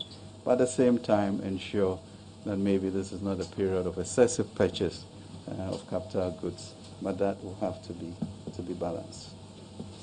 Kojo, are we good here? I think so. We're going to go for a final batch. There are those who have not spoken at all. They are those that I'll give priority to. Bloomberg is here. GTV is at the back. George, you let me deal with other people because you've had a say here. So Bloomberg, GTV, you've had a say already, haven't you, sir? You've had a say already. Yeah, but let's hear from other people who haven't spoken. There's a lady here who hasn't spoken. How about you? Which media house are you from, sir? I'm with Reuters. The question was never answered. Okay, we'll come back to that one. So let me start from GTV, yeah? GTV, Bloomberg, the lady here. Gentlemen, which media house are you from, sir? Say again? Daily Graphic. Okay, so GTV, Daily Graphic, Bloomberg. Madam, which media house are you from? Homebase. Okay, so let's do these four, and then we will do some follow-ups for those who've already had their say. Yes, sir. Thank you so much, Honorable. My first question, I want to know if there is any plan on Tema Oil Refinery. We've seen the setting up of a new management, and we've not had any sort of concrete plan, because that really fits into our quest to refine our products locally and ensure maximum value. Then my second question, Minister, you talked about hoping to grow the economy more than even the target expected, or maybe achieving the 5.8 that we want to achieve for this year. But really, if you look at the inflation hike and the... I'm sorry, sir, which 5.8 is this? The growth target. Okay. I mean, so if you look at the policy rate hike and the fact that there is cuts in salaries, in spending, that's really going to impact negatively on growth. And I was wondering why Minister is still ambitious that we grow the economy more than even expected. So if there is anything we don't know, Minister can share with us. Thank you. Minister, there must be something you know that we don't know. Graphic. Thank you. Yeah, he's a minister. He will know something we don't know. Mr. Bonkruma, so yes. I wanted to address what you said about going after people who have sort of misappropriated funds or something, captured in the General's report. The fact is that before the report will go to Public Accounts Committee, it would have taken a year or two. We all know that. We know the report they are sitting on now. And there is a new report, the 2021 report. So there is one person that I have followed on. The Auditor General has charged this person. And this is in the report that has not gone to PAC yet. The person is being sent to court. And the Auditor General is saying that now, beyond the ordinary checks they do, they are subjecting some of these things to forensic examination, or whatever they call it, so that they can recoup these monies before these reports even go to PAC for the discussions. So what I'm saying to support my friend is that, what is government doing to support the Auditor General to go after these monies and actually recoup it so that I can support us, since we don't have money? Because so the question is, what is government doing to support the Auditor General? Yes, and I wanted to address the fact that we don't have to wait for it to go to PAC like you were saying. Thank you. So, Minister, the question is, what is government doing to support the Auditor General? That's the question. We'll get your response. This graphic, yeah? Sure. Yeah. Then there's Bloomberg. Please bring the microphone to Bloomberg, yes.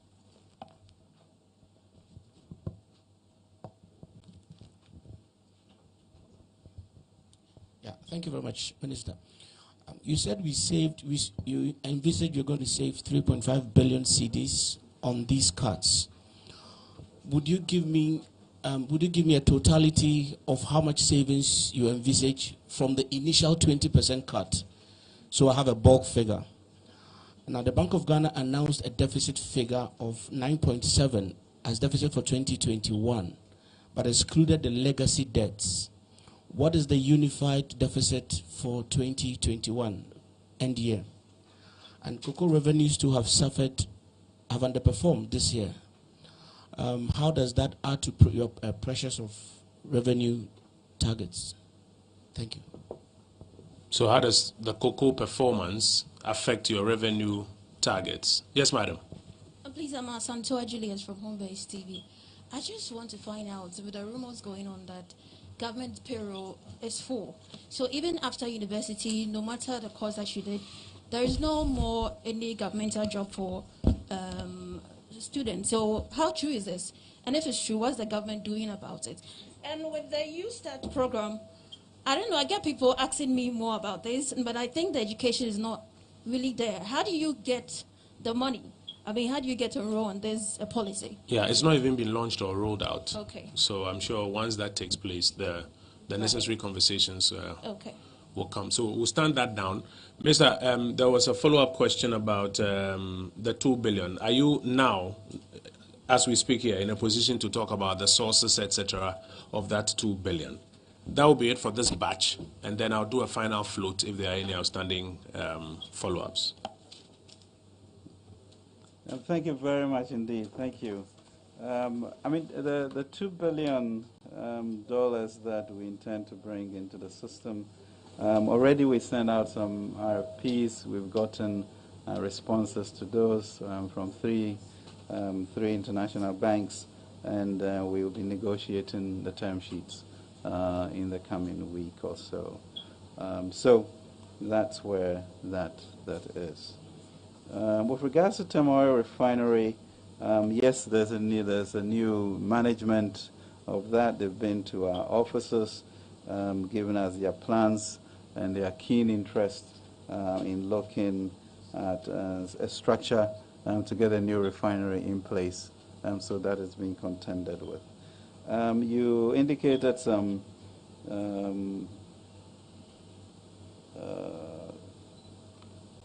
reservations about where we will get growth from. I think really it's a challenge as to doubting the ingenuity and genius of the Ghanaian.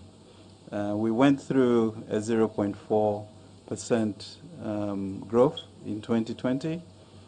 I'm sure you recall that. And already in 2021, I think we're going to average about 5.2%. And I'll leave you to explain that. If I had said that at the beginning, you wouldn't have believed it. And then in the third quarter, we had 6.6% growth, all quite tight situations.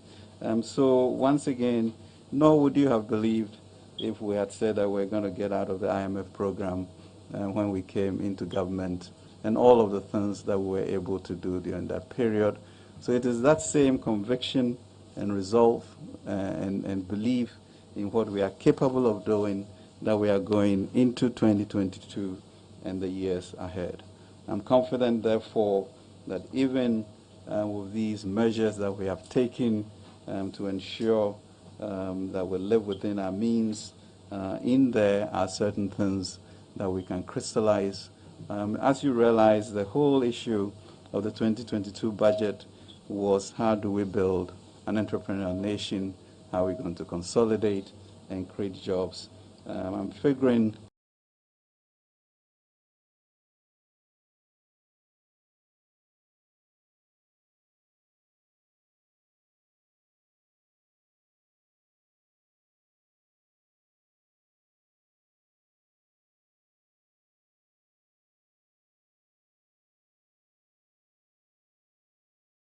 of the Youth Start program.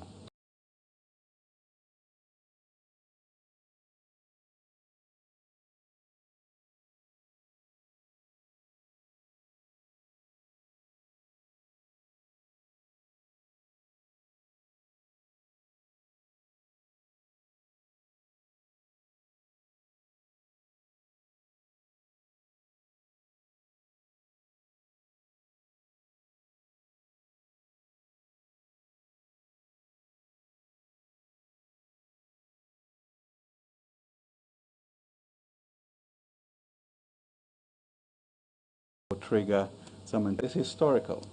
What resources and I'll do everything I can to support, any positive movements in that direction. Let's see. Effect of cocoa performance on revenue projections. Yeah. Good question there. I mean, cocoa performance. I think, as you know, we're still going through these imbalances between our pricing and Côte d'Ivoire, and those are things that we really need to manage. Cocoa has invested quite a bit in pruning equipment, in cocoa roads, etc., to open up production in that area, and we're hoping that will then result in more revenues from them in coming times. I think the issue of the 20% cut, the savings, and then the discussions with Bank of Ghana about the 9.7 billion, all of those things, we are now really synchronizing how we work between the monetary and fiscal to be able to further do that. But I thought usually you come and interview me and all of that. And so we'll continue with that discussion when we meet. Yeah, I think really the lady with regards to, the Youth Start program, we did a pilot in late February, early March, and that is really helping us to kind of complete the design, and expectation is that we'll launch it nationwide in May. Was there another question that you had? Or that was it? I think this round has been dealt with. Okay. So I'm going to go around for a final wrap-up. I think our good friend George Yafe has a quick follow-up. TV3, Chronicle, Nana. Oh, I'm coming. You don't want me to come to that side. So let's start from this place, and let's make it just one each very quickly so that all your colleagues can get an opportunity. So let's start from George. George, very quickly. My name is George. GTV, come forward so that you just take it up to George. Joy FM. Mr. Minister, do you think that these measures that you've outlined are quite robust enough to bring about the required investor confidence in these things that you've announced? Already the minority is raising some serious concerns about these measures that you've outlined here. And just to even read a tweet from Kesel Atuforsen, he says that, listen, the fiscal measures announced today are just cosmetic and empty. It will further erode confidence in the economy. Government should place a moratorium on new loans, cut in 2022 foreign finance projects at least by 50%, and deliver on promise on reviewing all flagship programs. So the question is, do you think they are enough? Enough. They are robust enough? Enough to, again, restore that investor confidence that you're talking about, please. Very well. GTV, very quickly. Very quickly, I want to know, I think the question was asked, but the answer was not direct. So what's the question, quickly? The impact of the money Minister is asking, the $2 billion we are talking about trying to raise on the capital markets, what will be the impact on our debt situation, especially when we are at 80.1% now? And if Minister can touch more on... You noticed he talked about liability management as part of it. Okay. So you let's the impact of the development bank. TV3, quickly. Guys, we want to make it one each. Let's try and make it easy for everybody. Right, Yes, so beyond investor confidence, I want to find out if it will pave way for Ghana to go to the Eurobond once again, and how soon will that be? And how attractive enough will that be also for the ratings agency, if I should say? And finally, the toll booths. Kojo, are we going to see a restoration? No. Let's make it simple for everybody. Being collected. Restoration of tolls. Let me add that to it. Guys, let's try and make it simple for everybody. Yes, Nana? Yeah. Honourable Minister, in case you go back to Parliament and you hit a snack, are you going to introduce another tax to replace the yield levy, or you are still going to hang on? And my second question, do I have possibility of going back to IMF for a bailout at this juncture?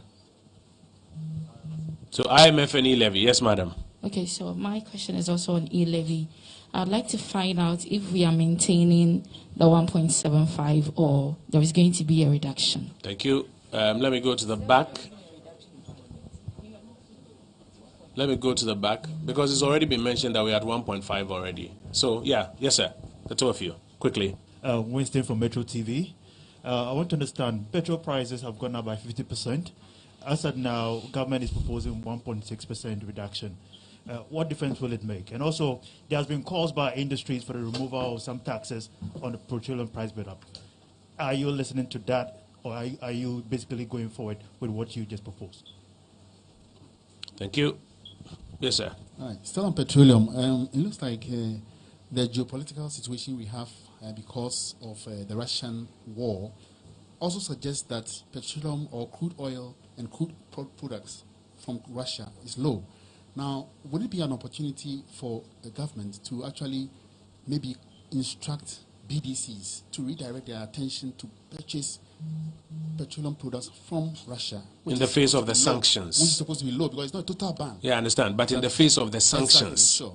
Okay, so then you add that to it, then we examine all of that together. Yeah, let's try and wrap up at the back. Emmanuel, GH1 TV. Since discussions are already going with 2 international banks, the question is, are these loans commercial or concessional? And finally, will you touch allowances of government appointees?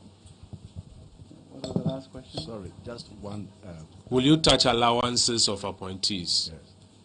Just a follow-up. So what is the total tax that government slaps on, in real figures? What's the total tax so that we can know by what percentage government is reducing? Total tax government slaps on what? On petroleum products. Okay. The total government tax on petroleum products. As in like the nominal value? The nominal value. Very well. Final one.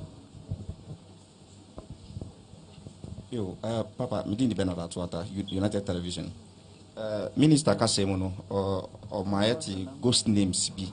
The Pasi who Sadi and Pententia at Nahoni Nioma Bandia Guacum to be ye for so Sansa Mafui, Ibia San on San Babak. How mino. And now Petro whom commodino. I told the Via, yet it's in see ya so before a bed do pump Honoma, a bear reflect war, a bimuko to Puma and Sikasemuno, not a check. On my young Omania assurance be NPA near Energy Ministry, no one can other stakeholders. On my date, crowd.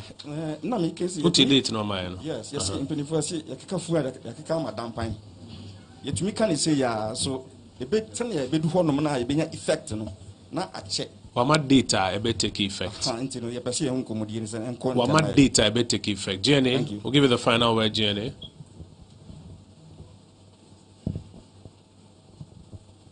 Thank you. This week, I heard you speaking on radio regarding the cabinet retreat, and you made it clear that 16 government priority programs will be looked at. But the minister only mentioned the free agents, that government will not roll back on that one. What about the 15? What measures are you taking on that? I'm talking about NAPCO, one district, one factory, all those things. What are you doing? Thank you. And let me make a quick comment on this one. Madam, I'll make an exception for you. Let me make a quick comment on this one. We have been talking about budget cuts, and we have said that all the expenditure lines are fair to examine, to be looked at for possible budget cuts.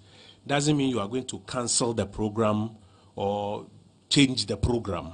Budget cuts. The minister has said that the president is committed to ensuring that free SHS continues. I hope you understand that. Now you're asking, will budget cuts affect any of the other 15 programs? That's the question you're asking.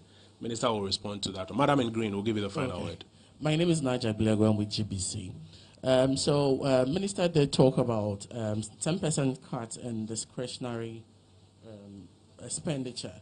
So I want to find out if the earlier 20% cut in expenditure is going to add to this 10 to make it 30. Thank you very much. Minister, we are in your hands for final responses. We are done. We are with Minister now. Thank you so much. Thank you very much for this.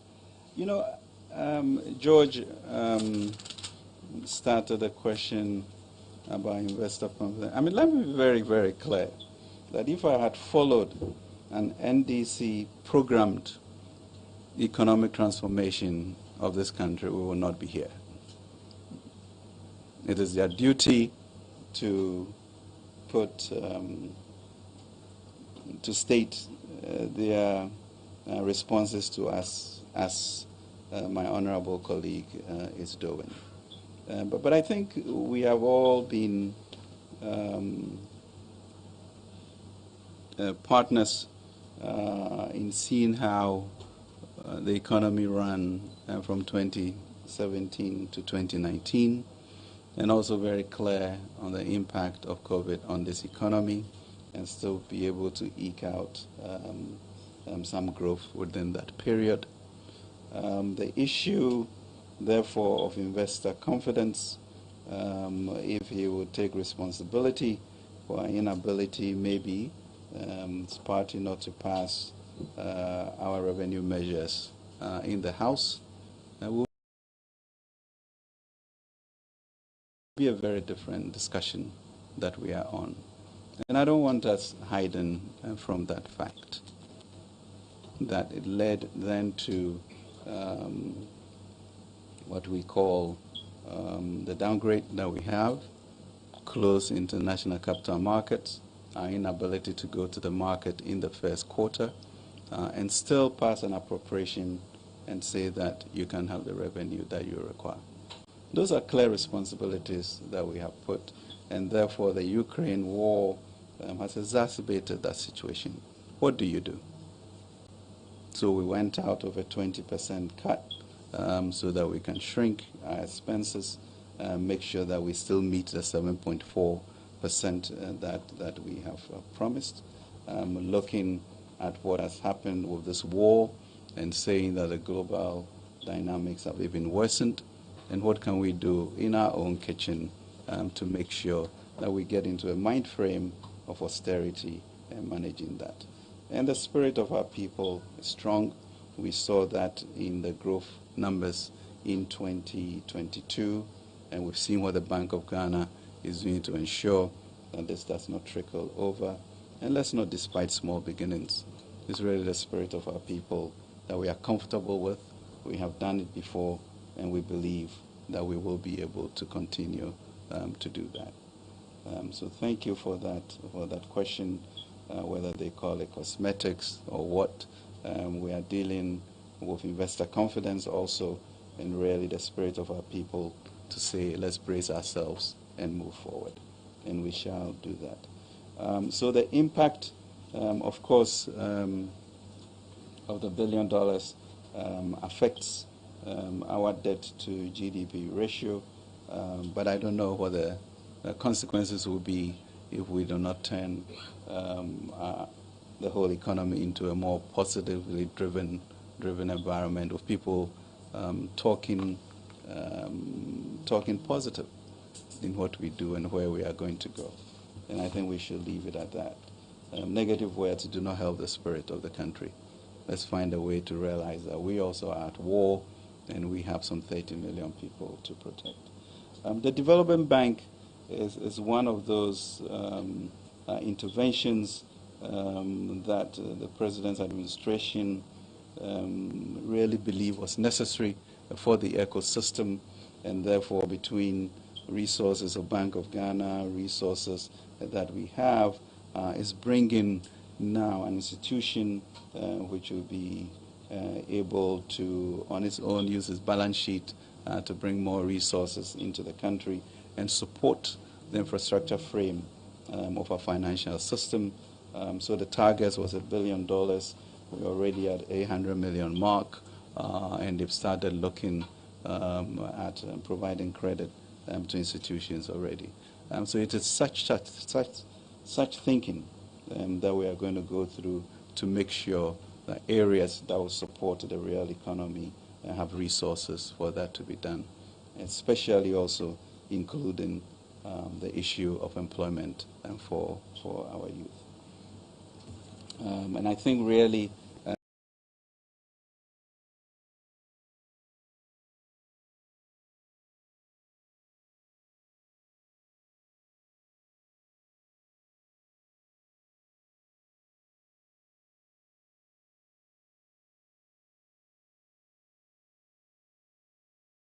as a people, we should not allow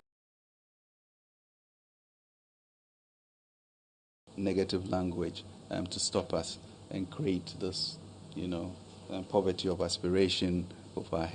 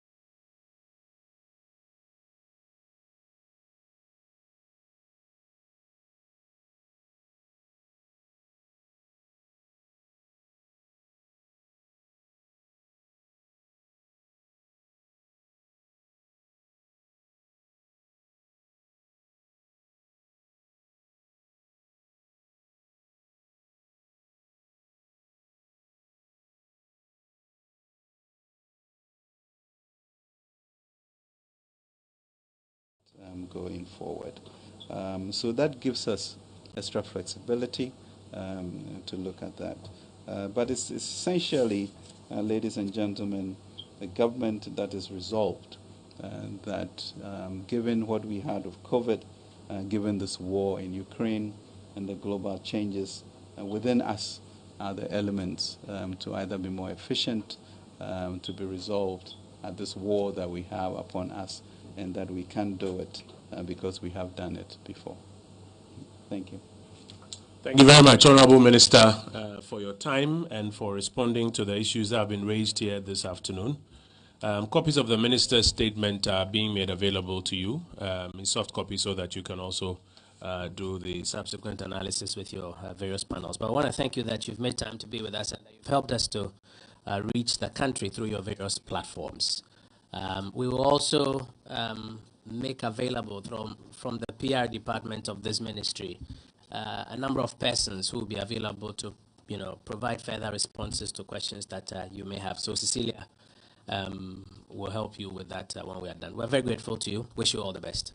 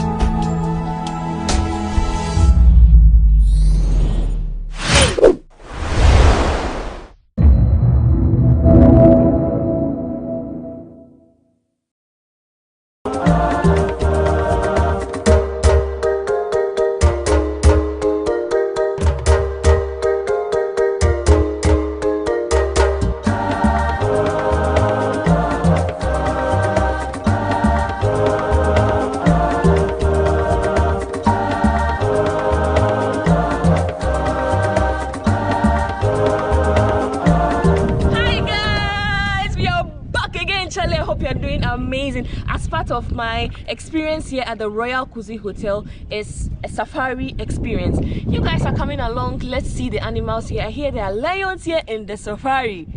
Did you know that? I'm yet to see it for myself. So let's go. Let's experience the place. I like the view. I love the West. I love the Upper West. Let me know in the comment section if you're enjoying my Upper West series so far. Let's go. Let's see what they got.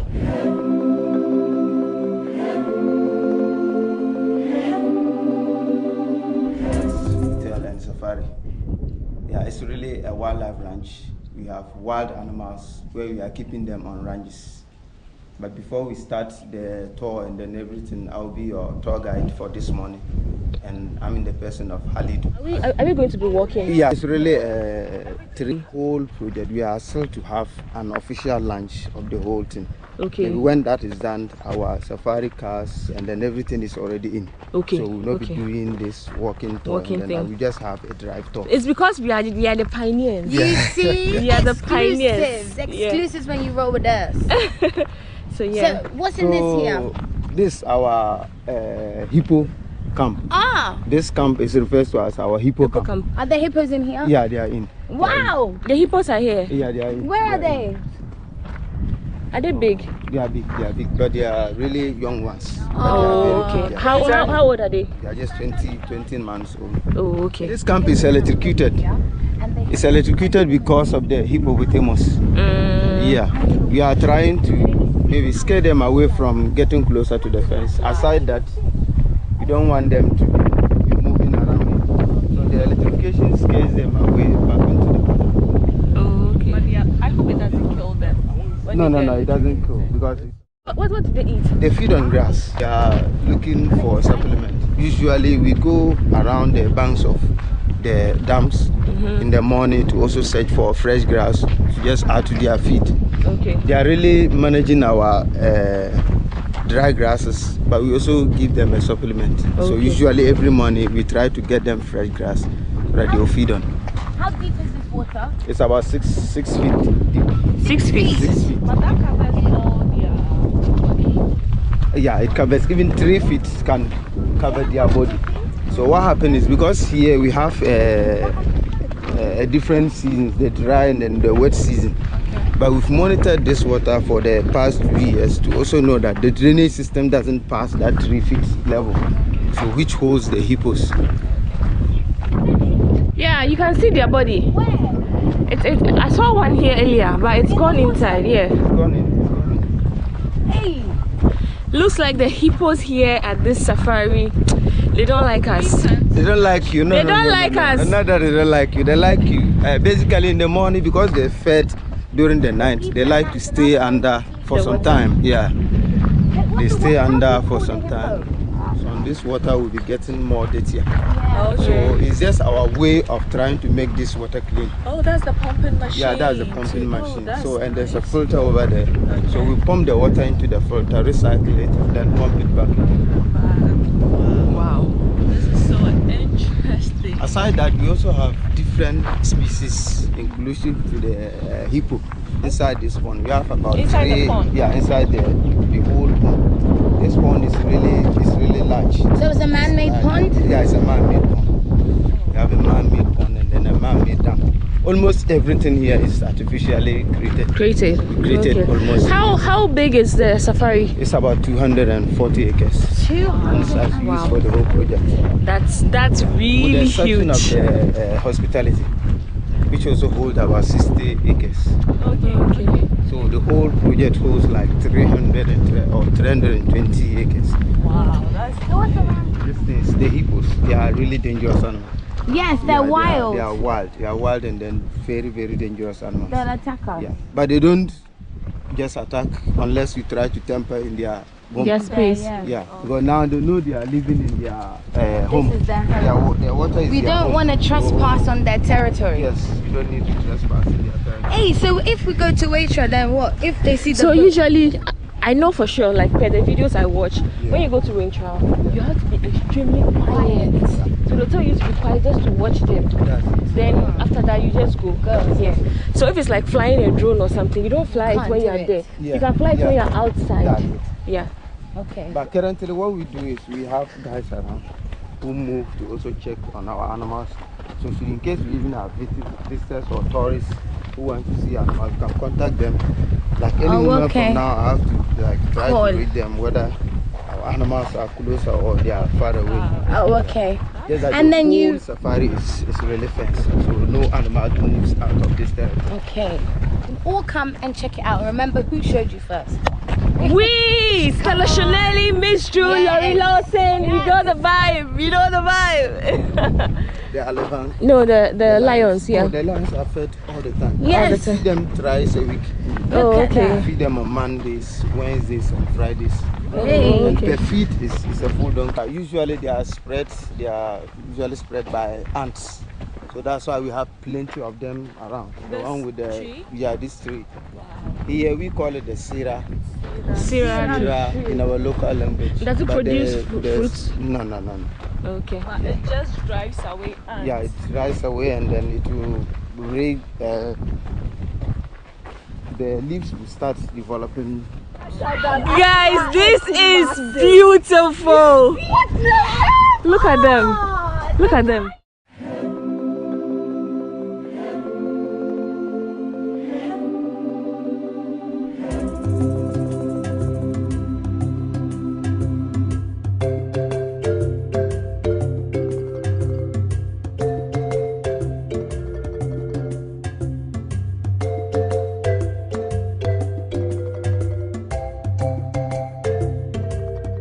They only lose their fear in the night. And this is how they stay when they are well fed and then they don't see any other thing worrying them. They are always, they know they are in their home. So they don't have anything to bother about. Wow. So as they see us around, you see it will get to a time then they will start looking scary in a way because they don't know our mission. Unless they stay for some time and then they get to know that these people, they are harmless. What happens is during the hunting stage, these ones, you see how they are staying. This is how they stay to observe animals, just to identify the weak one. So they stay in the bush, like they are even staying inside the bush to hunt. They can stay for almost 2 to 3 days to identify a weak one among the flock. So the moment they put the chase, they are targeting you. Yeah. Now let's assume you are standing like this. they are able to identify a weak one among us. Yeah. So the moment they jump out of this fence and they are putting the chase, they can run past you, run past my sister here. Then they are targeting me because they think I'm they've observed that I'm the weak one. And any speed I have, but I can't run past that 800 meters, they will be targeting before they can catch me. And usually that's how they do their hunting. And normally it's the females that hunt. So the females are the wild ones. All right. They are really wild. The females are the wild ones. And they are like cats. Come on. Yes, girl. Yes. Ready. See how I called her? We are harmless, Come on. don't worry. Come on. Hey! My goodness. Oh my goodness. You should have seen me. I was just talking about this fence. So this one runs from where we started the tour, the entrance of into the dam. And the reason is we try to stop certain species, almost all the antelopes from getting to this side, because that's where the lions are. The dam is So a we natural dam, right? No, it's an It's artificial man-made. dam. It's a man-made, yeah. Oh, okay. So we don't want some of the species to be getting closer to the lions. We Even want though to- they're in the cage? Yeah, but they may see certain species like the zebras, for instance. That's their favorite meal. So they may want to jump out and then feed on it. So we have to prevent that. Okay. We need to let that thing out of their mind, to have the feeling that they may go out and then put a chase on any animal. Yeah. So we try to stop all animals from getting to the lion's cage. But then, do you still come around and see some animals? What animals have you seen here? Inside this cage, Yeah. we have different species. There, different species of the antelopes. Okay. You have the fallow deers, the bushbacks, the elands, zebras, and then blackback. You have all of them inside this camp. Walking free. Yeah, walking free. Nice. The first thing we saw right here is the shea tree. If you haven't seen a shea butter tree, this is how it looks like. The skin of the tree feels funny. Yeah, look at it. It's so rough. So, at which month does it fruit? Yeah, April, May. April, May. Start fruiting, yeah, April, May. Okay, by And that then time the vegetation is green. It's green. This back, you see that the back is hard. It's like the back of the crocodile. Yeah. It prevents it from fire outbreak. So the back is really strong. And this same tree is where we get our charcoal from. Though it's advisable we don't practice deforestation, but if you want the best charcoal, it's from the shea tree. But Even hey, don't go do that. the fruit itself is edible. Yeah. It's really tasty. Yes. So after I hear eating it the tastes fruit like itself- pear. Yeah. Shea butter. Yeah, I'm yet to taste the We real would fruit. taste It's still processed into shea butter. Yeah. Yes. And you can use it Then for even- eating, yeah. skin, everything. And even after processing it into shea butter, the chaff that is left is not even thrown away. They mix it with sand. And then when you go to some of our local communities, They it is build used houses. Yeah, to plaster houses. Oh. You go to some of these local communities, you see house plastered without cement. Usually you mix the chaff with water. With water. And then sand. This You is use it to local plaster. cement. So this is how Full green, yeah, when it's the ripe. fruit looks like. And this is how it looks like. This is fresh. It's now fruiting. But then when it becomes big, then they dry it before they can start using it for shea butter. So yeah, this is how it looks like. And it's really beautiful out here. I like the fact that the weather is hot, but you don't sweat. It's dry. And it makes me feel pretty, like sun, the glow, the extra shea butter. And my mom is like, "Are you sure you don't add anything?" I'm like, "Nope, just shea butter." So since we are seeing the poop of zebras here, this is how it looks like. He says he's very sure the zebras are around. This area is not fenced, it's the free range. So we are walking in search of zebras. Hopefully, fingers crossed, we are hoping to see zebras. And so how often do you see them? Usually every day. Every day? Every day. Okay. So we are very hopeful we'll find zebras. I'm super excited because the only time I've seen a zebra was at Shy Hills, which is caged. So this living free range, I can see their poop all over. What's the name of their poop? Or is it still poop? It's poop. It's poop. Okay, poop is poop. So yeah. Are you enjoying the tour so far? Let me know in the comment section. You enjoy yourself, Stella? So we are in search of the Zebras. and we are following their poop. Yes. But we are up the hill. We are still going high. We are not seeing anything. So let's go. Let's hope we find them.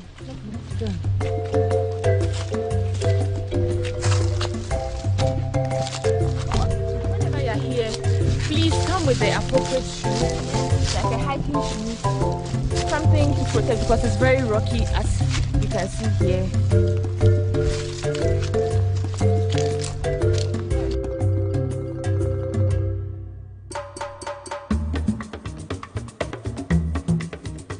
So we've been walking past 20 minutes. We haven't had any sign of the zebras yet. So we have found like 3 poops around. So we are still walking and in search of zebras so that you could also have a feel of how they look like if you've not seen one before. So they say we found a fruit. It's called the yellow berry, locally called saba. This is how the tree looks like. What did you say it tastes like? Like mango? Tasty. No. Very tasty, like tamarind. Tamarind. Oh, okay. Tangerine. Not orange. Oh, I see. Wow. These are the things you get to learn when you travel. You wouldn't know until you travel. So I would encourage anyone, when you visit a new country, try and do something different. We are just moving So, this way. we are still in search of the zebras, and at this point, this is how my view looks like.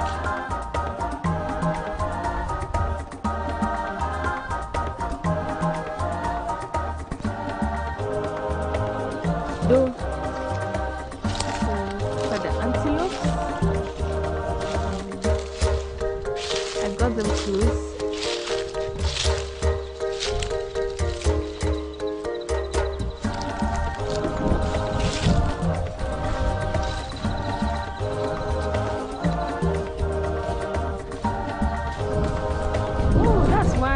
Running away. They are so fast. So I just saw the antelopes running with their family, and I'm super excited because the last time I was in Mole National Park, as soon as you see them, they've run away. So it's exciting. I'm quiet because we are hoping to still see the zebras. We don't want to scare them away. So yeah, the hunt is still on. We've been walking for close to 30 minutes and it's been fun so far. We finally found a zebra. Hey, there are two. There's one here. And the other one is over there. So this is it. Finally found the zebra. So this is called an eland. He's trying to move away. I don't know if you can see. Yeah. This is so beautiful. Look at the zebra.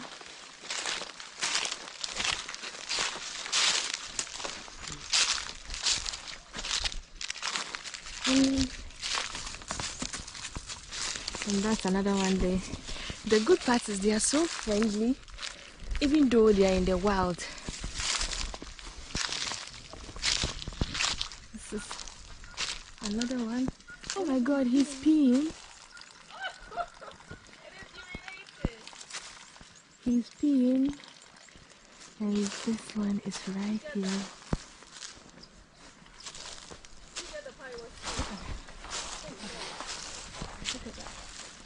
Walking. This is so beautiful. It has been amazing. This is the closest I have come in contact. I've never been to a zebra because Shy Hills, there's a fence that stops us from touching it. I fed them in Shy Hills, but this one, we're like, if I wanted to jump on its back, I could have.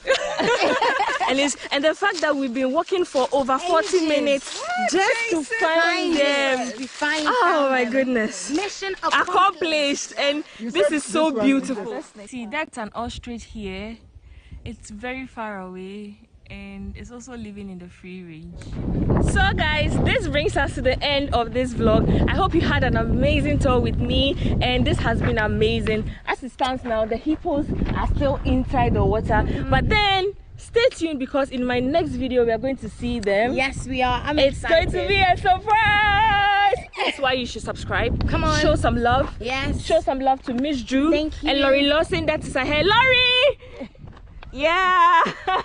So subscribe to all of them, their channels. Show them some love. Tell them Stella Shaleli sent you. Because there are there are 2 travel vloggers. I mean, the only female vloggers. Come on. So far in Ghana. We are the show ones some that love. do it all. So show some love, like, subscribe, share, comment. Let's get interactive in the comment section.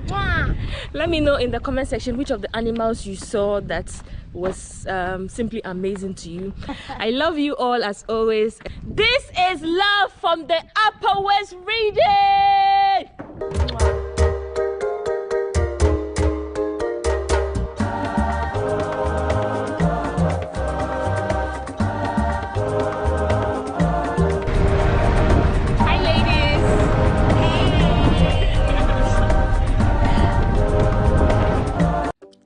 Some few days ago, Miss Drew, a travel YouTuber, and Laurie Lawson, also a travel YouTuber, and I decided to embark on a trip to the north, specifically the Upper West region of Ghana.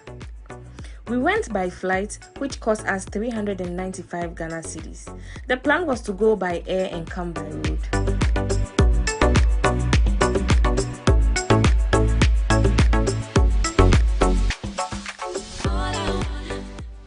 We were welcomed by Weyala, which was organized by Miss Drew. Shout out to Miss Drew.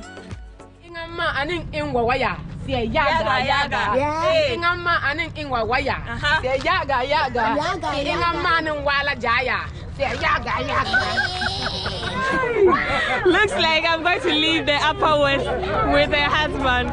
This has been an amazing welcome, amazing reception. Check her out. She's an amazing artist. She's been all over the world. Her music is beautiful. It's amazing. I'm going to insert some of her music here.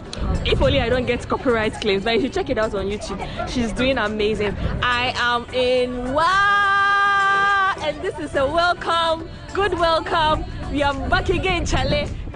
Weyala welcomed us and made us feel at home, and she entertained us while we had lunch.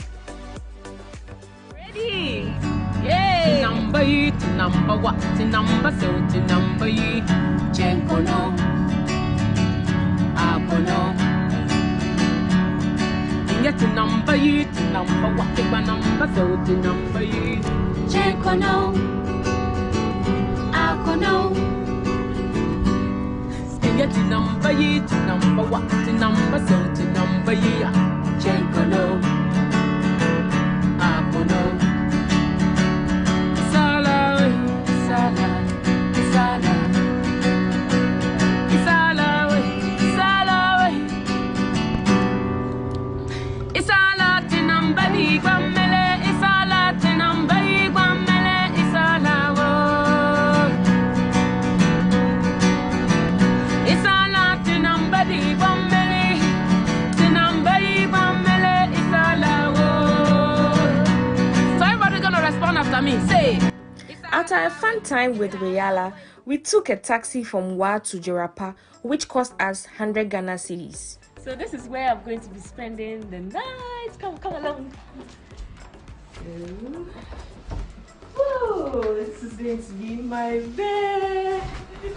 We then spent the night at the Royal Kuzi Hotel. The experience was amazing.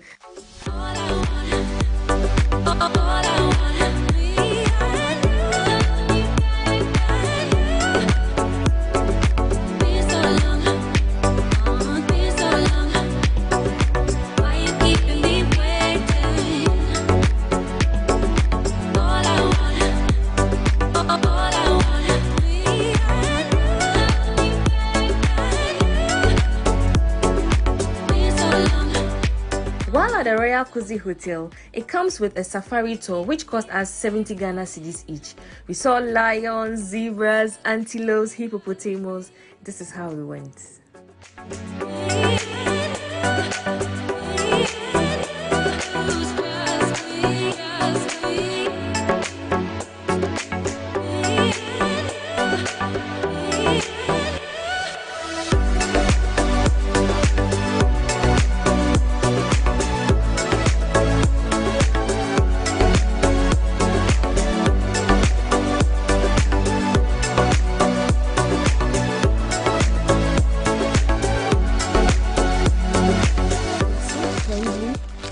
even though they are in the wild. This is another one. Oh my God, he's peeing. He's peeing. And this one is right here. The safari was so insightful and I highly recommend. Anytime you find yourself in the Upper West region, please visit the Royal Kuzi Hotel and opt for their safari tour. We left the Royal Hills Hotel to try street food, so we picked a loading taxi from the Jurapa station, which cost us 20 Ghana cedi each to Wa. While at the Wa market, we tried new snacks such as ice kinky with lemon, which was very different from the usual ice kinky we would usually have in Accra. We also tried tamarind juice, which was really nice. So this is how the sphere looks like, and I'm going to be trying it. Give me one more. This is good. It tastes like just like suya. Suya is suya. There's no other taste apart from suya. So this is good. So far, everything here is very cheap. All their snacks are like 50 pesos, which is less than 1 cedi. And then the highest you can get a snack is 1 Ghana cedi. Everything is very cheap here. I've been here and I've spent less than I thought I was going to spend. We ended the day by heading back to Wichwa, which is a town in the Upper West region. It's about an hour drive from Wa, so we picked a bus from Wa station. So we are currently at the Wichwa station, about to take a bus, and we paid 10 Ghana cedi each.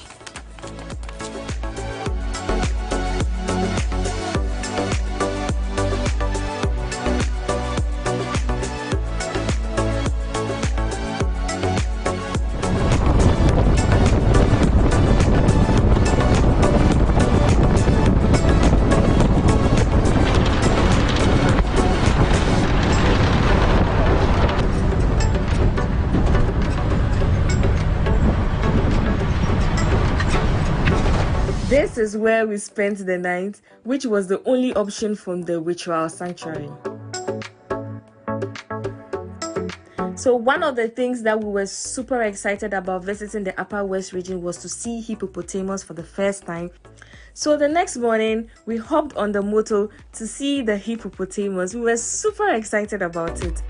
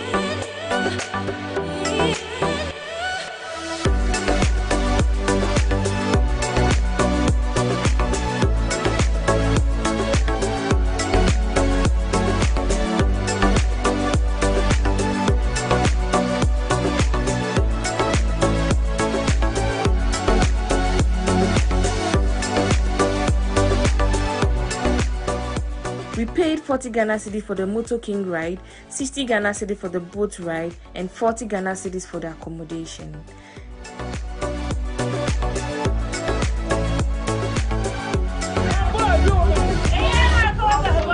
It's okay. Come on. Macaroni.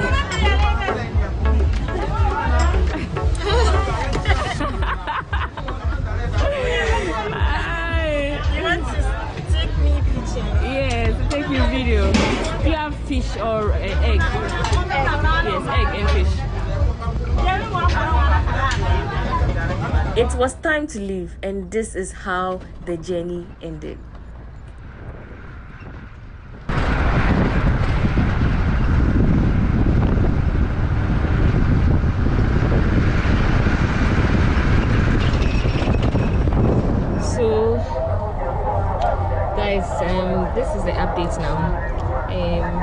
we are currently back at Wa Station, and the plan was to come by flight and go back by bus.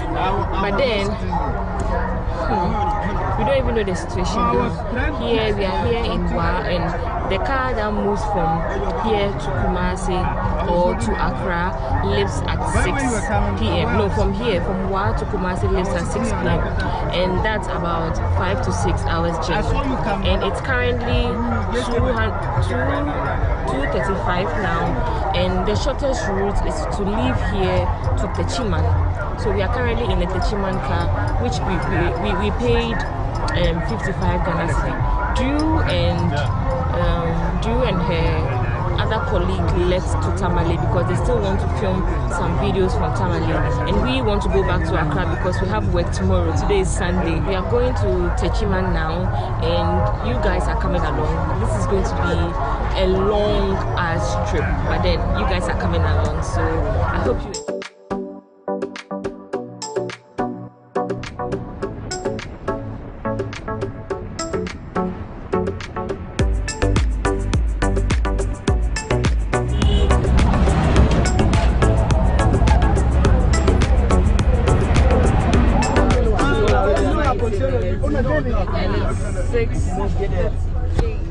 So we are also still on the road. Currently people are alighting here, and according to Laurie's map, we are about 2 hours 19 minutes to Techiman. So yeah, I slept, woke up tired, so we are still on the journey and hungry. We are very hungry because we have not had any proper food to eat. So people are just wasting time. They are lighting instead of them hurrying up there. So I'm currently, in fact, we are currently in Techiman, and we are getting another bus from Techiman to Kumasi. It's currently 9:35. We're getting a bus from Techiman to Kumasi costs 23 Ghana cedi. So while we are waiting, we've already booked the ticket, so we are about to get Indomie because we are all hungry.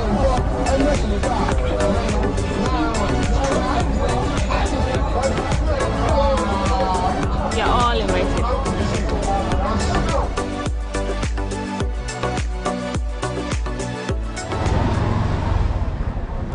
So we are currently around Kijitia, and there's no taxi. Uber is disappointing.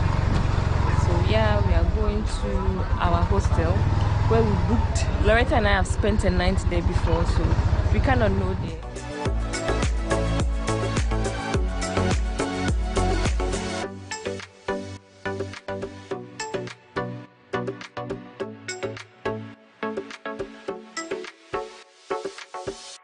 Good morning. Hi, Larry. So we made it to the airport on time, even though we had just like 5 hours of sleep. We are heading back to Accra now, and I'm going to explain how I ended up at the airport instead of being on the road back to Accra soon. So even Kumasi now, it's 7:19, and it's going to take 40 minutes to Accra.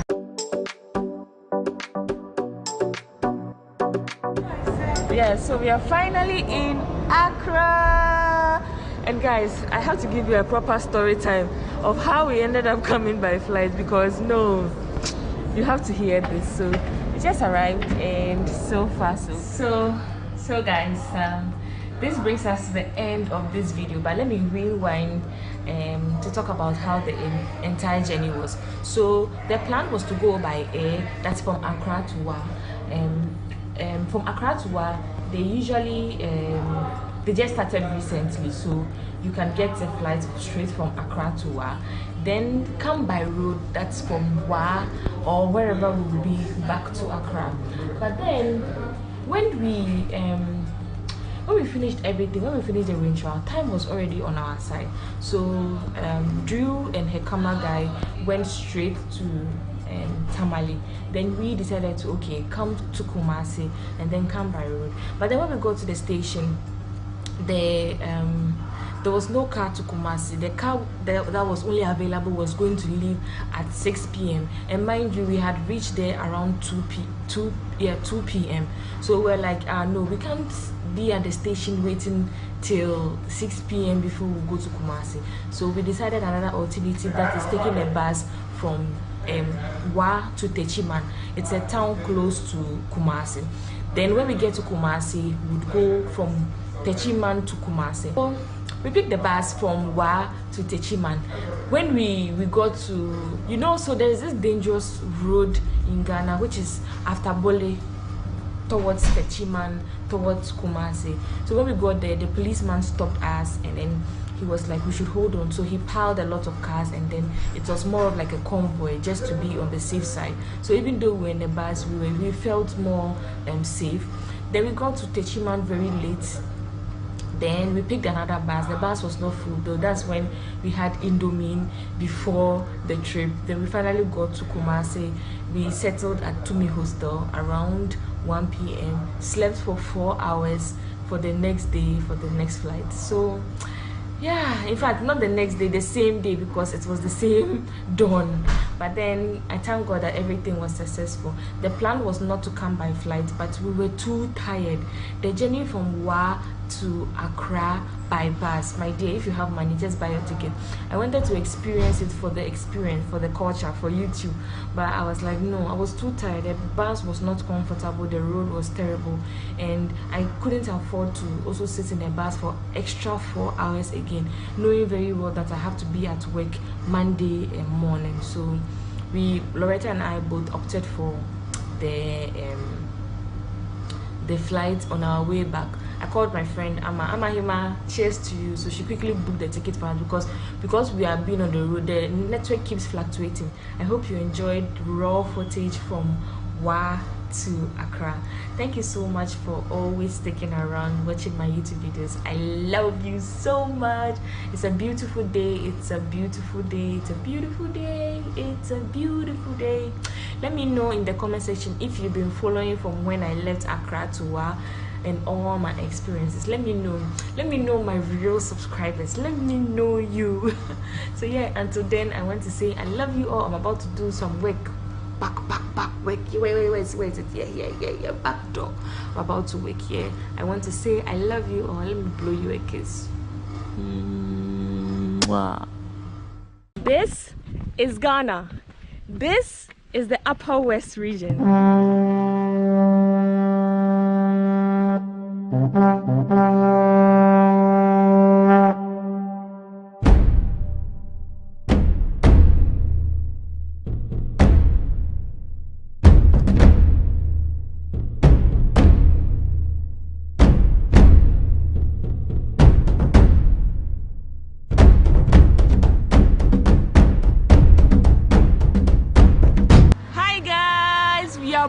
Again, Charlie, I hope you are doing amazing. Guys, did you know that we have hippopotamus in Ghana?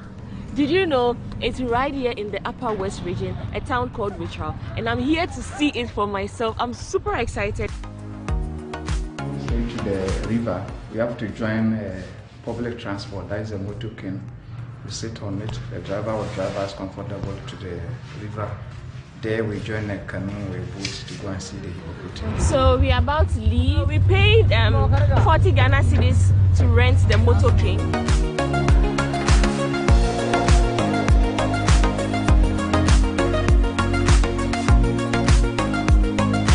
After 20 minutes of a rough safari ride, we finally reached the river. I'm super excited. I haven't seen an hippopotamus before. I've been wanting to see this since 2 years ago, since I started YouTube, and I'm so happy I made it happen. And guess what?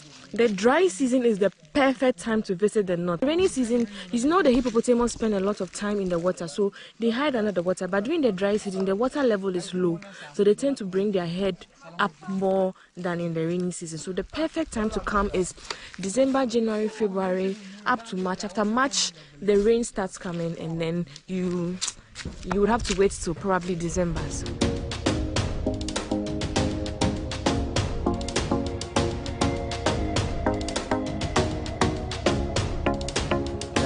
Safety precautions that I want to put in place before we go. We are now on water, no more on land. Follow what I will say you should do. Where you are sitting, be on the middle of the seat. Don't turn anyhow. If there's anything, we have to be very quiet so we don't disturb the hippopotamus. So we have just started the trip and I'm going to be wishing. Wow, I've seen 2 so far. They keep coming out and going inside. The Wichao Community Eco Sanctuary is a community-based conservation initiative established by the chiefs and opinion leaders. Our main aim is to conserve the fauna and the flora, that is the plants and the animals, market it to the rest of the world or other regions as an ecotourism site.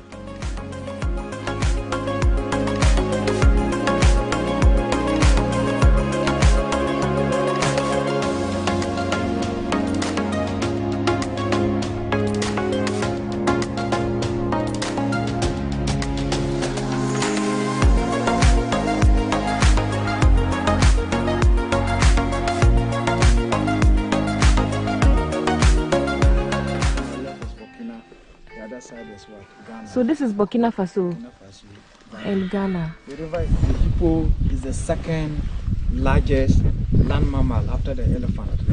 Elephant is having weight over 4,000. A grown, matured male hippo, the weight is 3,200 kilograms. The female weight is 2,700, 2,800, depending on the age. They carry their pregnancy for 270 days. Whoa! And they give birth every 2 years. That's the interval. So we started 98 with only 4 hippos.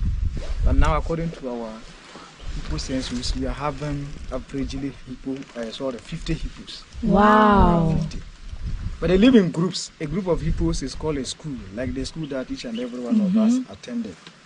So depending on the group that we will meet, ever since I've been here for the past 10 years, the highest group I've ever come in contact, they were 22 in number. Sometimes you can see one. When you see one, that one is an independent hippo. It doesn't want to associate itself to any group because that one is always very much dangerous. Sometimes you can see 2, like what we saw at the entrance. That was a female and the little one. I'll give you this and there isn't. Hippos, when they give birth, they're having the liberty to bring the children to the group. That is, if that offspring is a baby girl, the grown ones, particularly the males, they don't have problem. They can support the mothers as far as nature is concerned to cater for them to also grow up. But if the mother unfortunately give birth to a little hippo and it's a boy, there's a problem. If it is brought to the group, the grown males will kill it because they don't want it to grow up and they will be competing over the women. It can just be like we are here, 1, 2, 3, 4. We have 4 men against 3 women. If they are hippos, we have to attack the younger one. It could be this one or the other guy at the back. We have to kill him so that the woman can do our mapping so well, 1 to 1. So that's how they normally do it.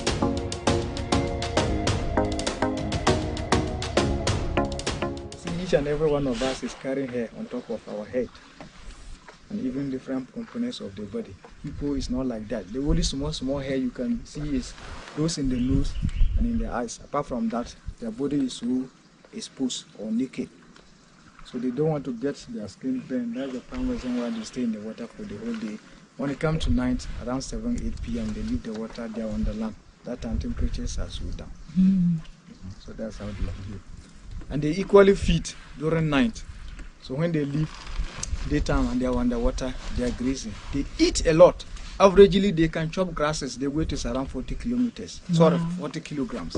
per night. That's how they can eat. And per every bite, the magnitude of grasses or feed that they can consume is 50 centimeters. That's how it is done. Hippos, I can say, they don't have teenage pregnancy. At the age of 9, the females are ready to do their due, conceive, give birth, and they also multiply.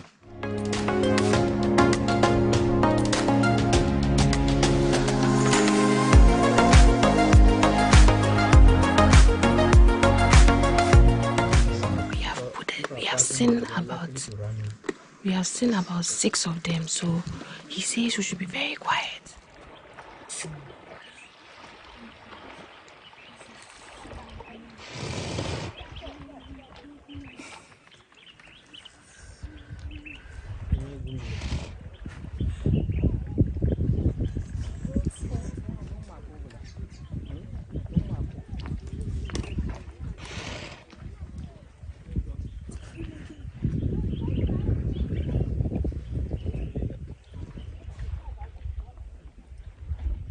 Sleeping.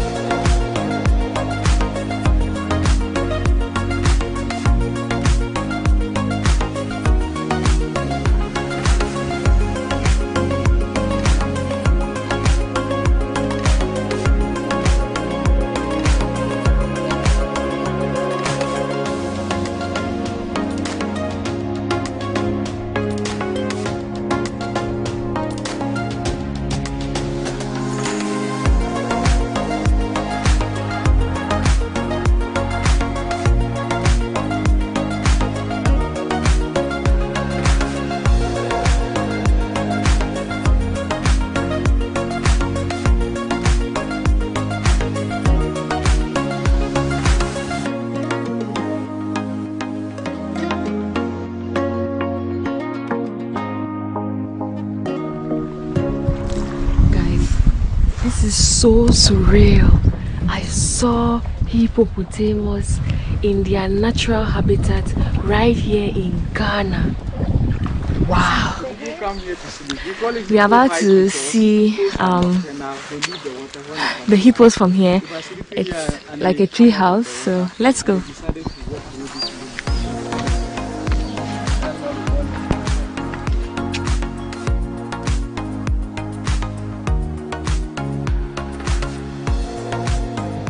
So guys, this is another option. This is the tree house where you get to see the hippos right from sleeping here. So you can actually come here, come with your tent. They bring you here by boat from where we lodged earlier. Then you can spend the night here. So this has been exciting. Guys, I'm so happy because when I was flying the drone, as soon as they heard the sound of the drone, even though they left after they noticed there was something around, I was able to capture them. This is so fulfilling. I'm so humbled and I'm so grateful for. Bye bye. Yo, that's it.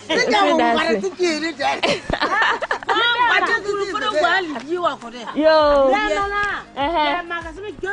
Okay. All right. So if you understand what they said, I think we are very close to Burkina Faso and we are going to Burkina Faso for the first time, and this is so exciting. You get to very close to another country and you don't get to explore. But I mean, once I'm going to step foot there, I can say I'm also going to Burkina Faso. So keep watching, guys. I hope you're enjoying this video as much as I enjoy documenting my experience.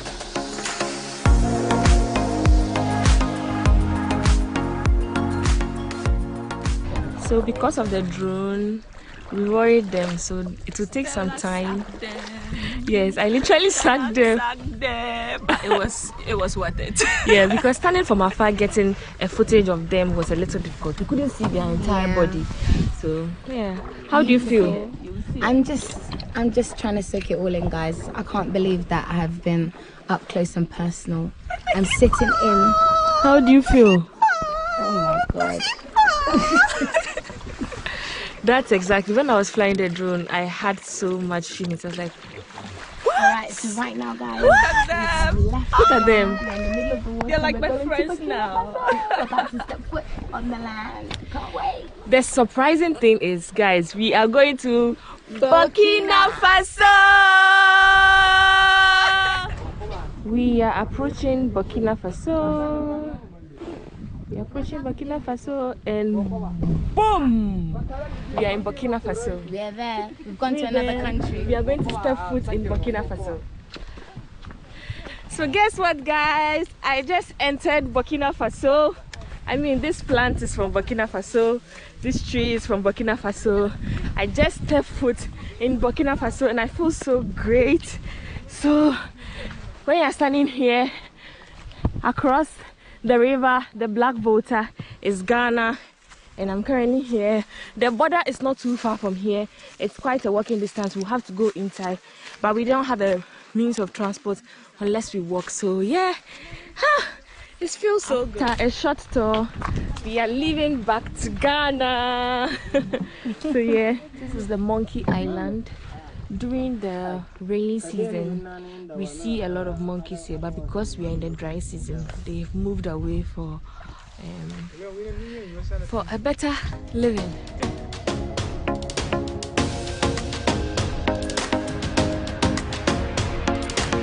We started our journey from another point, but we are using the shortest route, so this is the end of the boat ride.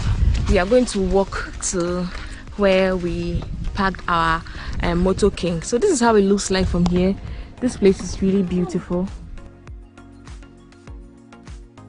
First people to settle in Wichao town moved from the Gumba land. Obviously, long ago, there used to be disputes over women and land issues. So those in the Gomba land, or the people who migrated from that place and settled in Wichao, they decided to relocate. So when they were coming and they got to Wichao, the leader asked them to stop because he foresaw that that place was a nice place for living. But the place was very like a forest, very bushy and full of wild animals. In order to clear the place for a very peaceful or safe living, he just asked them to start clearing the place that they want to settle. So that's how they came by the name Wichao. The we is just like the English we all know, so many people. Then the chow in our language means to cut, clear, or cut something, or chop something. Nice. Weed and then we chow. So we chow, we chop, we cut. Wow, amazing. For the group trip, we paid 60 Ghana cedis for entrance, 60 Ghana cedis for the safari and the boat ride, and we paid 40 Ghana cedis for transport, which we shared among ourselves. I hope you enjoyed watching this video as much as I enjoyed documenting my entire experience. Until next time on my next video, I love you all. Mwah.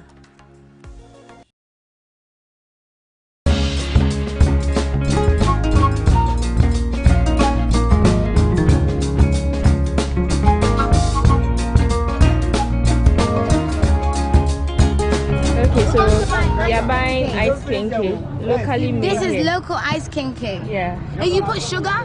Yes, there's sugar. But let's drink. I mean, there's no way I'll come to the north and not try a local milk. So this is ice kinky, which is 50 pesos. I'm about to try. There's lemon in it. Hey, there's lemon in it. Oh wow. So I'm about to try it. Let's see how it goes. See. So one thing about me is I have a typical African stomach. Wherever I go, I kind of have a way of adapting to any kind of food. Whether there is pepper, whether it's not spicy. When I even went to Kenya, I had that experience. No spice, yet I was able to eat their food and feel fine. So this is no difference. They said there's lemon in the ice kinky. Let me try it and see how it goes.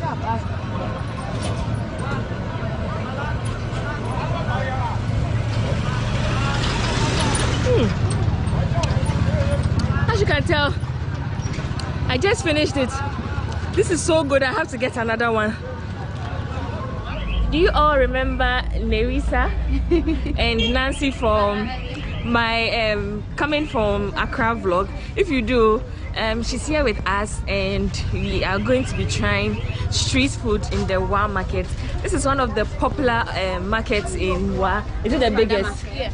Oh, okay, this is the biggest. This part of the market, but this area is called Fadama. Fadama. Okay, so we are currently here at the outskirts of the market, which is called Fadama. So we are here to enter into the market and see if we can get some something to try on, some local meals, local street food, local beverages, and yeah, you always know whenever I visit somewhere new, I decide to try something new, experience what the local experience, and I'm here for it all. So yeah, if you're watching this video, I am currently in the Upper West region. Wow!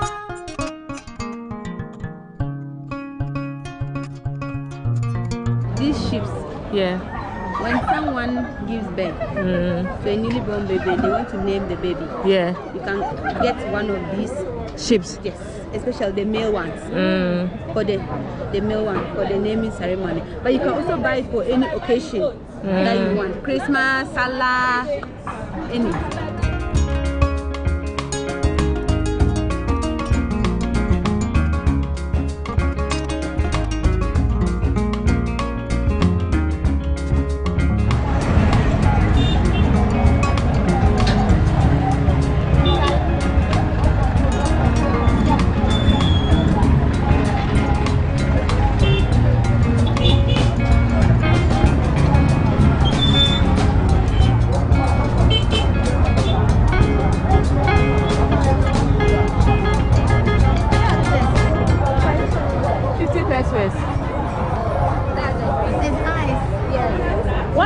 What's it made of? It's made out of this.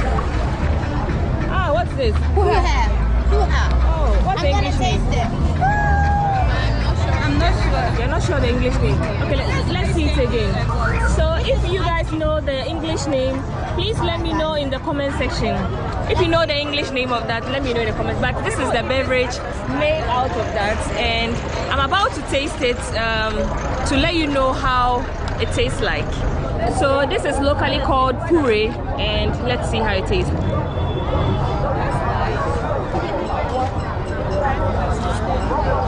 Okay, so this is like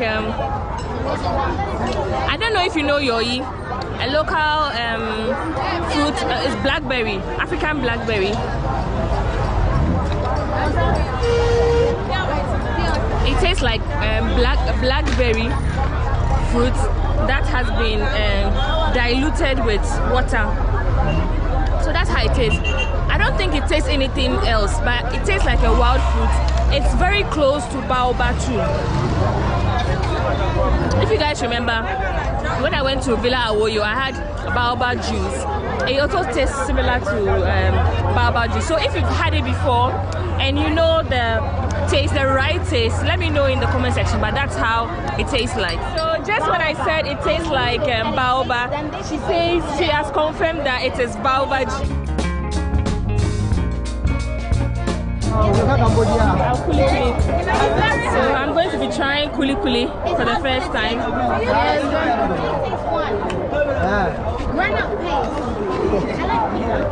This is very hard.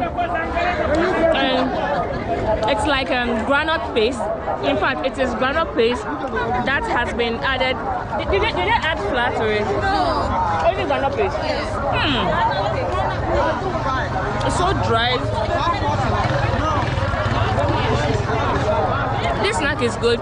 It's like having kati cake, but kati cake is mixed with sugar. This is raw granite paste, and this is good. It's called kuli kuli here in Wa. So you can have it with gari, with sugar, gari soakings, which is a local beverage here in Ghana. So if you've not tried it before, you might as well as buy one and try it. It's so hard. So I'm going to be trying suya. How much is one? 20 pesos. 50 pesos. Give me some. How much? Give me.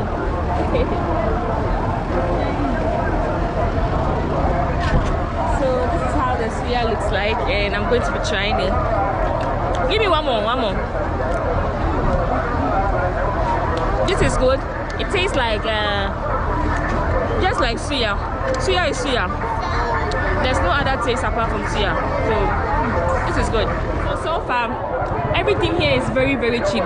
All their snacks are like 50 pesos, which is less than 1 cedi.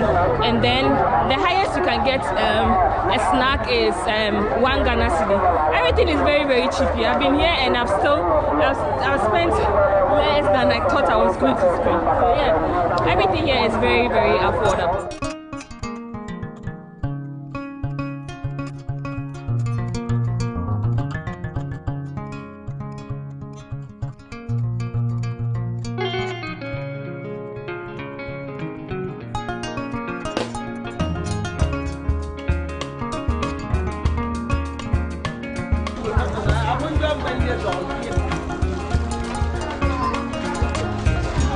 To come into our video.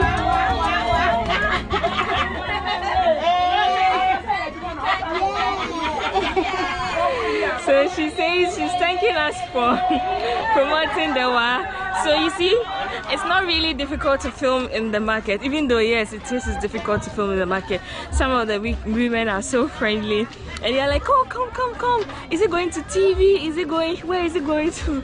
And it makes them interested. Once they know they are going to see themselves on TV, or their colleagues are going to tell them, I saw you on TV, then they are very interested. So yeah, so far so good. We are currently in the clothes section. Let's go see if we can get more street food to try. Yeah, I want to try chozapi and bits of soup. Where can I get some?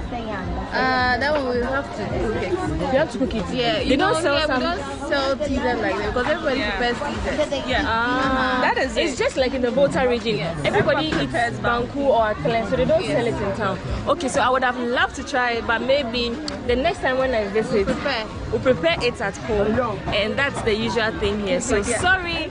My friend recommended I tried cheeses and bits of soup. Okay. Yeah, and then she also mentioned I tried tubani, which we had yesterday. If you guys remember watching my vlog previously. So yeah, if you haven't watched it, please go back, watch my videos, and come back to finish up this. So yeah, so far so good. Let's see what we can get. I'm currently in the market.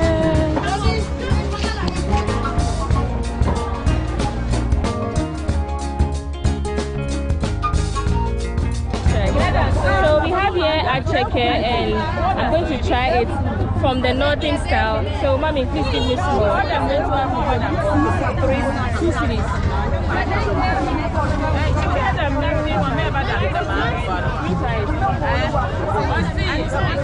It's plenty, it's plenty. Yeah, small. Yeah, it's okay. They add a little salt.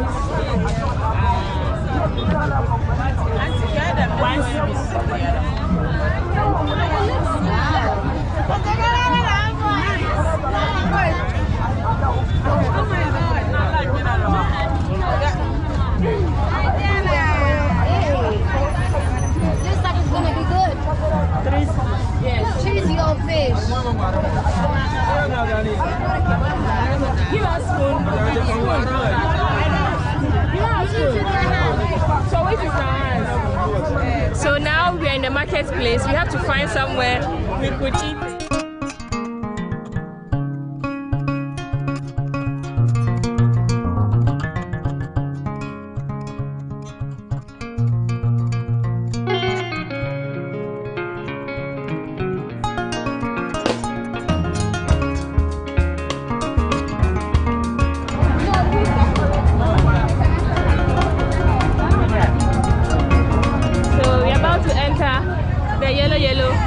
To pick our stuff. So yeah, this and then head to our next location.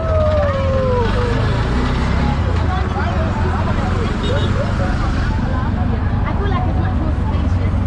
Busy, there's a different type of busy over here. And I love me some macaw. I'm a to-do girl. So yeah, I had the acheke. I'm yet to go try it.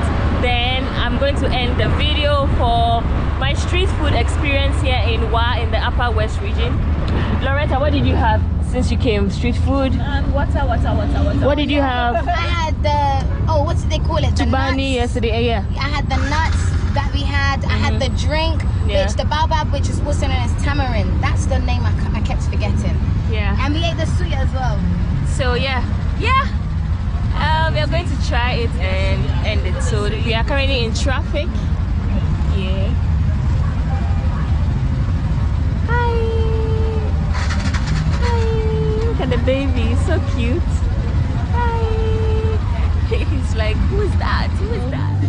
about to try the acheke I bought earlier on.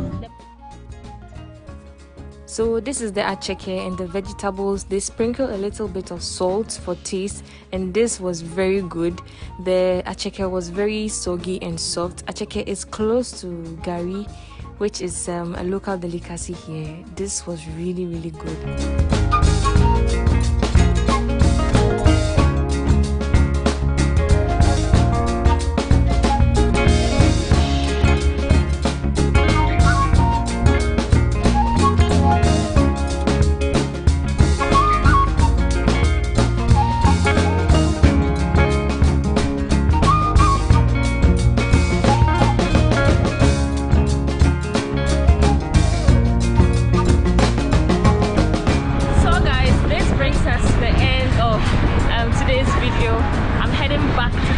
Destination, and I hope you enjoyed watching this video as much as I enjoyed documenting my entire street food experience here in the Upper West region, specifically. Wow! So yeah, until next time, I love you all. Thank you so much for watching. I am currently in the yellow, properly called tuk tuk. How do you call it in your local dialect? Mahamakambu. It's called Mahamakambu. So if you haven't tried this here in the Upper West, in fact in the North, you should make it a point. It's very, very cheap. Short distances are about 1 city, long distances are about 3 cities. So yeah, it is worth the experience. Until next time, I want to say I love you all. Much love from the Upper West. Mwah.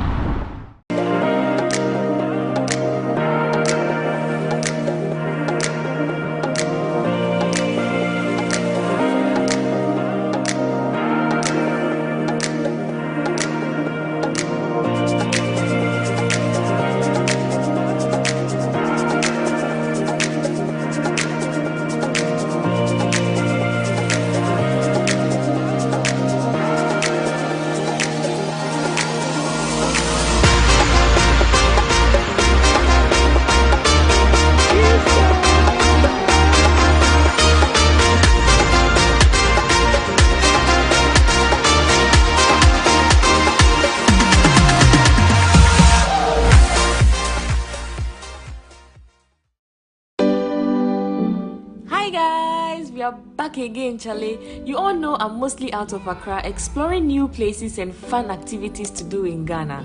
But in today's video, we are right here in the heart of Accra, a place located in cantonment called the Mahogany Lodge.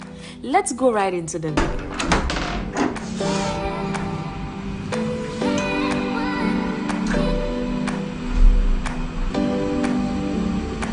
It comes with a TV. That's the bedroom there.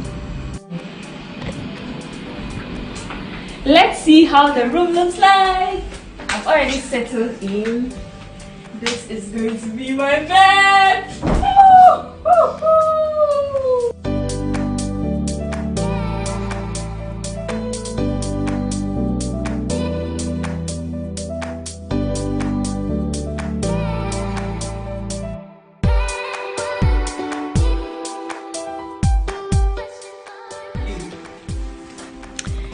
Hi guys! The bathroom looks like. So the bathroom has 2 exits, one from the bedroom and one that has a view of the balcony.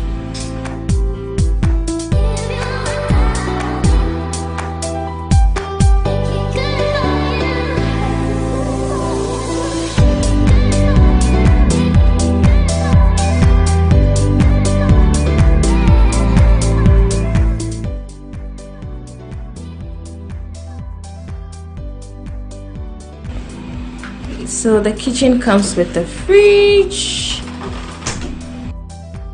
and a blender.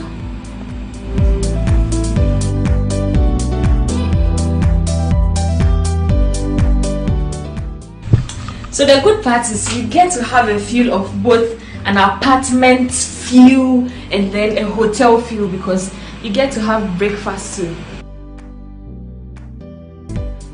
So right in front of my room, which is 113, is also another room. It's currently vacant. how it looks.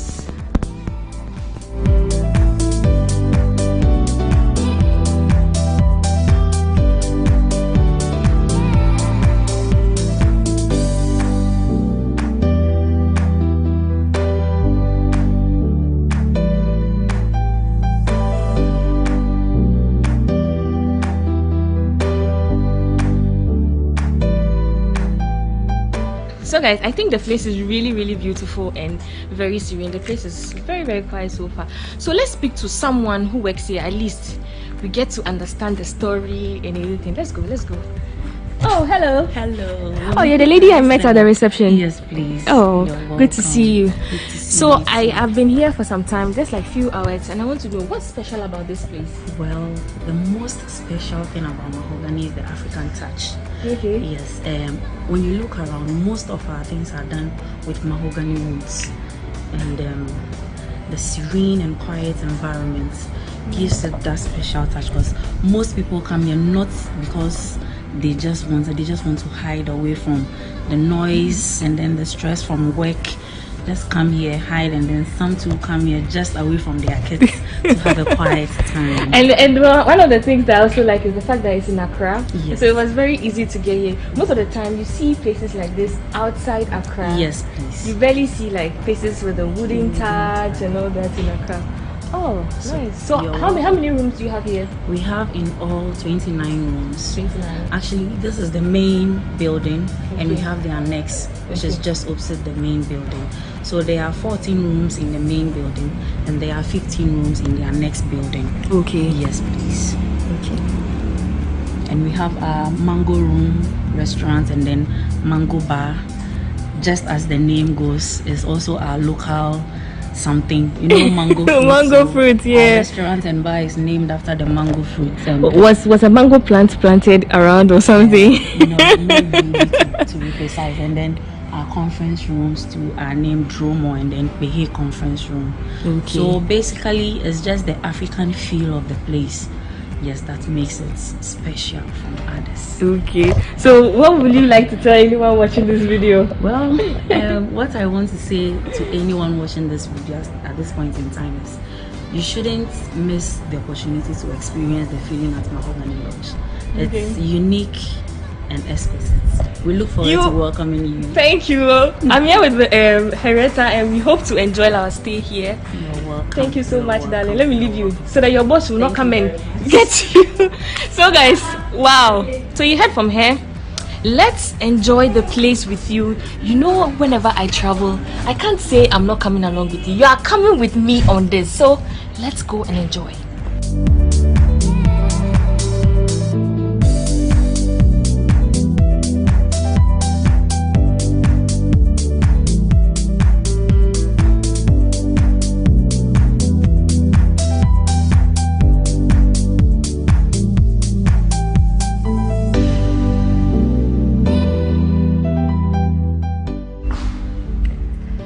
So the annex also has a conference room.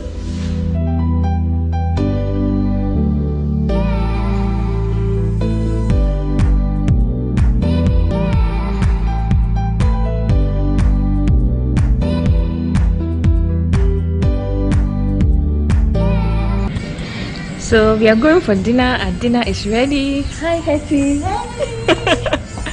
And so this is how I'm dressed. Hetty, show them how I look. Let me show y'all. Damn.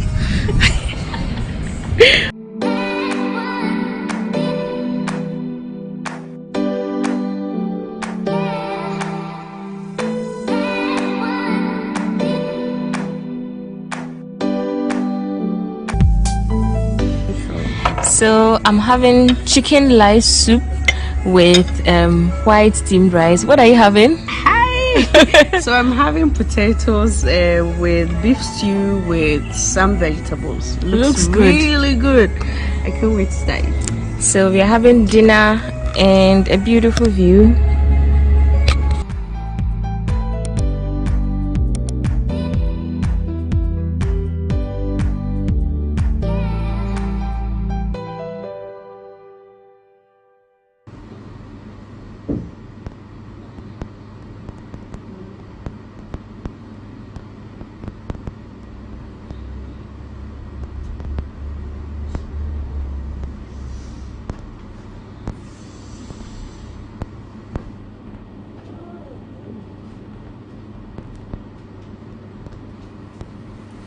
Good morning.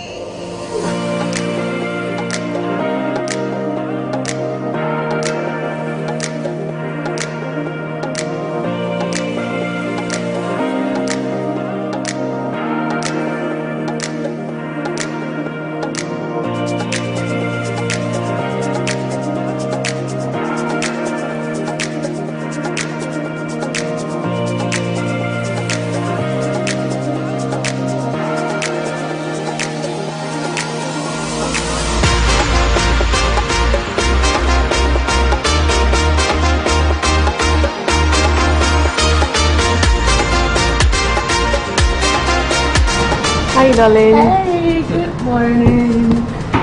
So it's time for breakfast, and I'm having regular English breakfast, which is on the house. Yeah. So it's complimentary breakfast.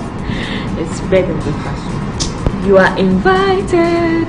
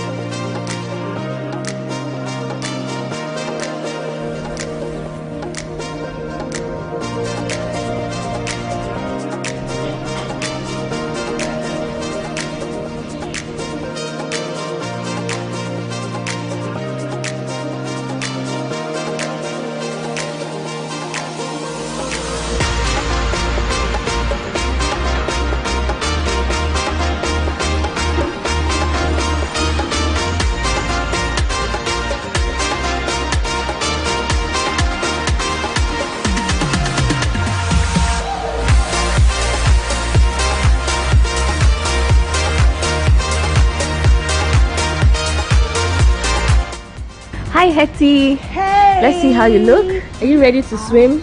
I'm so ready. Thank God for the sun today, because we've been waiting for the sun forever. I can't wait to dip my skin into this pool. I know. The pool is calling. The pool is.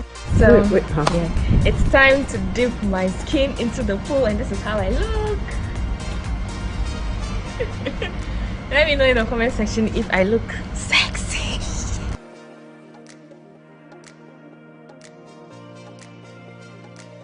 Hi, Henrietta.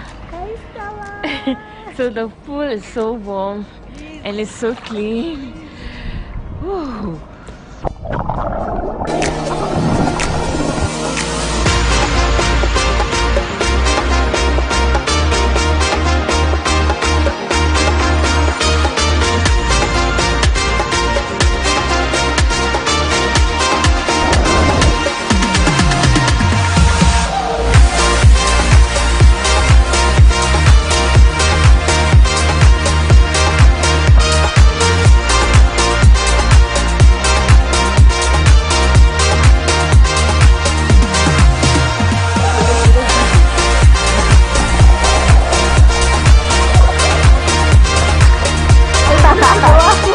Well, congratulations. Congratulations on your first attempt.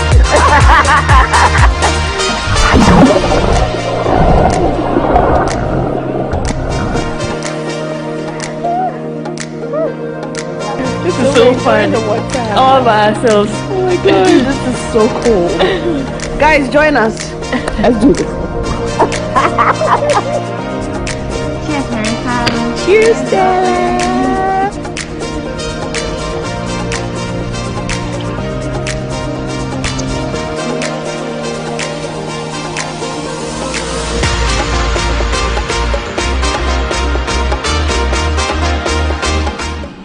Comes with a TV, a dining table and chair, the bedroom, and let's see the balcony.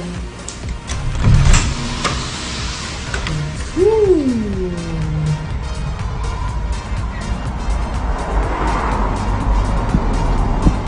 So this place is the perfect place to read, to soak some energy, you know, take some cool pictures, which I'm going to definitely take. So if you're not following me on Instagram, typically do so on Stella Chanelli. And this is the view from the balcony.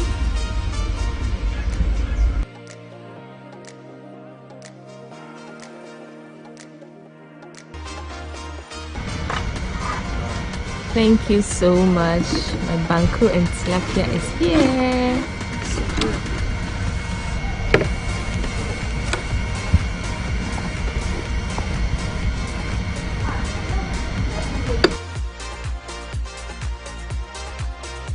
This is my favorite part. So you're all invited to satisfy this food in Jesus' name. Amen. Let's try their banku and tilapia for the first time.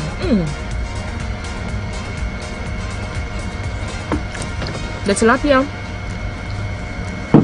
is fresh. Just look at this. Look at how white it looks, and it tastes so good.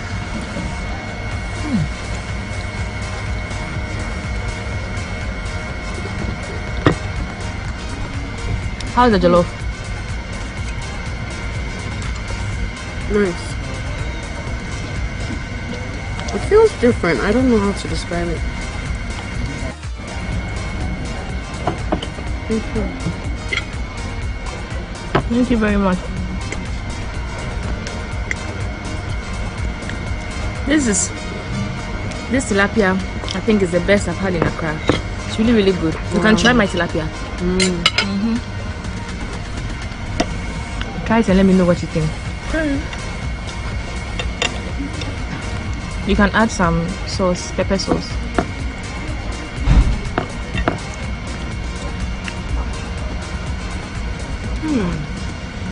It's nice, right? Really nice. So guys, whenever you come here, I think if you're a tilapia person or a banku person, you can have tilapia with maybe rice or anything. Opt for tilapia because I think it's really worth it here. So guys, this brings us to the end of this video. I know, right?